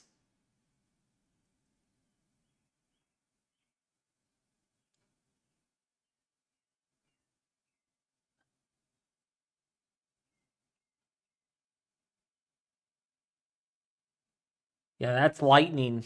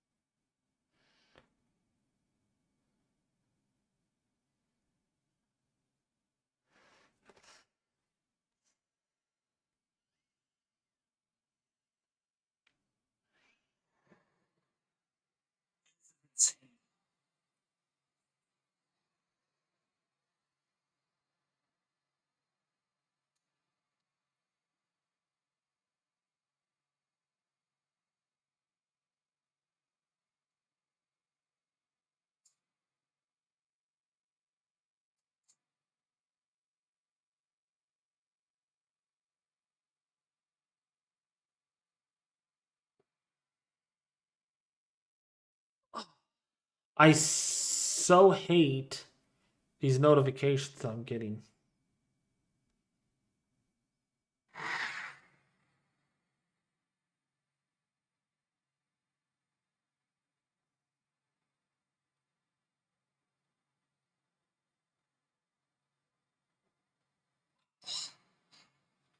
What you can be, there are supercells.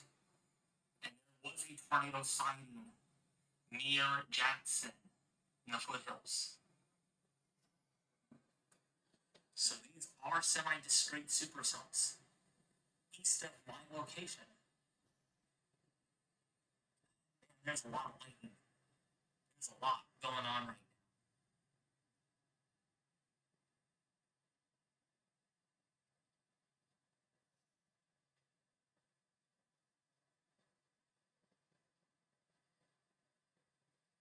Whoa, that was was bright. That was bright.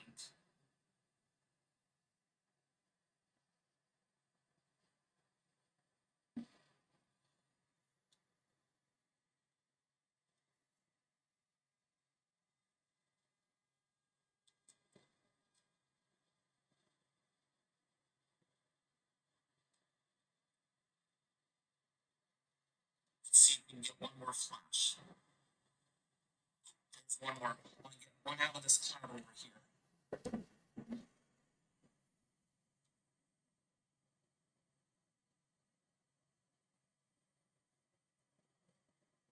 Oh, sorry, guys.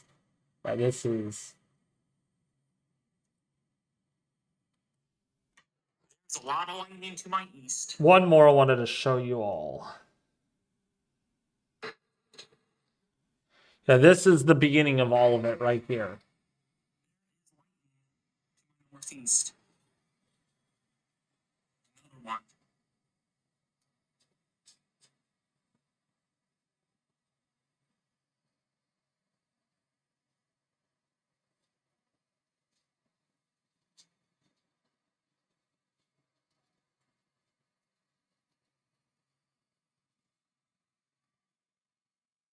One.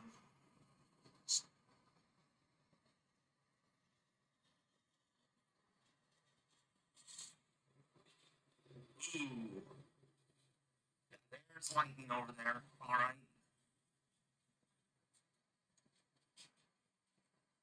Ooh, there's another one. 4 lightning strikes in under a minute.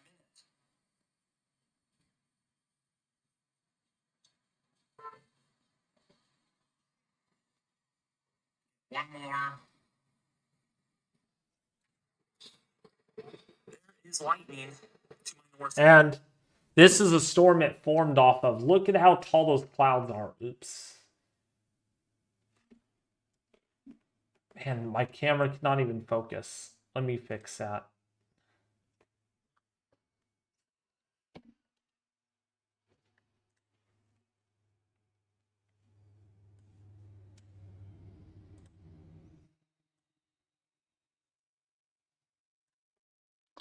So this is the storm, you guys. Look at.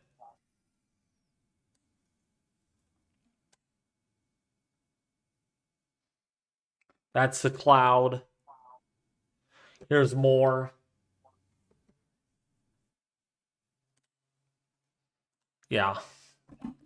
What's up, Tyler? Meglanti. I was going to go storm chasing today, but I was greeted with, because with this severe weather event that was breaking out today across, well, severe weather event, that's what I meant, in Kansas and Oklahoma, I did not really want to go storm chasing today because I wanted to be home for this. But today was definitely it was pretty yucky today. We did get some thunder today and did get a funnel cloud sighting. How's it, bud? It's going well, Tyler. It's going well. How have you enjoyed this wild weather in your area, Tyler? Big blizzards, snowstorms, strong winds, now severe weather. Like, I was thinking of you. I'm like, boy, Tyler is probably going to town with this blizzard conditions.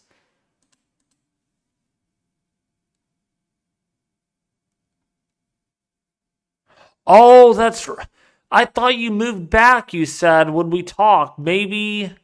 Oh, you live in Sioux Falls or Sioux. You know what? Yeah, you live in Sioux City, but somewhere else in Sioux City.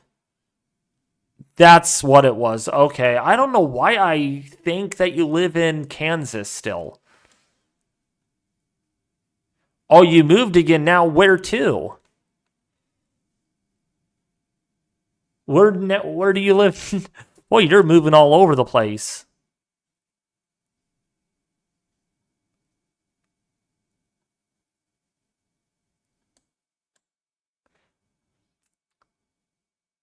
Oh, shoot. Oh, gosh. Okay. Wow. Wow. If you don't mind me saying, which state now? Which state you live in?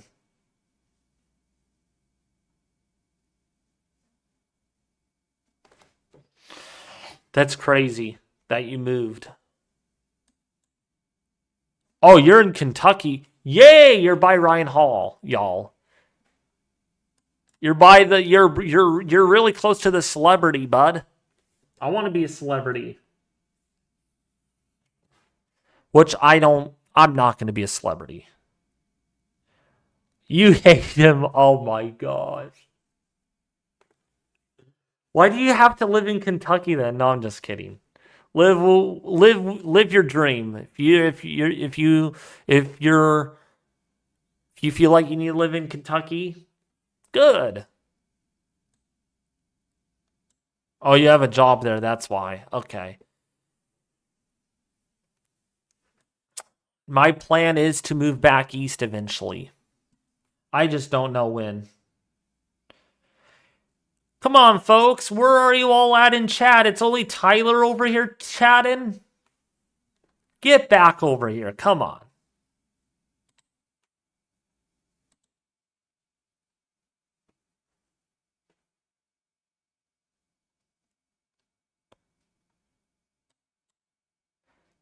Wow. Is that? Man, we had 3 funnel cloud sightings today. Just in the short amount of time.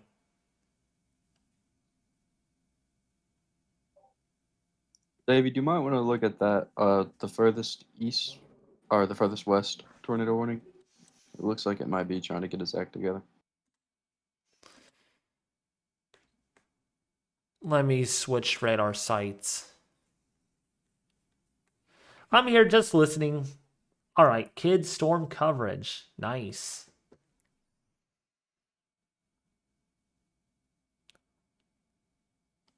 I'm using the Wichita radar, I think. Yeah. Yeah. Yeah, I've been watching that for a while.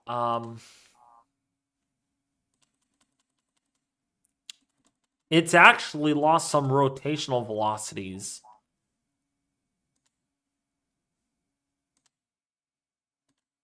Yeah.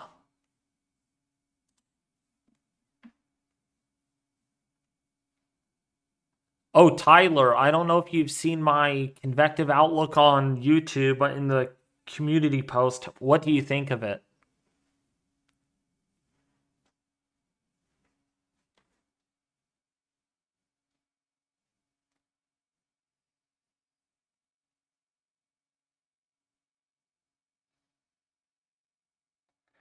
I do miss talking to you, Tyler. I miss the old times when I miss the old crew. That's what I miss. Thank you so much, Tyler. I might be going back to cave though and doing it that way. I don't know yet.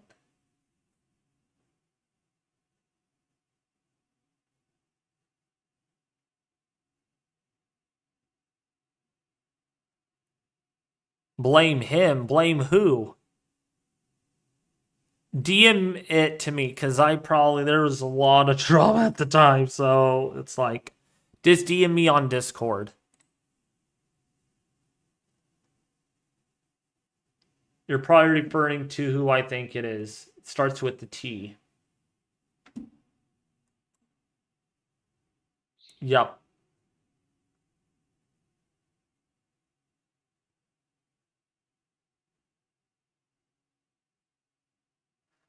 Do you think Sioux City is getting better? We've been getting a lot of rain. I haven't even looked up there. Yeah, this line is bowing out now. This is growing a little upscale. Ooh, there are storms in Stanton County, though.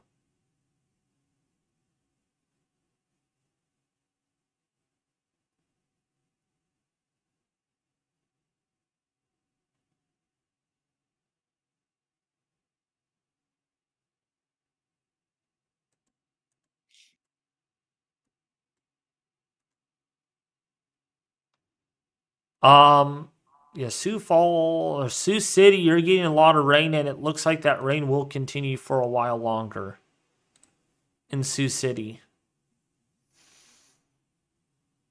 Yeah, you're just getting the beginnings of this. So yeah, rain's gonna last for a while.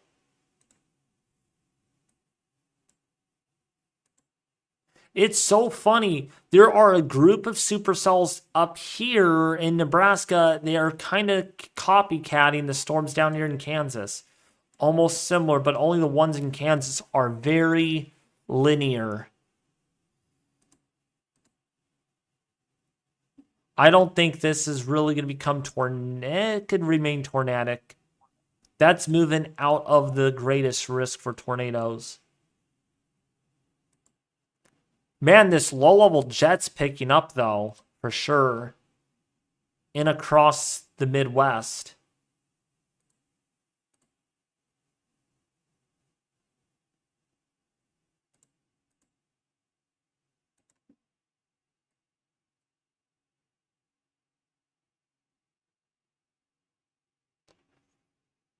Oh, yeah, this low-level jet's really picking up.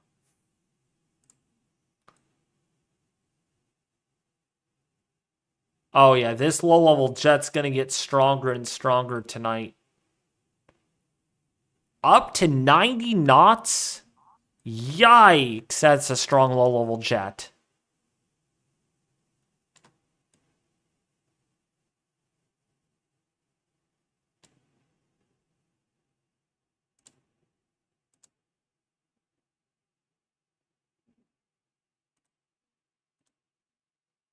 Yep, I thought so, Tyler. Yep.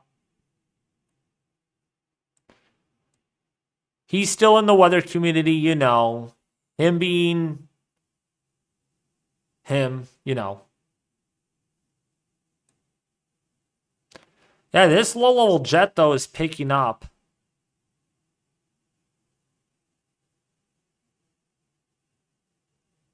Right here. 700 millibar flow. Pretty strong 500 millibar flow. Still back here to the west. And it's a 130 knot jet over Missouri. That is very strong.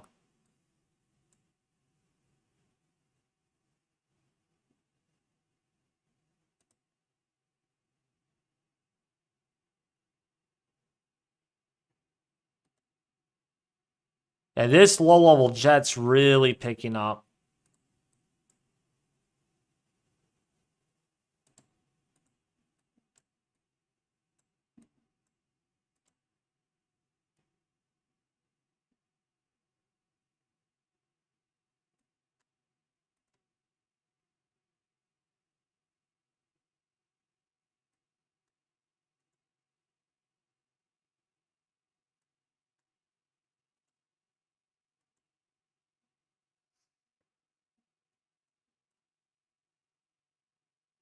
Oh, we only have one tornado warning. Woohoo!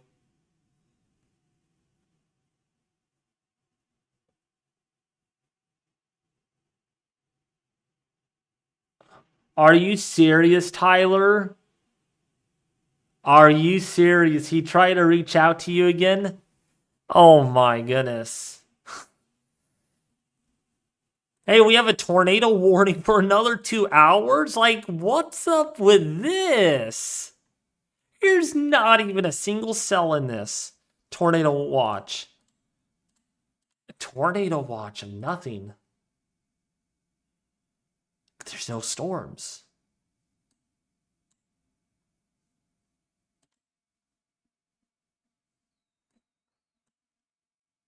Where is that?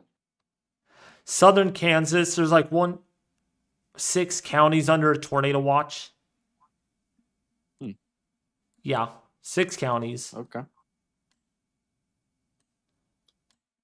Which is weird in itself.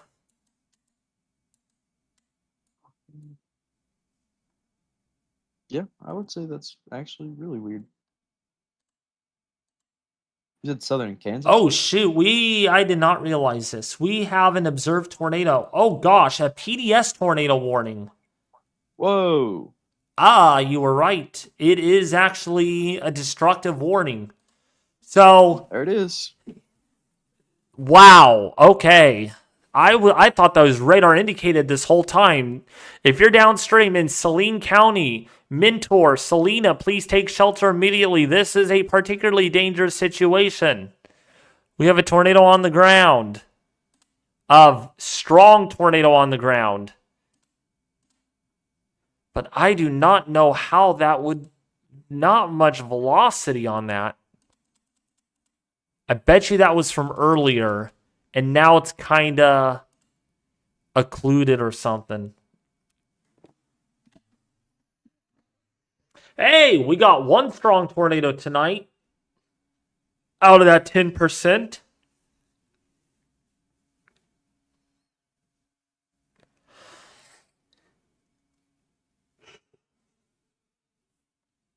Hello, people in the chat, sleepyheads?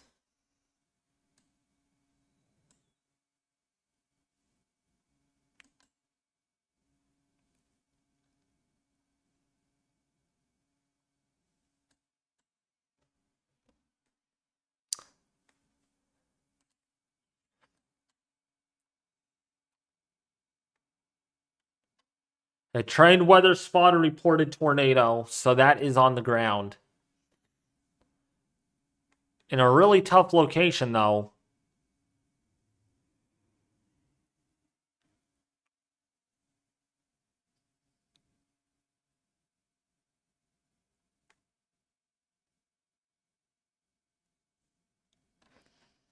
Man, chat just died. And people are vacating my chat. Or vacating my channel. Is there any live cameras in Salina? I think there is.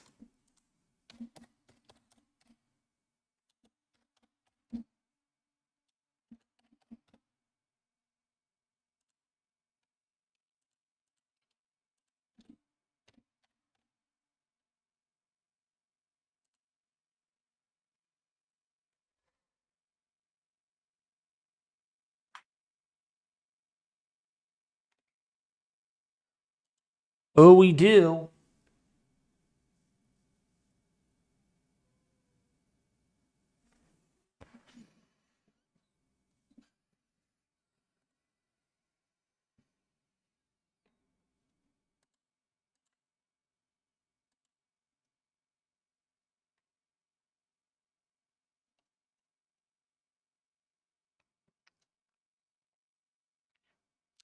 Yeah, so this is going to be the one that we need to watch.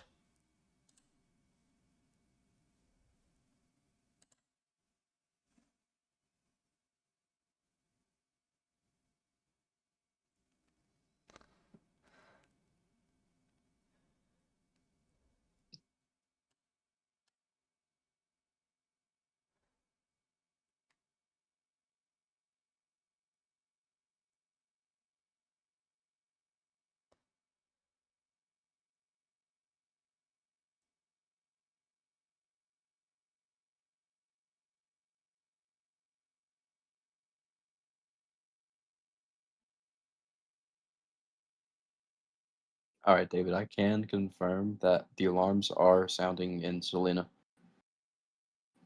Alrighty then. I just spoke to one of my friends that lives in Salina. He's in his basement right now, but the alarms are sounding. Okay. That's bad.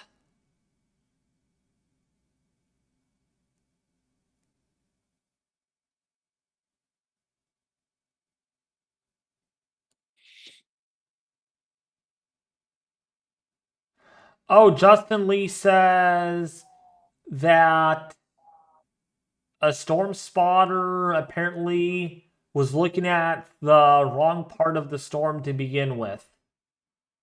So,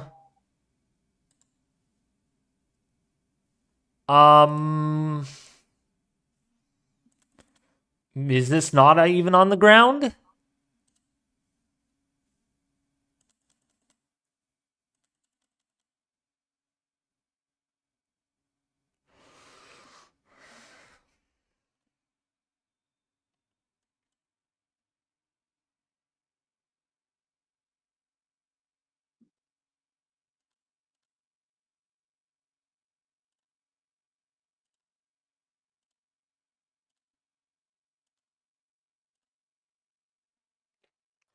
Interesting.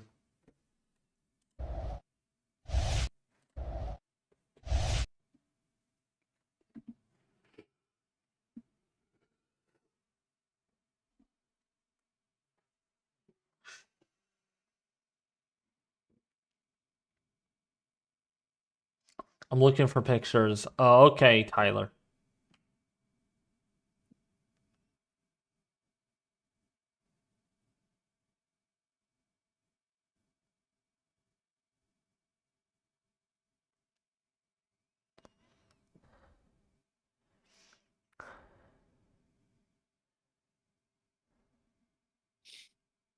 Trying to see if we can get this tornado on camera.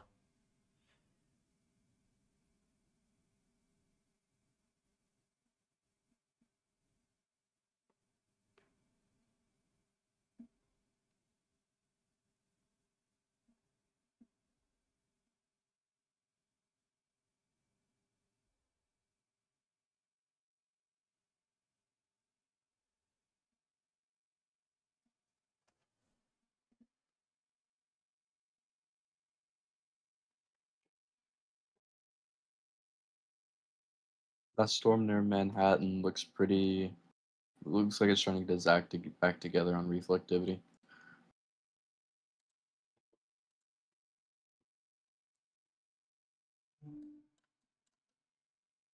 Manhattan. Oh, yeah. That's growing up scale, though, it looks like. Okay, they just put out another tornado warning for Selena. It is. It's a radar indicated. Okay, so it's not on the ground anymore. Yep, it's radar indicated. Echo tops are 46,000 feet. Yep, and there it is. There's the new tornado warning right there. So, Selena, please take shelter right now. Okay, you are under a tornado warning. New Cambria. Solomon, please take shelter under a tornado warning in Kansas. This is Saline County.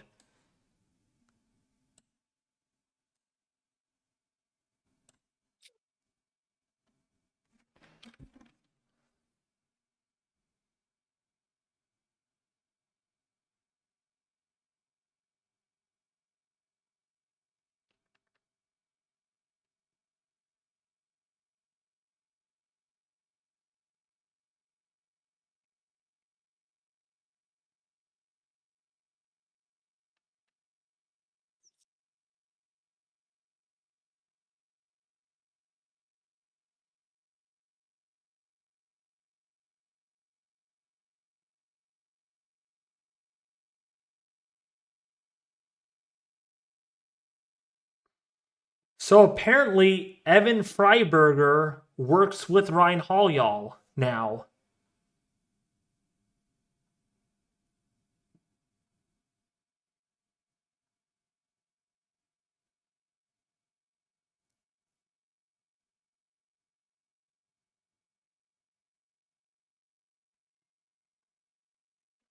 Man, I'm going to have to call up Ryan Hall to see if I can partner with him.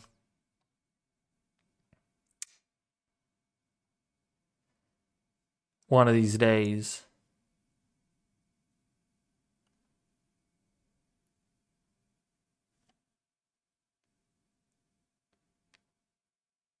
Yeah, Mindy.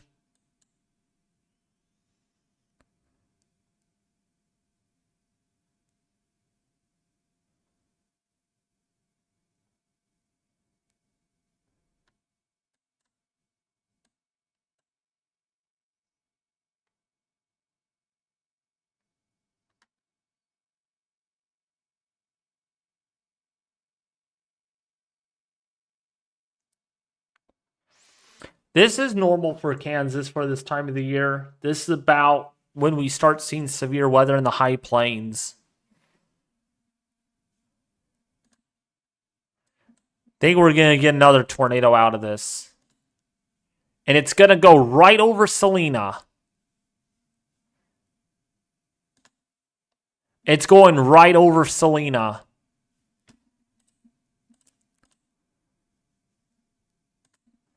Okay, I need to get my camera out. Get that ready.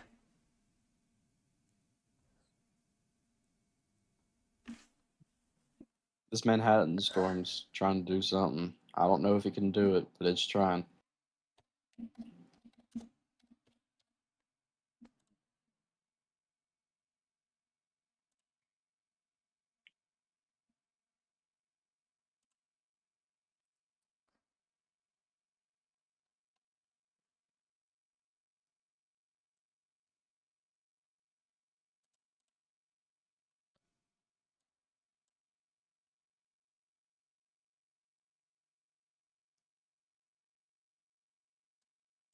Is there no cameras? I hope there's cameras. Yeah, there is.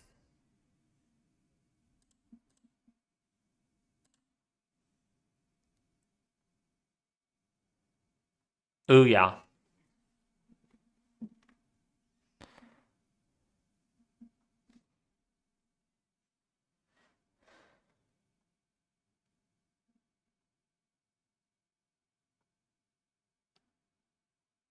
What are the requirements, Titan?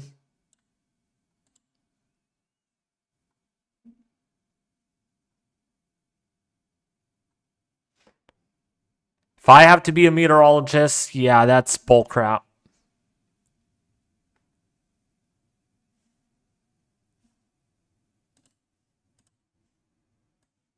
I'm going to watch this Cameron Selena, though, on this.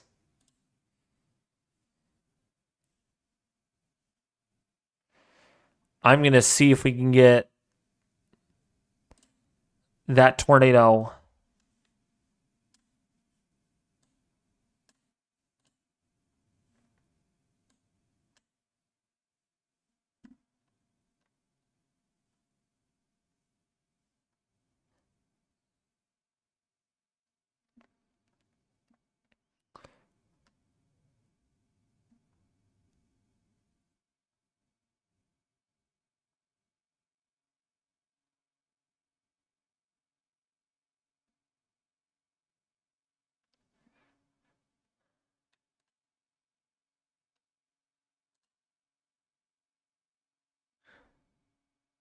Power flash. Oh my gosh. Power flash.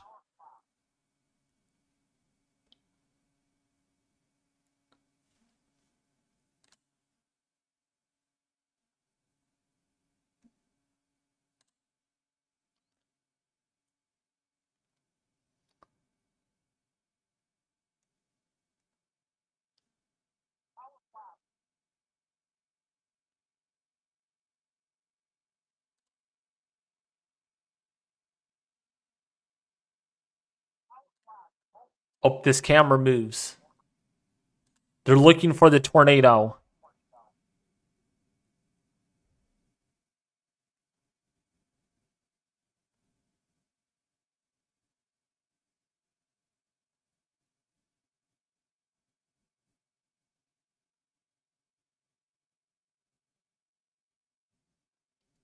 Oh, okay, Titan. Okay, this camera gets panned around, okay? Oh, was that more power flashes?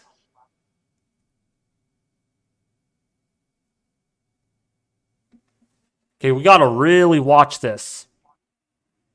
This Selena camera.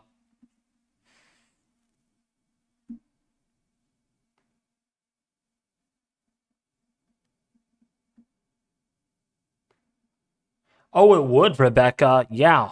A guy that has 3 million subscribers? Yeah, you wouldn't think my name would get out there.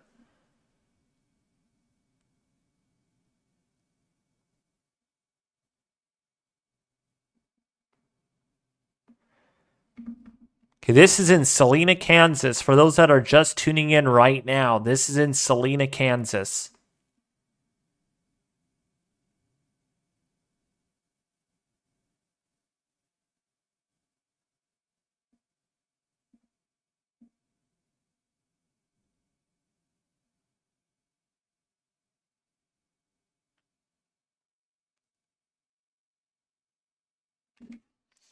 I'm seeing if we can get.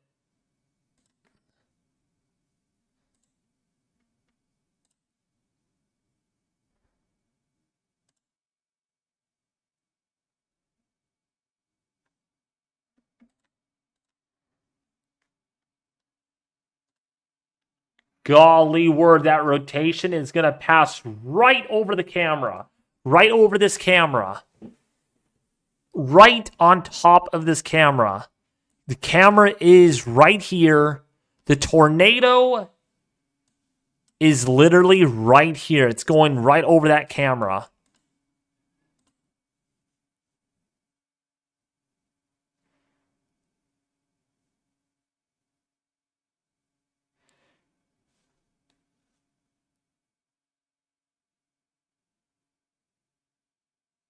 I'm going to watch the Selena camera, though, at the same time to see if I get anything.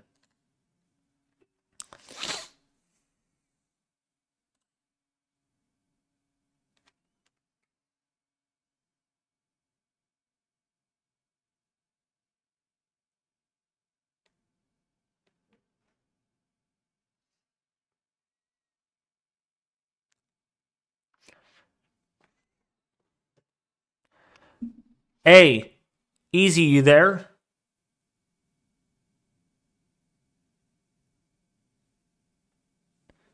If you're still there, Easy, you need to be looking at the camera. Cameras around this area.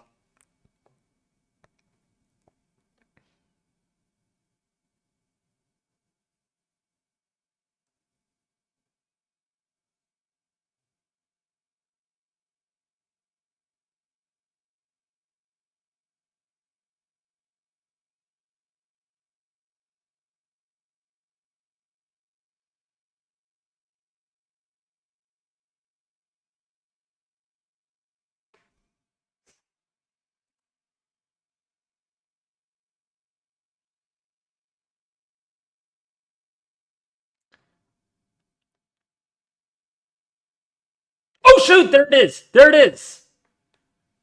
Oh, I saw it. I saw it. Right here on the Selena camera. Right here on the Selena camera. Look at the low hanging. Right there. Yup. Up, power flashes. There it is. Oh my.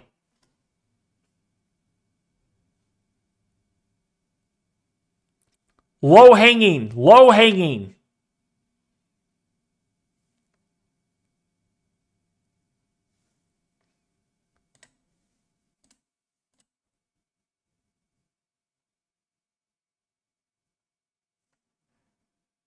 I need to look at Doppler. I need to see this on Doppler to see where we're at. It's confirmed. It's going right over the... Oh, shoot. It's destroying... It is... Oh, my gosh. It's destroying Selena right now. It's going over Selena.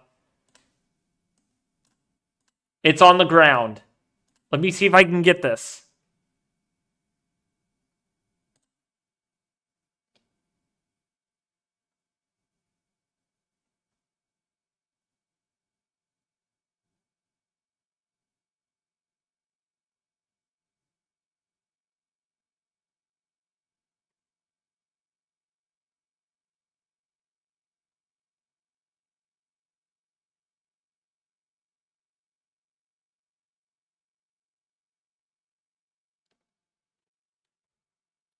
There was another power flash.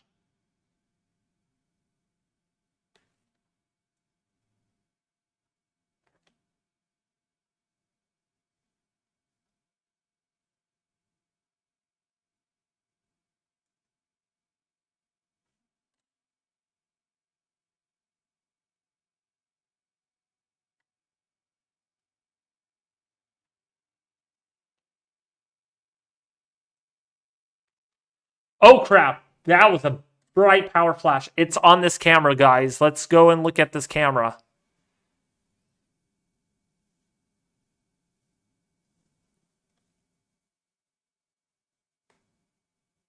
And this is a Selena camera right now.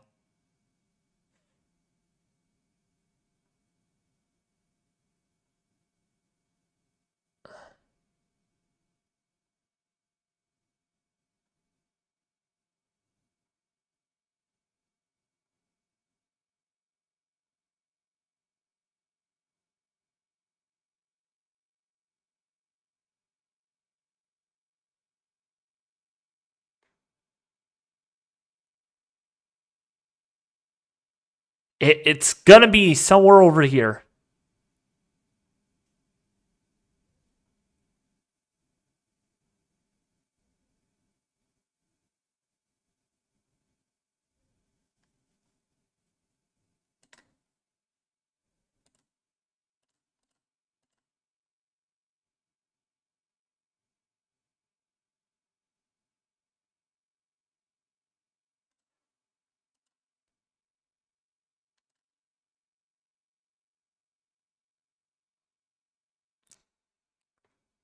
It's moving into Selena. It's moving over Selena right now. Moving over Selena. I'm going to see if we can get it. I did see power flash. Oh, shoot. Is that it?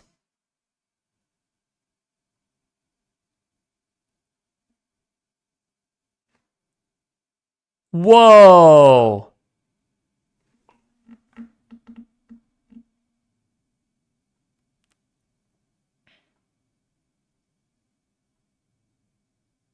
That might be it right there.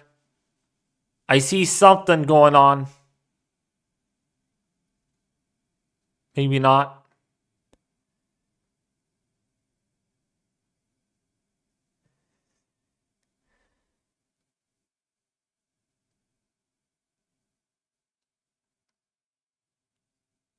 There's actually no wind. That's funny. There's no wind.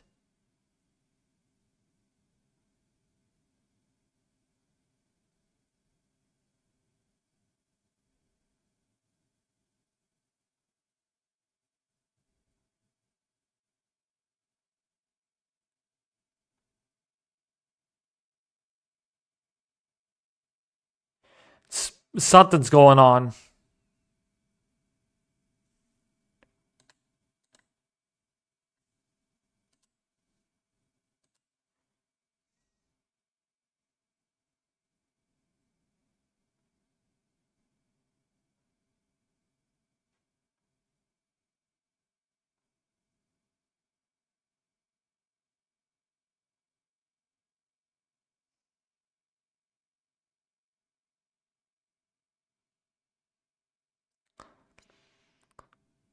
I don't know if it's back in there. There's something going on. There's something going on, though. The camera's aimed in this direction. Oh, here comes the rain. Rain is picking up.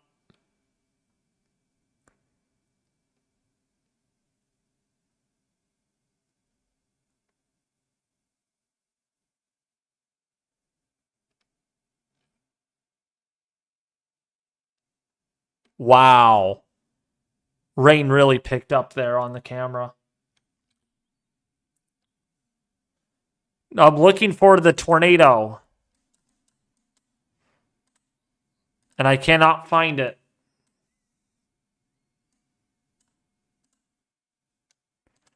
I'm going to see if we can get cameras downstream, though. If we can get this downstream.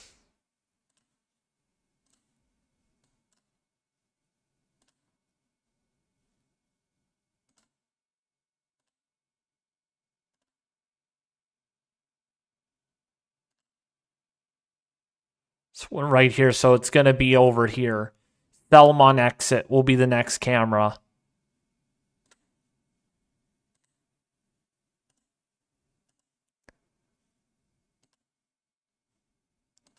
This is definitely rotating still.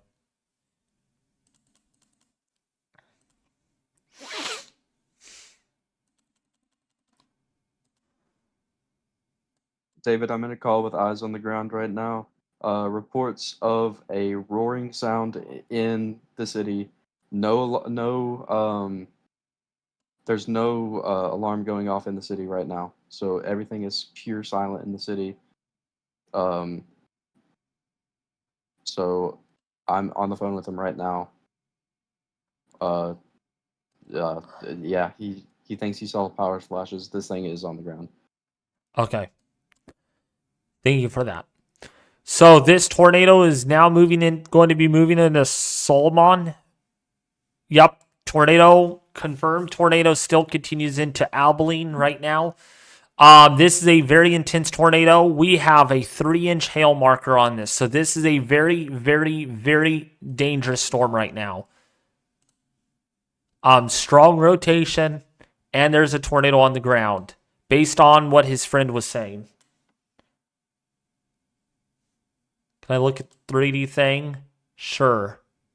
We're going to get it this closer now. We're going to tune into the KTWX radar site, since that is a little closer.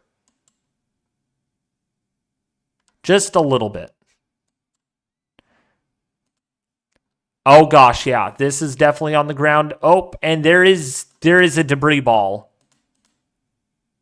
Oh, maybe not. Yes, there is something like that. So this is moving into Solomon here really soon. Solomon, Kansas, please take shelter.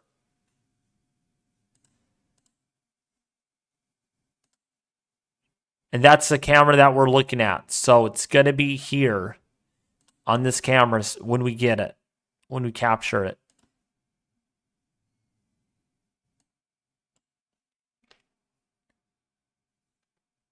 Yeah, let me look at the 3D. Yeah, here's a look at the 3D, you all that are watching this. Volumetric scan. Look at that storm.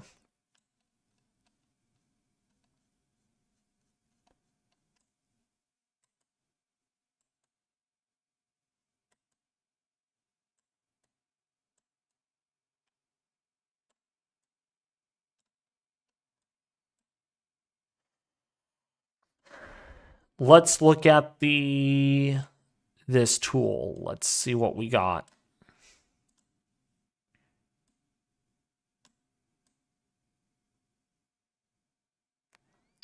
Yeah, we got a nice hail core right up in here, up to 20,000 feet.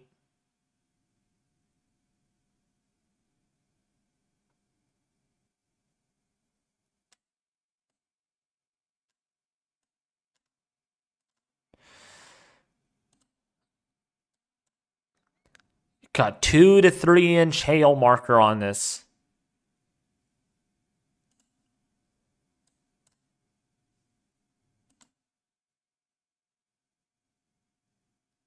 This is definitely outflow boundary based.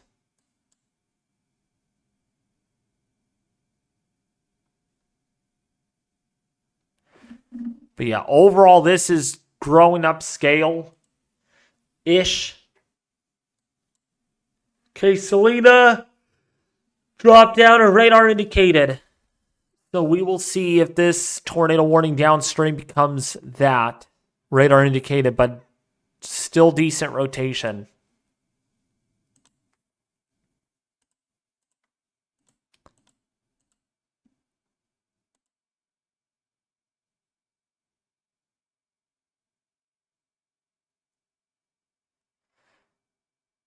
No meso discussions in effect, so it's hard to tell how this is going to behave. 2 minutes ago, confirmed tornado sighting. I'm not surprised by that.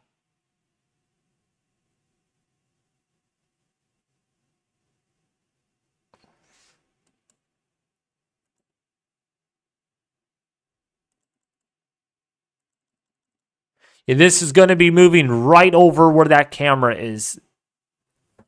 So we will see if we get a tornado. Oh gosh, and that strengthened a little bit. Yup, it is strengthening. It's going to go right over I-70. I-70, it's going to be crossing over. It's not necessarily an indicator for tornadoes. No, it's not, Rebecca. It just tells us the updraft is very strong. Because we have 45 to 50,000 foot echo tops.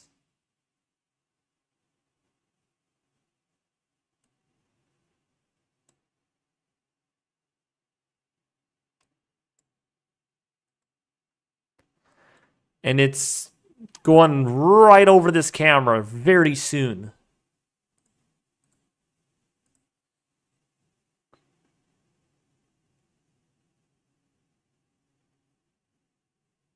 And this is looking east, though. Not looking... It's not looking where we want it to look.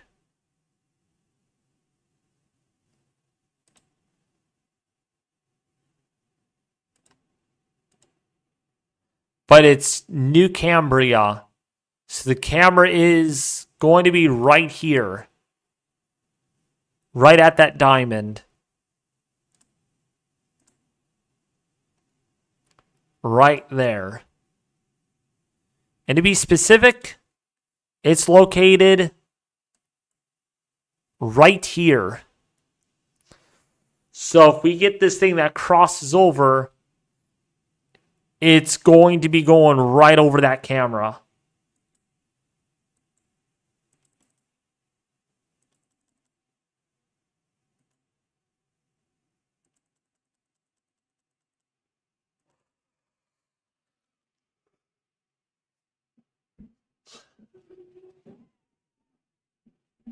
I don't know how big this thing is. Even if it's on the ground at all, we shall see. Yep, trained weather spotter in Saline did report a tornado was on the ground.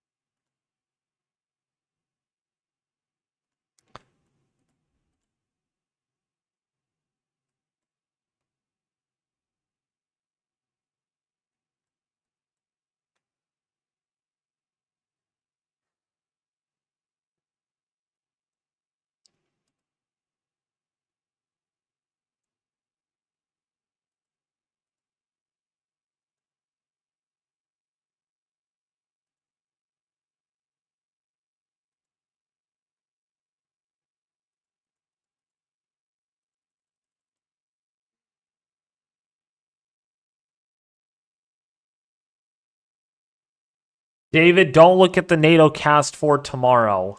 Oh my gosh. That gets me to looking at it. Thank you.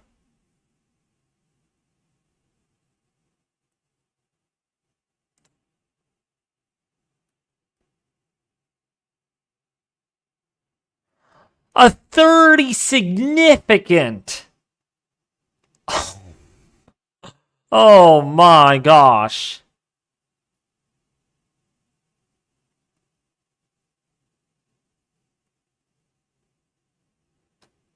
Oh. That's crazy. That is crazy.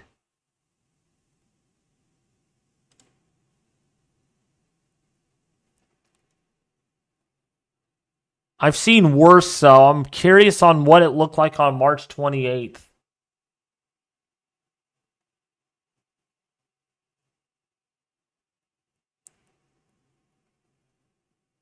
Yeah, look at this.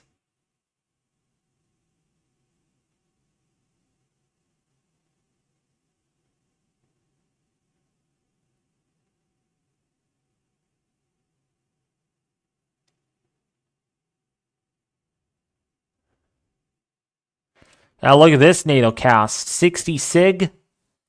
Wow.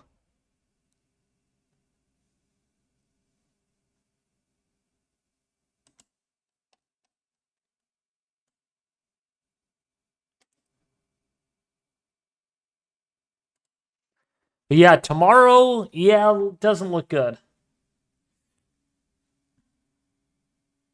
How about Toledo? That's a 5% on that map. Okay, let's see where this tornado is first.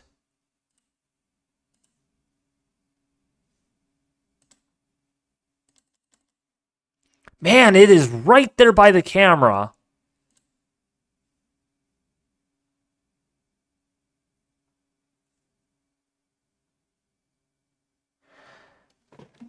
NATO cast is overdoing it. in my personal opinion. I think a 15 sig is pretty appropriate tomorrow.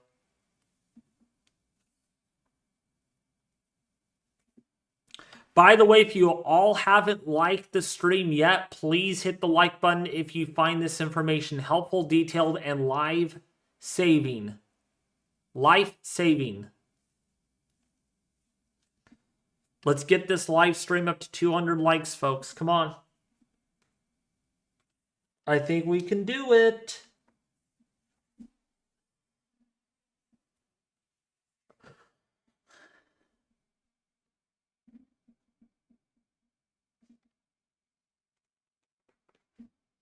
Well, we're going to look and see.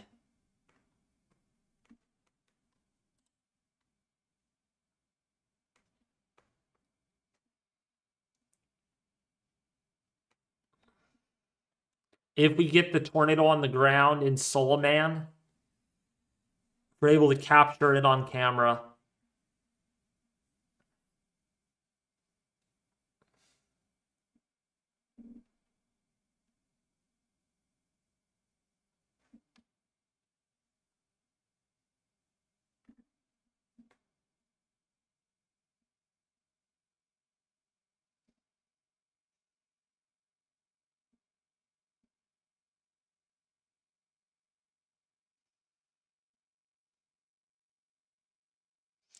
Yeah, Justin Lee, I don't know if it's someone that draws that up or if it's based on a model.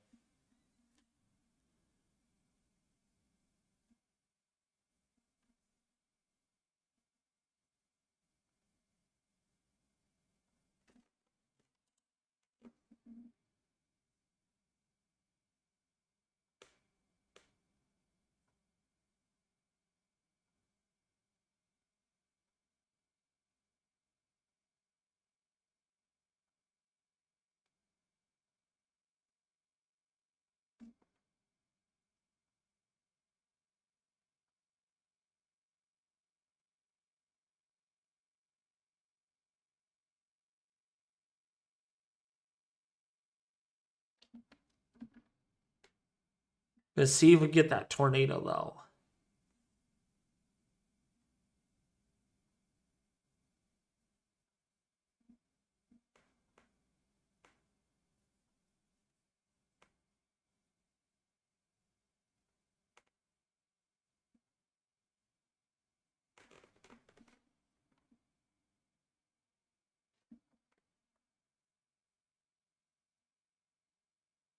Thank you for sharing it, Rebecca.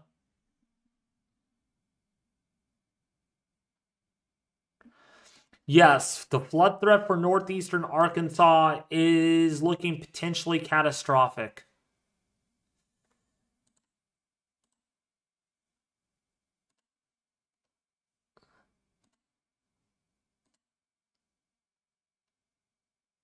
And this thing is moving right, pretty much right to the northwest of Solomon.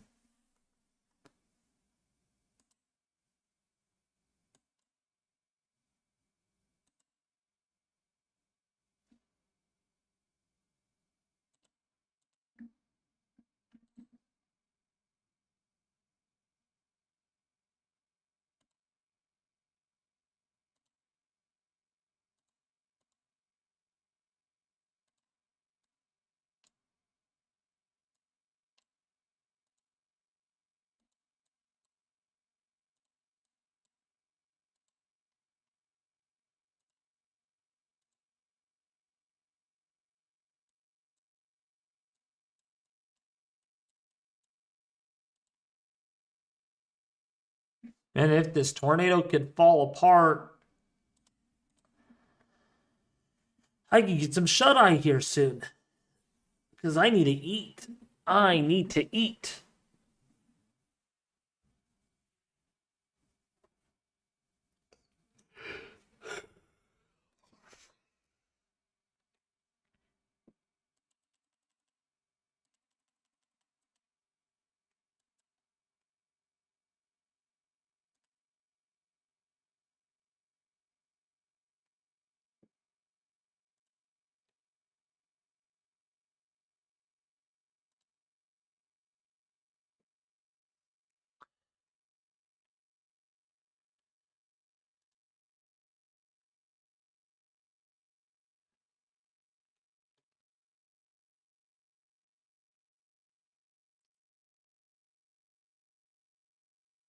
Of course, yeah. Yeah, please share this if you haven't.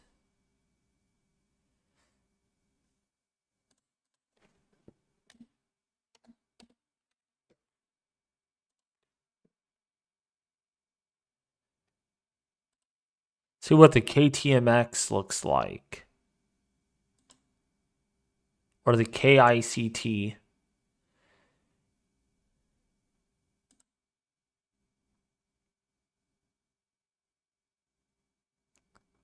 Boy, there is some strong winds on this storm. Or on this plot. Up to 70 knot winds already.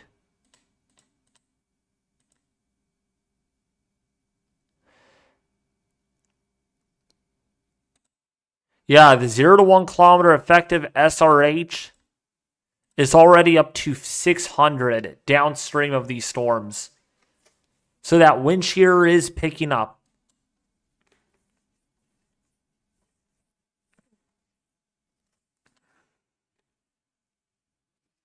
Based on the VWP photographs.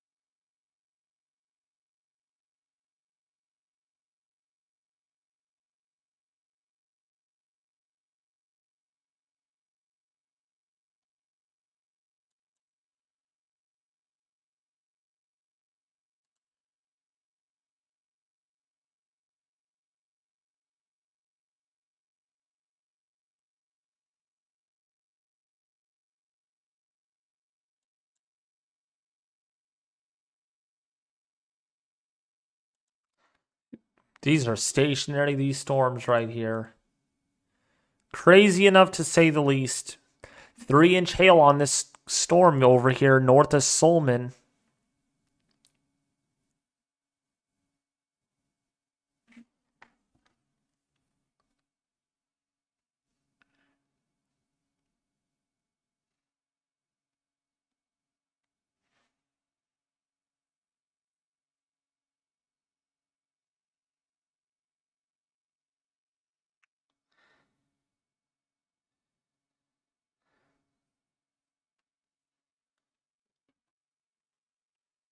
Yeah, Solman, Abilene, Talmadge, Manchester. It's where we have the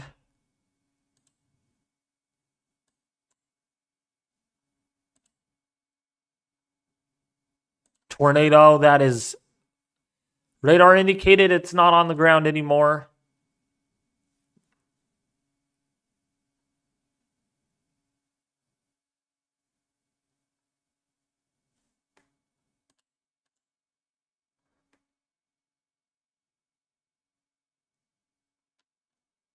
All right, David, are you here? Yeah. Okay, so I have a lot of news. So New Cambria took a direct impact. Um, the person I was on the phone with, uh, his brother, called and said that 2 homes down the street are completely gone. Of course, I'm sure you've been looking at it. It's been still going, but in New Cambria, we do have reports of damage. Holy cow. Oh my gosh. That is one good thing I like about Skywarn Network is you can just look on a map, and if we have connections to somewhere, we can just call them up and see what's going on. Love that about Skywarn Network. Ooh, Skywarn Network. Let me see. Sky.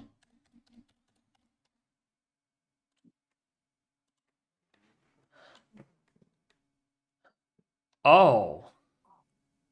Yeah, that and Spotter Network. I'm on both of them. They have, uh, you can basically call anyone in the nation really that is certified to train and spot, and you can talk to them whenever they're in a warning.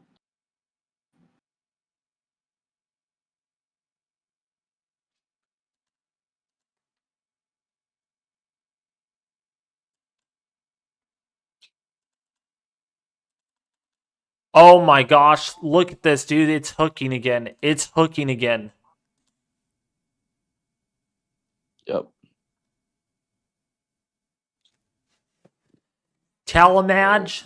Yeah, this is strengthening, and 78 decibels of reflectivity on this. So we're going to see if this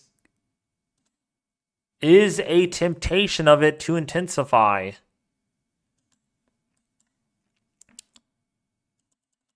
If it's attempting again, looks like it's beginning to hook again. Very supercellular structure on this. Hold on. I got another number I gotta call real quick. I'll be right back.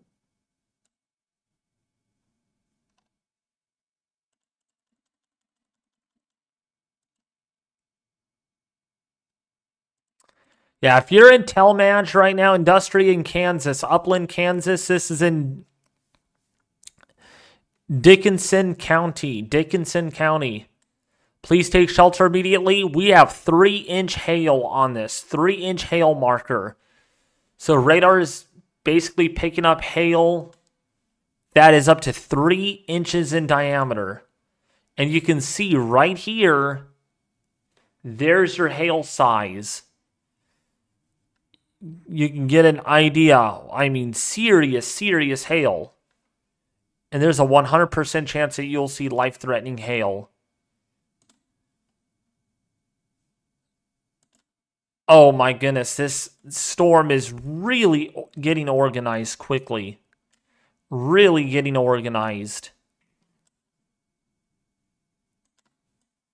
This could be in the early stages of developing another tornado. A strong one, maybe. You can see the rotation.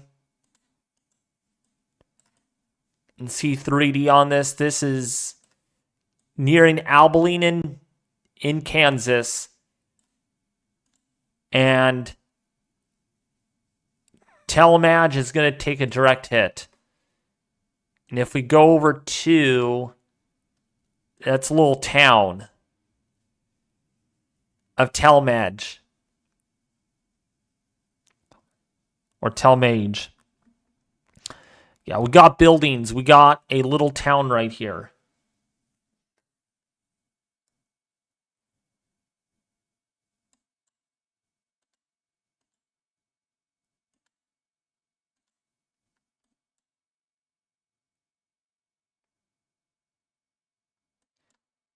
See if that tries to intensify.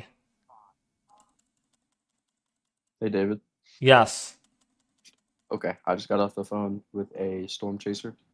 He Yep. was just north of Solomon.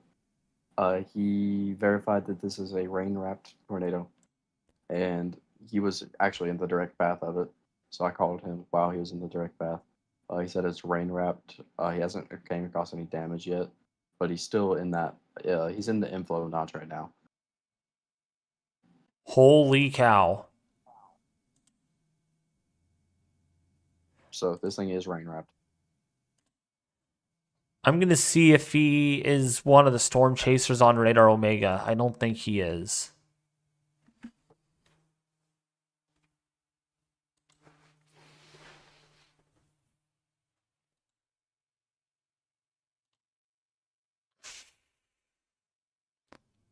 They're going to need to extend that tornado warning soon.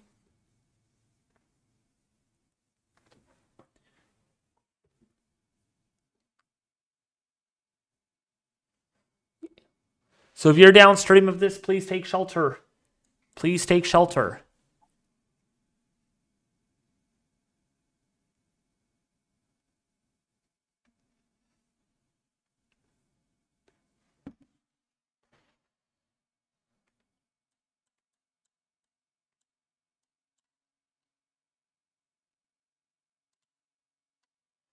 Wow. Hey, Easy. Yeah. This is getting very intense. Look at the latest scan. I see it. I'm trying to be in contact with everyone, seeing if anyone sees anything.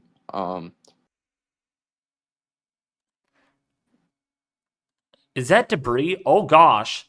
We might have debris on this. Yeah, that's debris. There's a debris ball.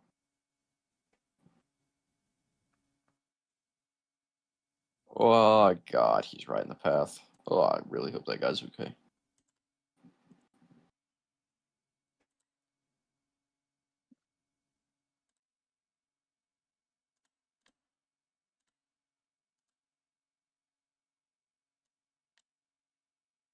Let me send you a screenshot of where he is. Yeah. This rotation is definitely strengthening. I just sent you a screenshot. Uh-huh. Oh yeah, mesocyclone strengthening on this. Easy. Yep. But yeah, You can if see you the look at the thing I mesocyclone. just sent you, he's right in it. Yep. Mesocyclone continues to intensify.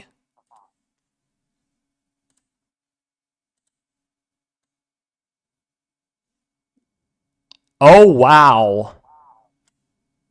He's right there, dude. Yeah, I told him to call my number if he sees anything. I told him to be safe, of course, but Can you ask him if he can live stream it and I can share it or not? I didn't know he was right in the middle of stuff. I didn't want to make Oh. him do anything, so um, we can only really get live just reports from him if he does call back. Yeah, this is a tornado now going to be moving just northwest of Telemage.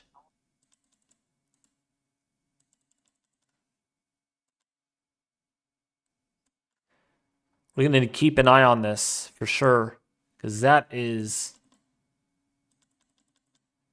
really intense.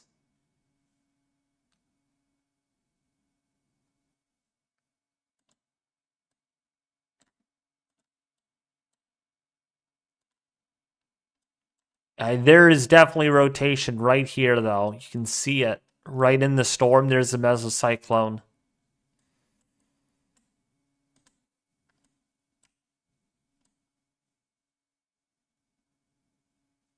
Yeah, look at that. Oh my goodness. You can literally see the mesocyclone right here in 3D. Here are your winds moving away from the... Wait, no. Here are your winds moving into the storm right here. And here are the winds... David, I got his live stream up. You do? Yep, he's live streaming. Can you... Are you able to share it or not? Am I allowed? Will I get in trouble? I don't know.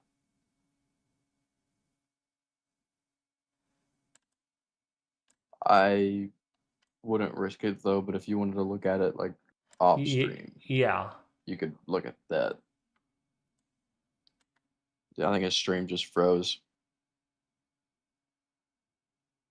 No, it's still going. I'm watching it.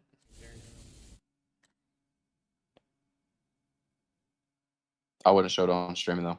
No, I'm not. Up, yep, he lost signal.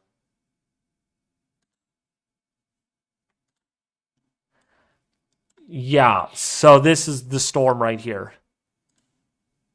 Yep, tornado warning extended.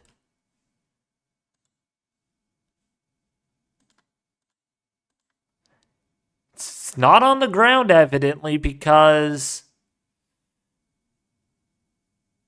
it's not on the ground because it's not confirmed, radar confirmed yet, or anything. But yeah, Industry, Upland, Wakefield needs to be watching this.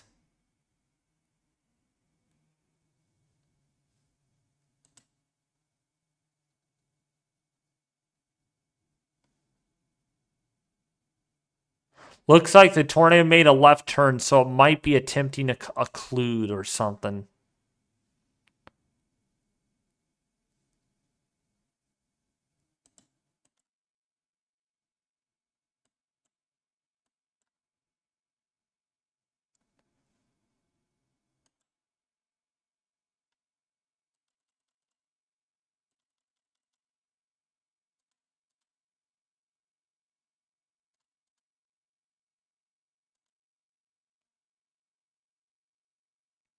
And this is not good at all.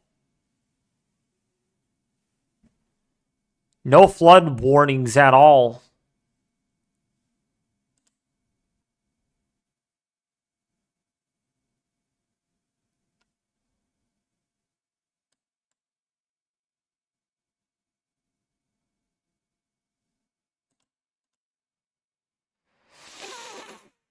Because that is a definite storm right there.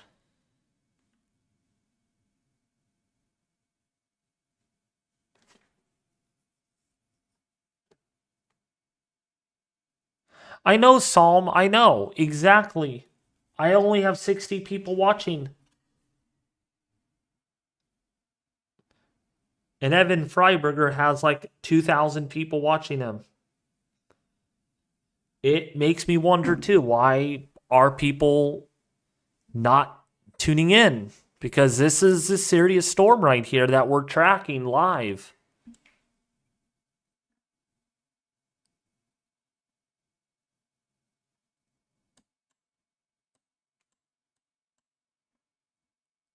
My average view duration is only like 1 minute and 30 seconds. Like, people come on and click off. That's why YouTube is not recommending it, because my watch time.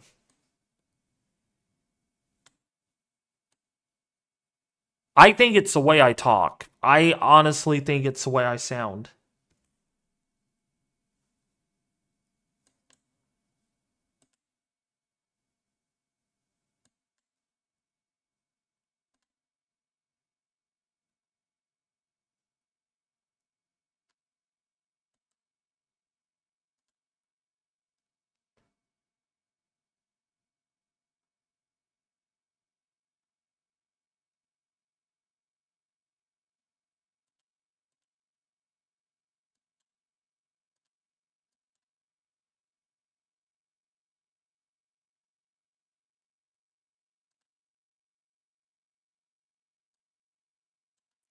This storm right here in Louisville, you can see the outflow boundary. There's this outflow right here. You can see the outflow boundary.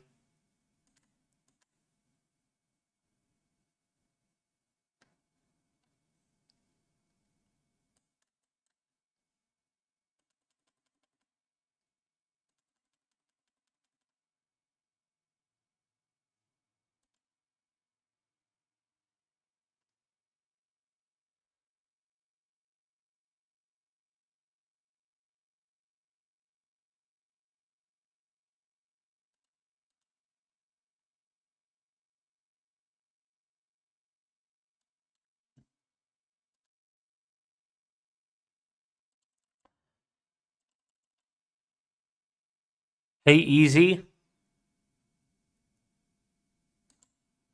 Yep. It occluded. Yeah. It looks like it. Watch out for handoff towards A little bit to the west. There looks to be something trying to gather up there, right south of Manchester.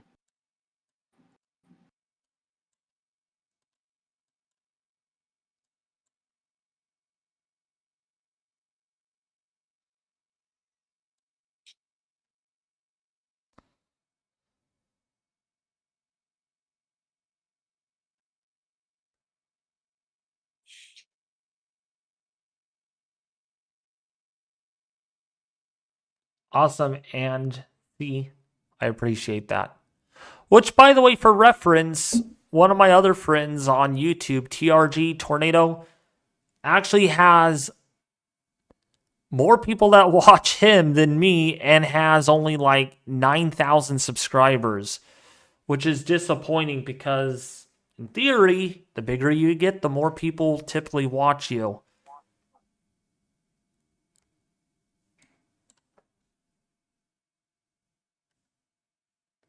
This is why I delete YouTube channels, so I can purge all my subscribers.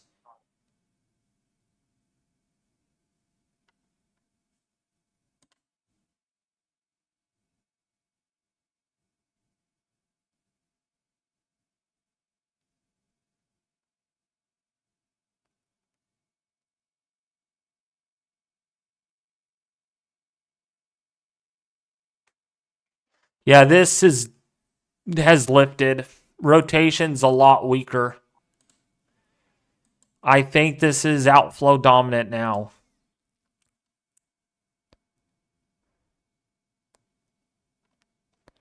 See with what they do with this in the next 5 or so minutes. Or 15 minutes. Because I think it's going to go outflow dominant. Because there's warning, but actually, never mind. Ignore that.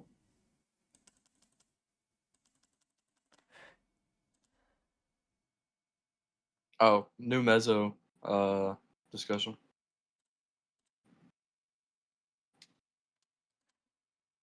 See what they're saying.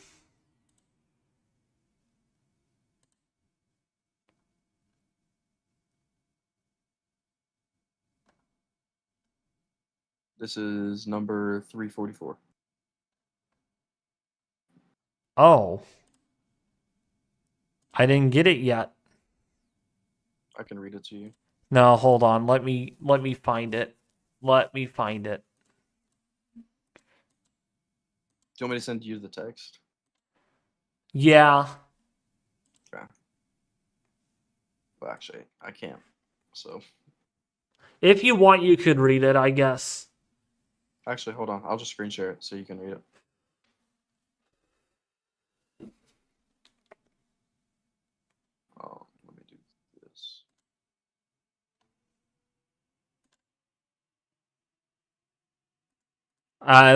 This looks elevated now, this storm.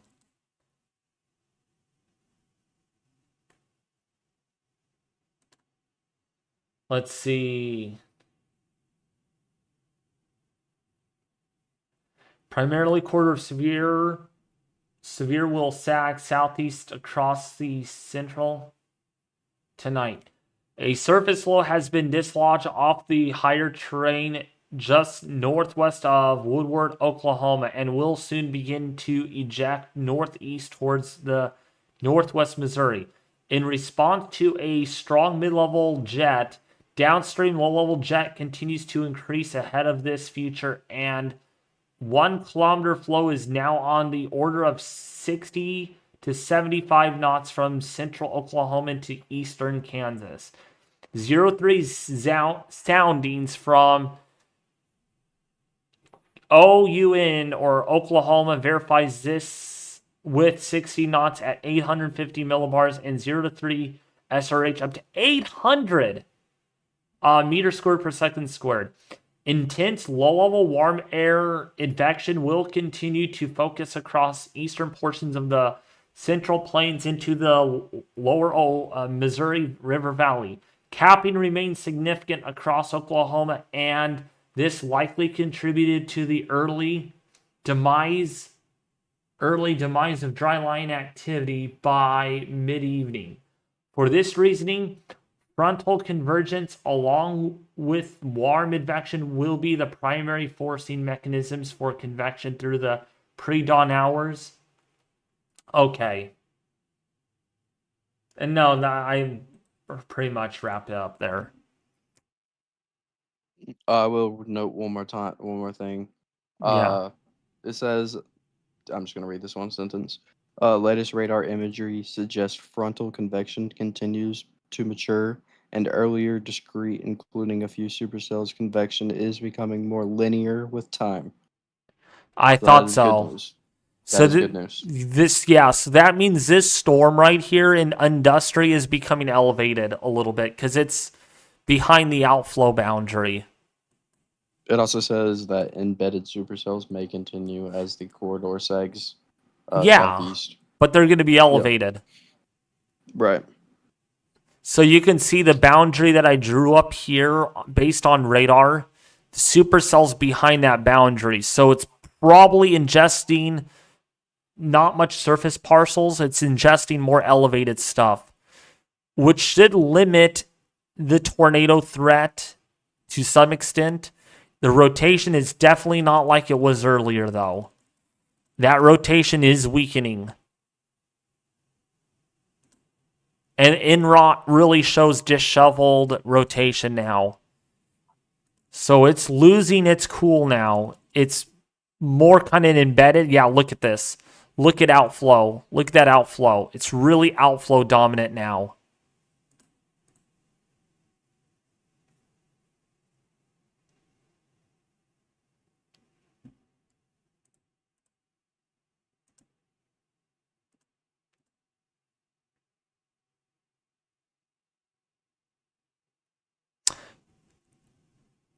Man, dude, they're expecting up to an EF2 or EF3 tornado. I think. Well, okay. SPC. Okay, I have another chaser coming out of New Cambria. I'm gonna call them real quick. I'll be right back. Yeah. Yeah, we have 70. We have almost 80-mile-an-hour low-level winds right now. These winds are definitely increasing.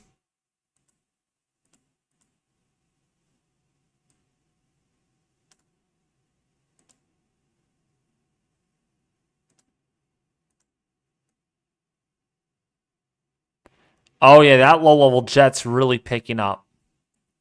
Oh, yeah.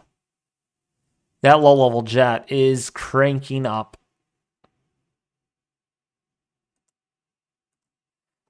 And wind gusts to the south of this are about 40 to 50 miles an hour. So winds are definitely on the increase.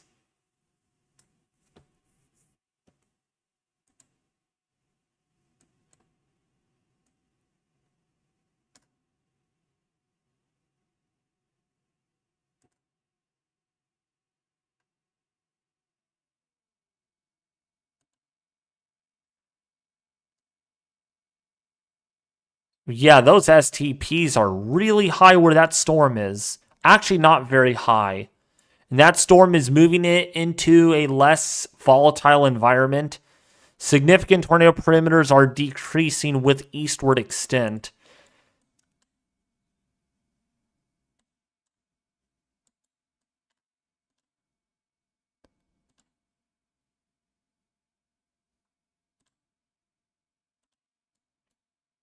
But capping has really increased over this area.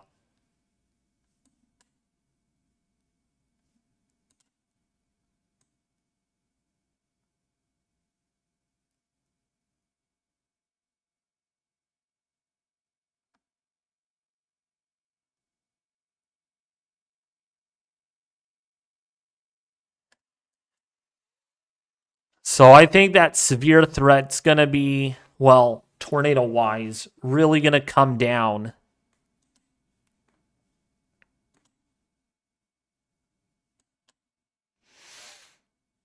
Yeah, this is outflow dominant now.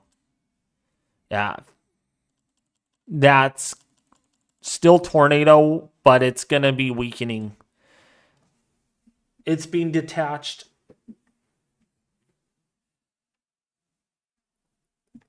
That tornado warning will be expiring here, and I don't think a new one will be extended. Maybe a new one will be, but I mean,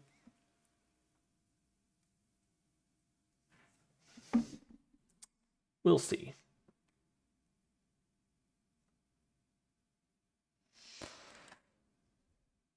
Yeah, but 1 inch hail for sure out of this.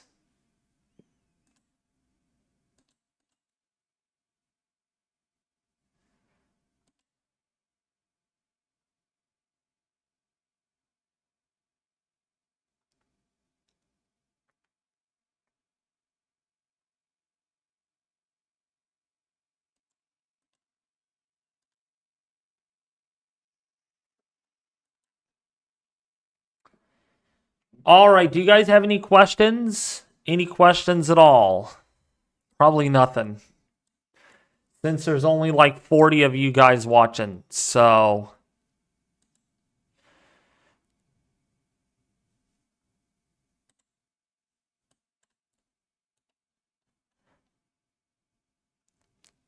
I just sure hope tomorrow more people can tune in and watch me live, because I'll be live again for the Midwest for the Ozarks tornado threat.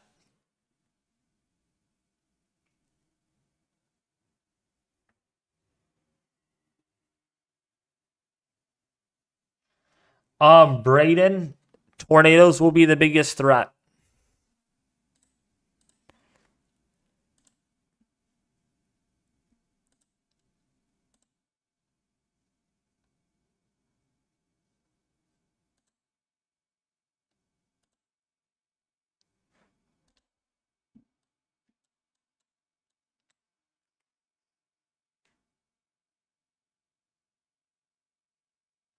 All right, Colleen. Oh, there's a flood warning right in that area where the heaviest rainfall is. Yeah, look at that tornado.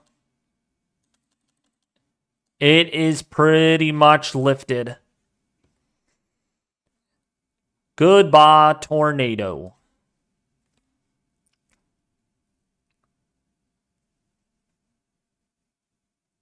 Yup, it's severe warned, which tells me they are not going to issue a tornado warning.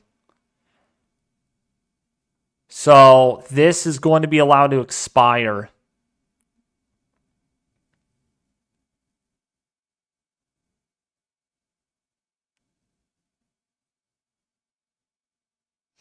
Oh, of course, Colleen. Oh, yeah.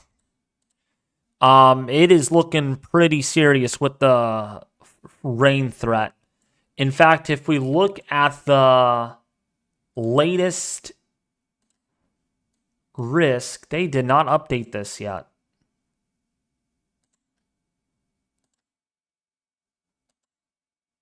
All right, David, can you hear me? Yes. So I just got off the phone with a few chasers. I got them to. I basically kind of told them that they probably need to turn around and check on New Cambria. That they got basically a direct hit, or at least the north side of town did.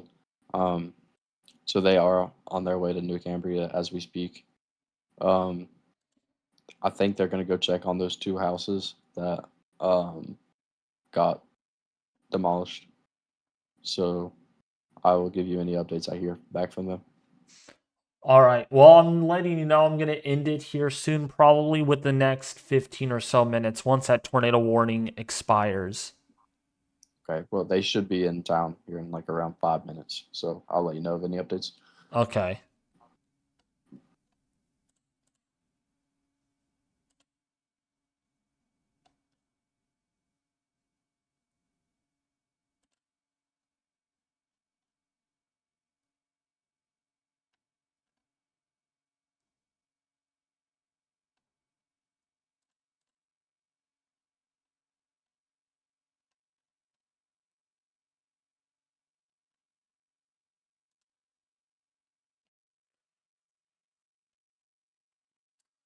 So we will keep an eye on this. Oh, and it got canceled. What do you know? Oh, it got canceled. The tornado warning. Easy. I just want to let you know the tornado warning is canceled. Good news. That's good news. Yeah. And I expected that because there's not much left. There's winds going toward, there's divergent flow within the backside of the storm. Yeah. So there's not really much. I think any threat that's going to be really going on right now is going to be wind and hail. Yeah. Mm-hmm. Especially the winds with this line.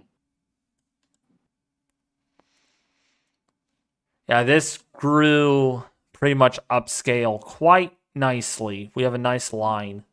Not really broken up like we had. I don't want to jinx ourselves, but if you look towards that one, it's going to be a severe thunderstorm warning. It's the farthest to the east. Yes, I'm looking at it right now. Do you see how it's kind of hooking up a little bit? Or is it wanting to?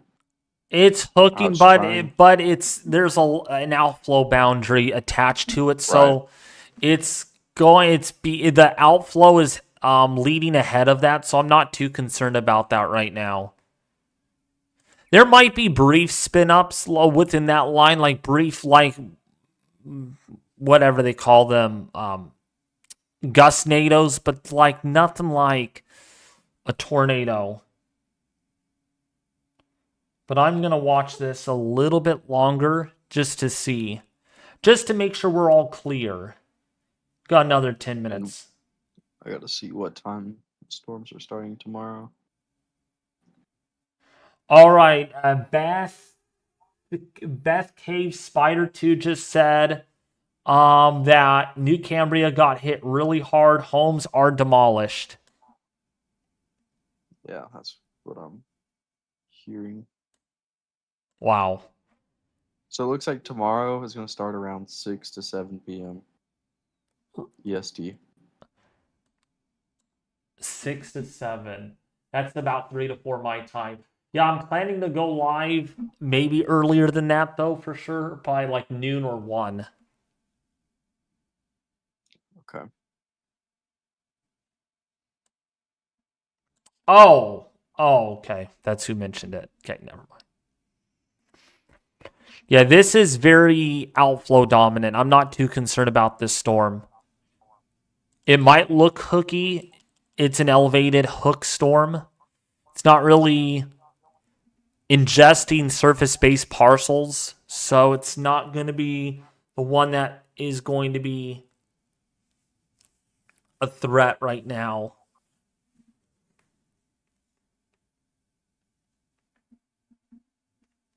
But yeah, if you guys are enjoying the stream, you're finding it helpful, detailed, and informative, please don't forget to like the stream. Please. All right.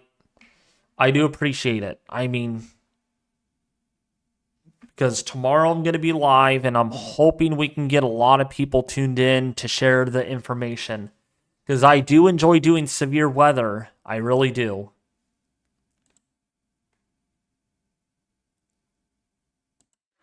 Really interesting, though, to see this on radar. You get an outflow boundary here, you get another outflow boundary here, you get another outflow boundary here. I mean, there's like 3 distinct boundaries, and each of these are like inflow sectors, like little mini warm fronts and cold fronts coming on in.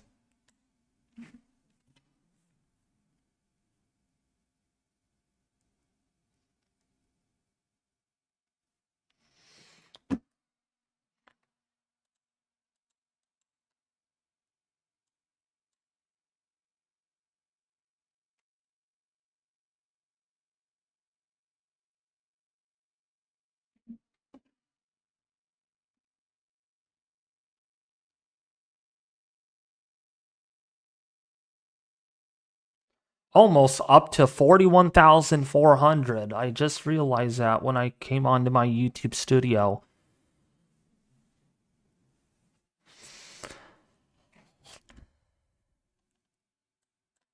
So thank you all for subscribing.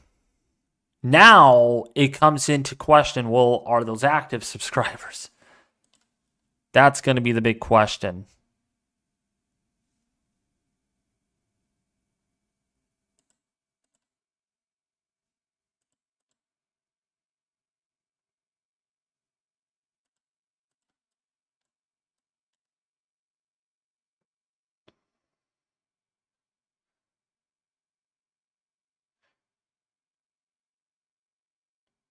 Yeah, pretty much northeast these storms are. Yeah.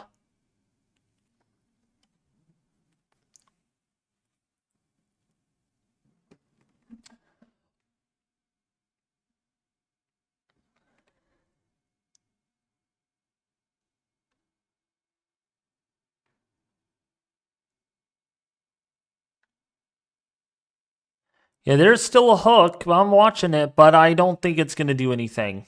I don't think it's going to do anything outrageous.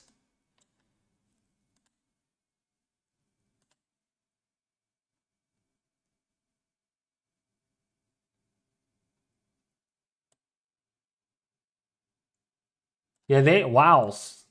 Yeah, Selena has a population of 4,500. 45,000. I kind of figured that. So I just got word from that storm chaser that I sent back to New Cambria, and surprisingly enough, I just got a text back from them, and the text said drove through the town and it looks absolutely fine. Not one tree branch down. So I'm wondering what part of New Cambria or where they're gotten this complete destruction. Yeah, I just sent one of my or the storm chaser back through there, and they said it looks absolutely fine. All right, sweet. So that's good news. So I don't want, yeah, that's real good news. I'm happy about that. I don't. Oh yeah. It's better to get false information and then verify that it is false than.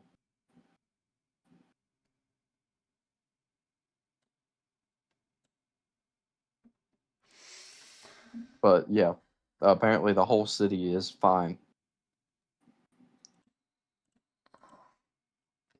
That's good. That's great. That's good news. That is good news. Um, so if you're gonna be streaming, uh, I will try my best to be on probably around 5 your time. I thought you're not working tonight, right? Because you were saying you're going to work like 24 hours or 12 hours or something. I'm on shift right now. I'm on call. Oh, so if you get called in, you have to go in. But if you don't get called in, then you stay home. Yeah, I'm I'm at the hospital right now. I'm just in my office. Oh, okay. I see. I see.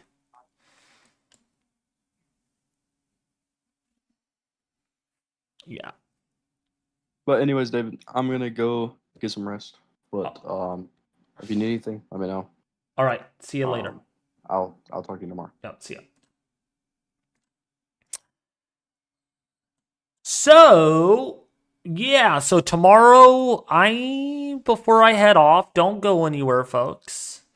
Tomorrow I am planning to go live around noon my time.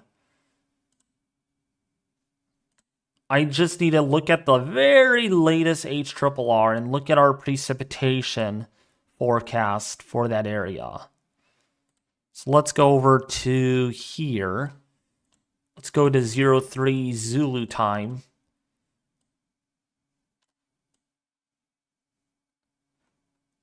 So looks like this is 11, 12, 1.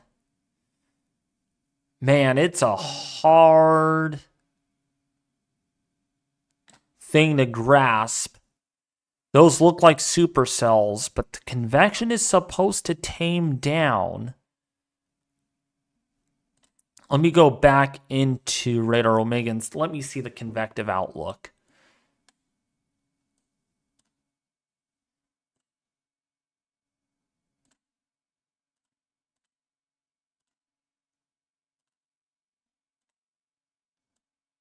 So really, it's a slight risk here.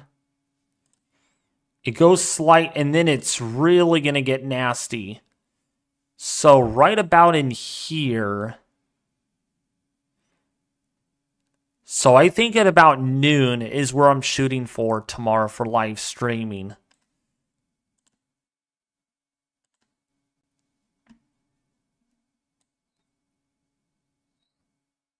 But I don't like this convective evolution, though. Looks really messy. It looks very clobby. Like, ugh. Looks just gross. Looks gross. And one really argues if the HRRR is the one that's more honest something than any other model out there. I want to look at the STP very quickly.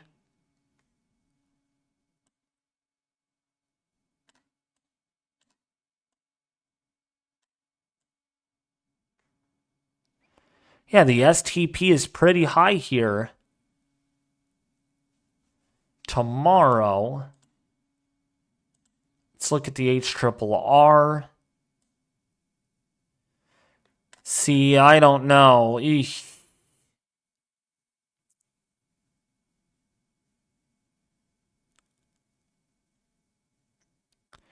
I feel that this is not going to perform as that moderate risk says, just because there's a lot of clustering.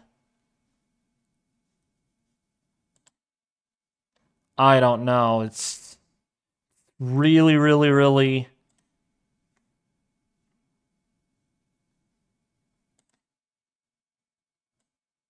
It's very messy. Really messy looking in these areas.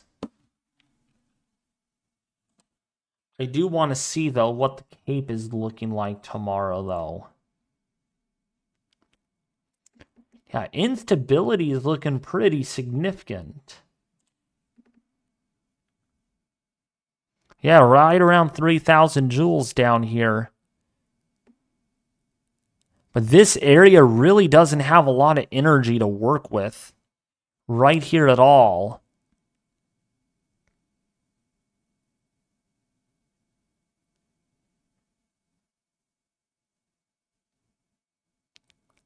Find that really interesting.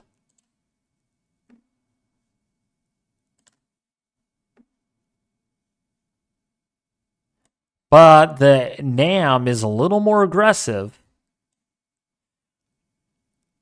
So there's really not, there's going to be some instability here. And then there's going to be weaker instability. And then there's another plume of decent instability here.